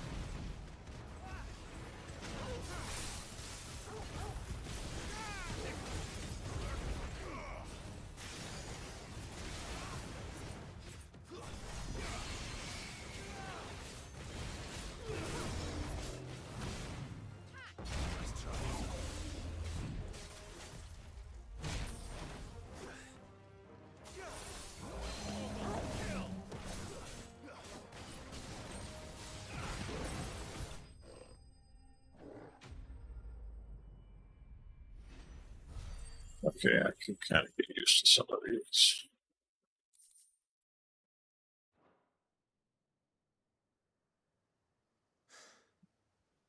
That looks to be the last of them. I wonder how the others fared. Better hurry back to town. Come on, Torgal.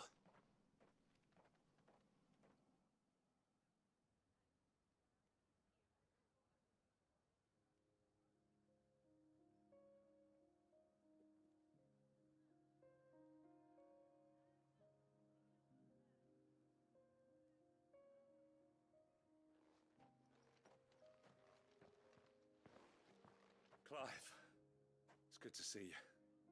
And you. The road to Oriflamme is clear. How did you and your men fare? Well, we ended up fighting for our lives down by the lake. Took a few nicks, but nothing the girls at the Vale can't put right. Glad to hear it. Well, it seems we've survived. For the time being, at least. I thank you both for answering the call. You were right.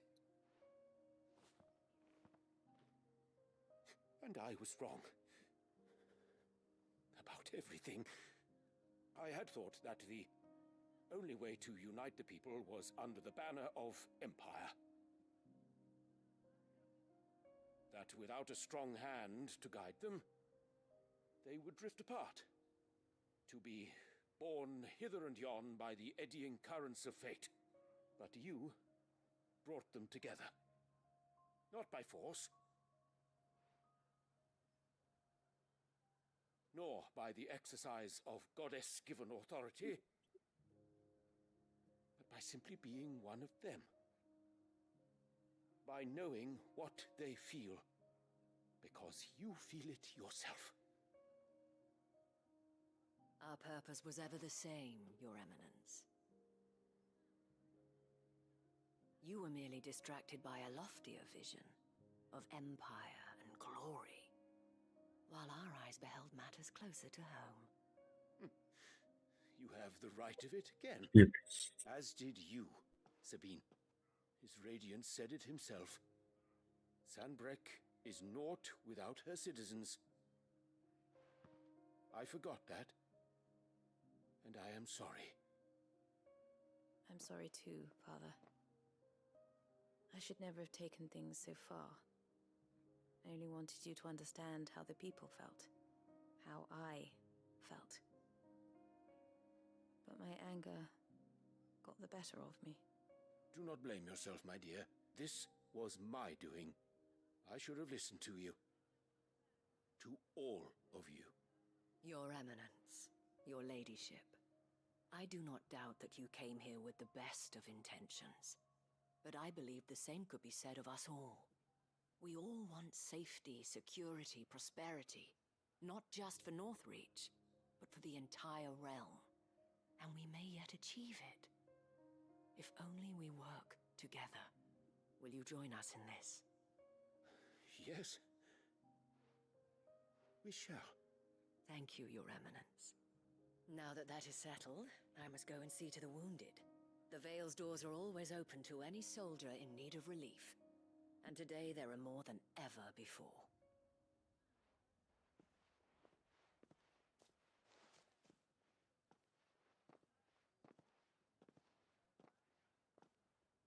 Madame Isabel is a rare soul indeed. In these dark times, I see that it is not men like me who should lead the realm, but women like her. You're right. If only I'd listened to her when I had the chance. Forgive me for saying so, milady, but you still do. The dame said it herself. We can turn things around. We just have to work together. And that goes for you, too. You're one of us now. One of you? Well said, Captain. Let this be a new beginning. Not only for Sanbreque, but for us. Well, since there's nothing more to be done here, I should see if Isabel needs any help moving the wounded.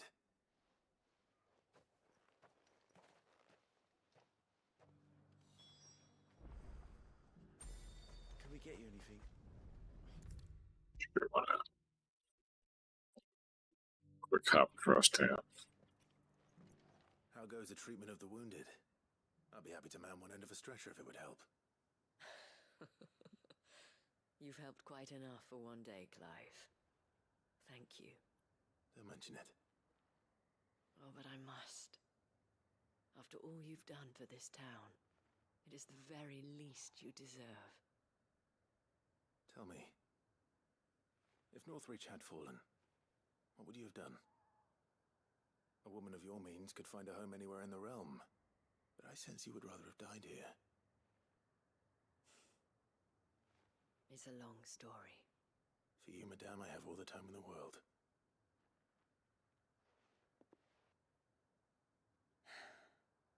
Very well. Long ago, I had a life in the Crystalline Dominion. I was Carla then, courtesan to the nobility. So sought after was I that it was only they who could afford my time.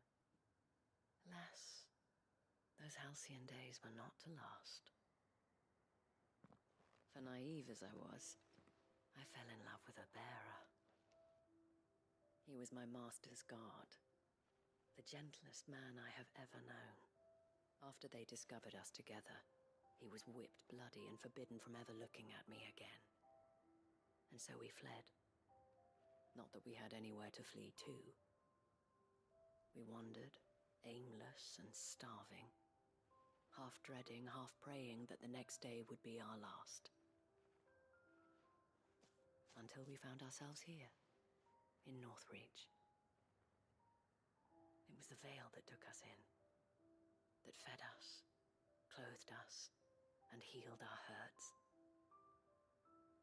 Those that could be healed, at least. My love was already too far gone.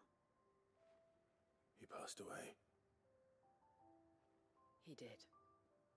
Not long after we arrived. But at least we were able to share a few moments of peace before the end. It was the greatest gift I have ever received. But the generosity of this town and her people did not end there. The men and women of the Vale supported me through my grief, shared in it, though I was still a stranger to them. They treated me like a sister. And so I swore that I would always do the same. That I would return the kindness that Northreach showed me. That I would repay my debt to the Vale.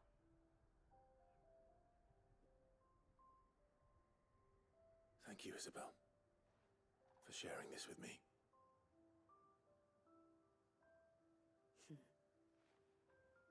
You're a lot like him, you know. Perhaps that is why I have such a soft spot for you. Never stop fighting, Clive. And I shan't either.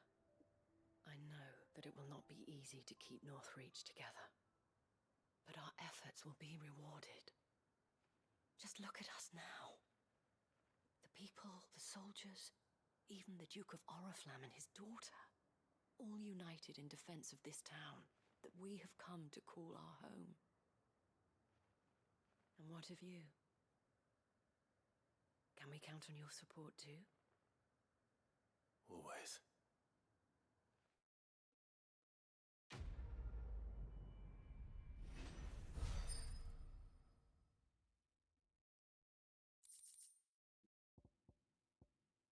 Yes.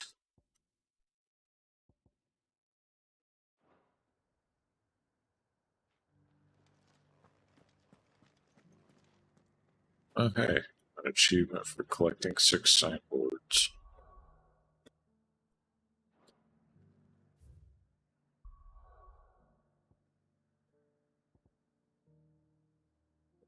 Not gonna get any achievement for doing all the side quests because I skipped some earlier on.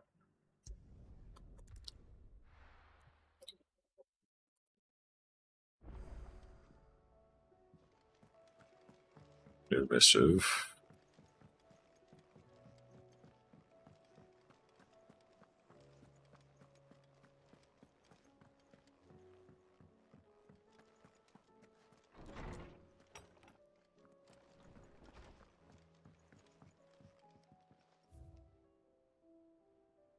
Missing 1 memory.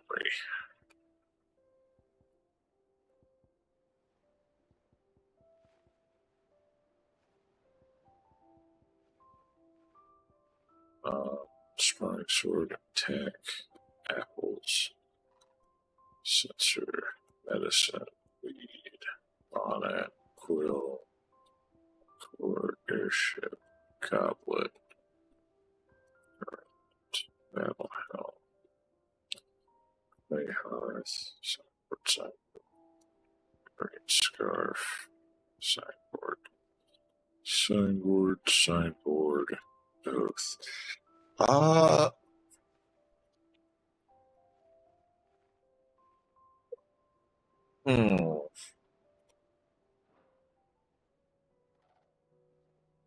It might have been that one of those side quests I skipped unlocked a chain.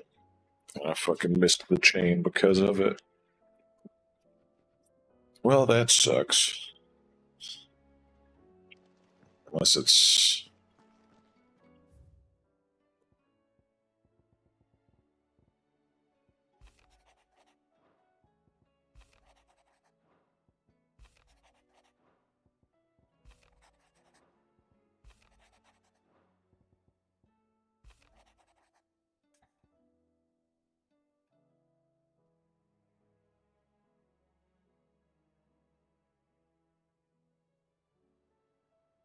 Alright.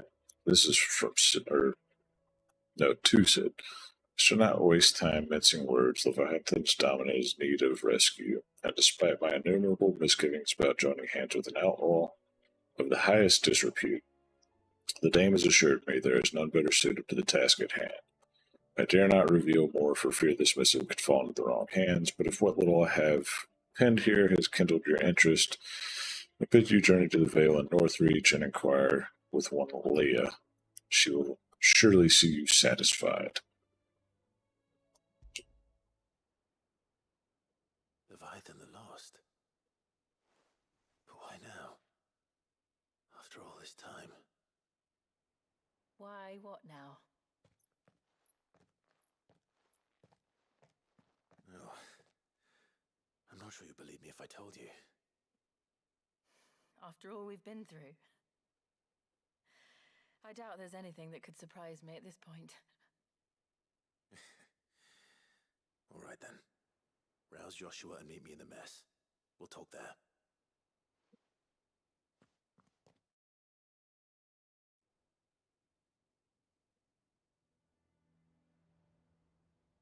I see we're all here. So, what is it this time? I'm not sure yet. The letter delivered to my chambers omitted a few crucial details. Do we know its provenance? That was one of the details it omitted. But whoever the sender was, it seems the dame held them in high enough regard to point them in our direction. The dame? Well, she's not one to waste our time. It must be important. Important might be an understatement.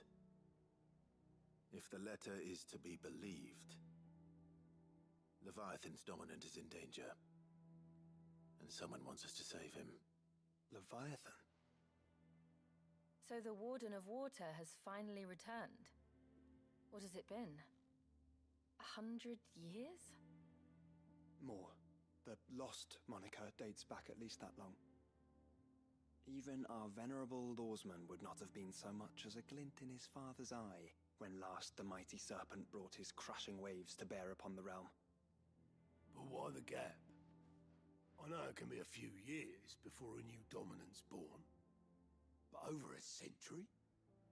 Should the dominant of Water's bloodline have been severed somehow, it could have prevented a new dominant from awakening. But if one has awakened now, he couldn't have chosen a worse time. Every nation in the realm has lost its dominant. If word gets out that there is still one to be had, they will stop at nothing to claim it for their own. And the twins will be at war again, just when humanity most needs to come together. Did the letter say anything else? Only that if I wish to know more, we must meet in person. And that the Vale can arrange a meeting. If nothing else, you can be certain it ain't a trap. It's a honey trap coming from the Vale. I'm coming with you. As am I. Thank you. Both of you. And Otto? Yeah. I'll keep an eye on things here. Didn't fancy coming anyway. Thank you. I shall leave the Invincible in your capable hands.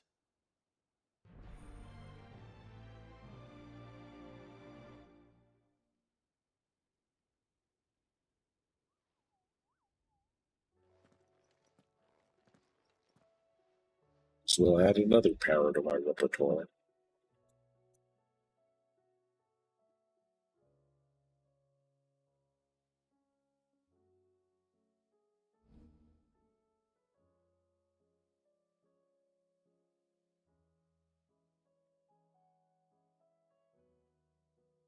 Yep, cool.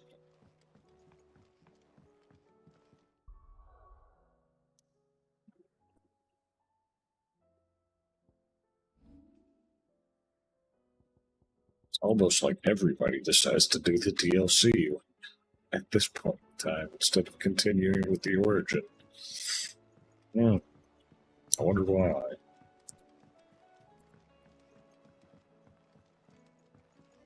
Smell Last Dungeon is so strong on that one. I'm pretty sure everybody wants to fucking get everything done beforehand. Let's start Echoes too. Something the matter, Karen? You seem perturbed. Don't know. How clever of you to notice. But yes, something's come to my attention, and I'll be damned if I know what to make of it. Go on. It's probably quicker if I just show you. Here. Some sort of crystal. Though, I don't remember seeing one that colour before. Aye, well, that makes two of us. In all my long years of trading, both over and under the counter, I've never seen anything quite like it. They're calling them dusk crystals, on account of colour. I see. And they could be used to cast magics. That they can. Just like their brighter, shinier cousins. Difference is, they don't last as long. After a couple of goes lighting your pipe, they crumble away to nothing.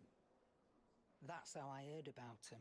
From crystal traders moaning that someone's been flooding the market with dodgy goods. And after asking the right people the right questions, and paying the right price, of course, I managed to get my hands on a sample.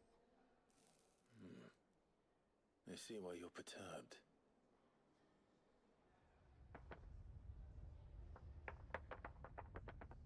I hope. Do you feel that, Clive? Yes.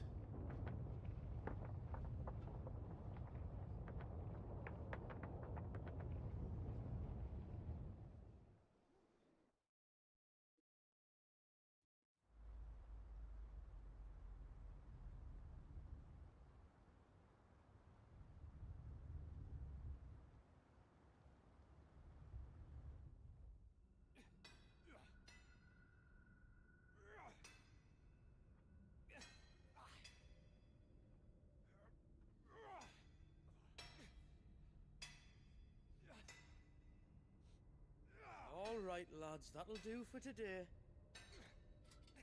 I said that'll do for today.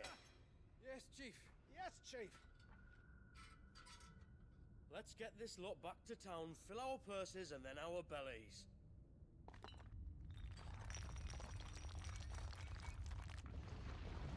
What did you two do now?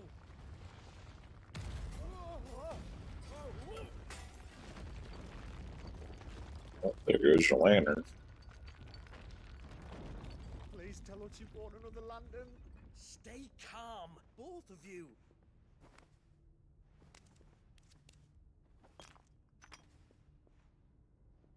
Who needs a lantern when you've got one of these? Probably not a good idea, pal, but go ahead.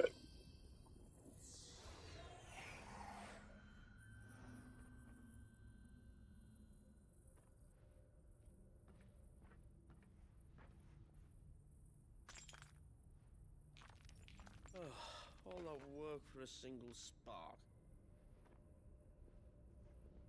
Well, there'll be no more sampling the merchandise today.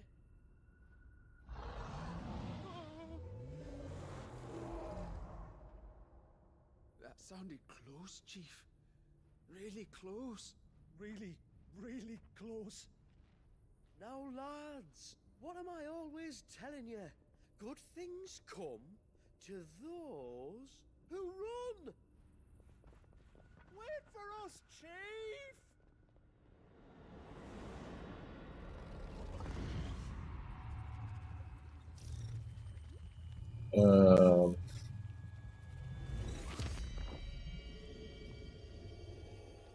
That's a big robot spider thing. Very big robot spider thing.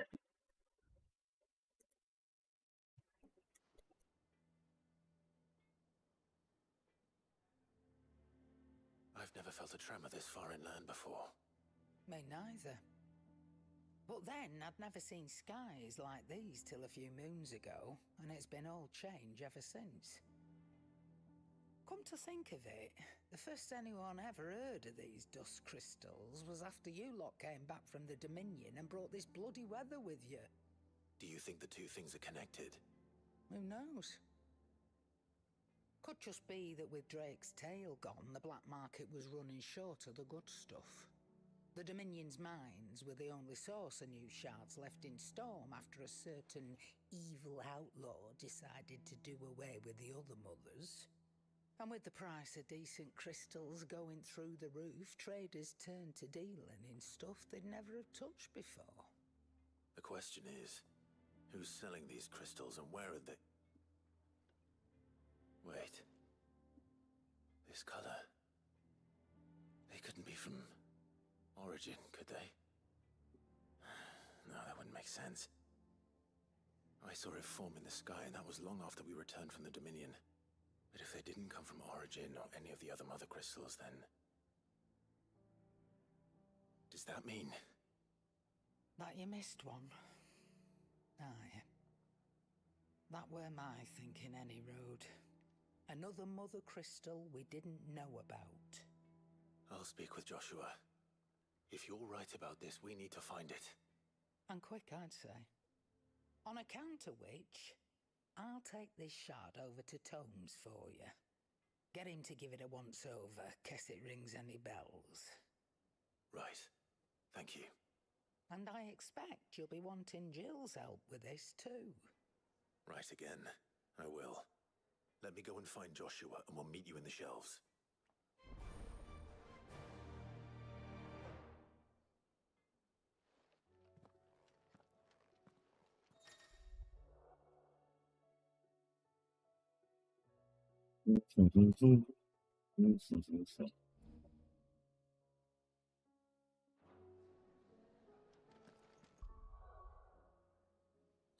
Alright, we got Echoes and Tide.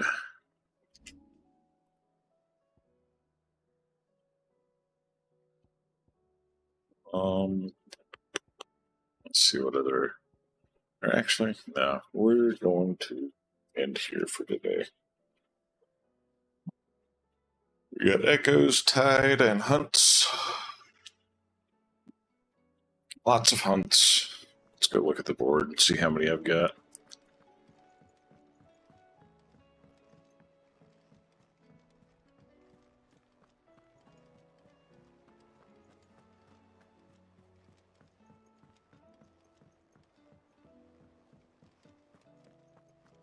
Okay. Got enough rip to get another gift. Welcome to the Patron's Whisper. Come to claim your just desserts? Here you are.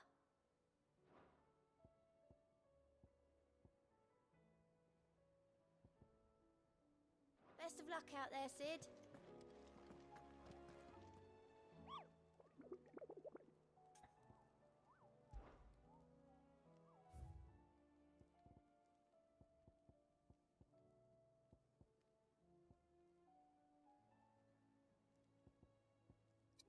I got quite a handful of hunts to fucking do, actually. Holy shit.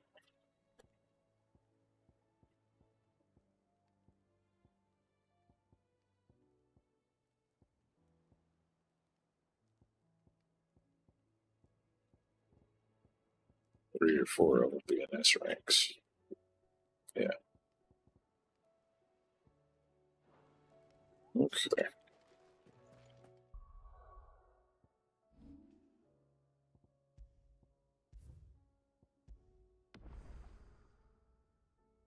Alright, well, we got the full party.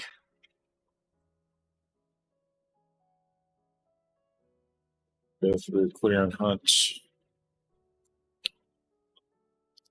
Working on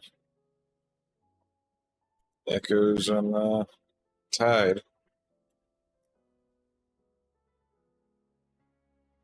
And mayhap, if I stop being lazy and actually stream on Friday and Sunday, next week on Wednesday, we can get back to the main story and finish up. Potentially. But, anywho, thank you all for stopping by. Hope y'all have a good rest of y'all's day. I'll see you next time.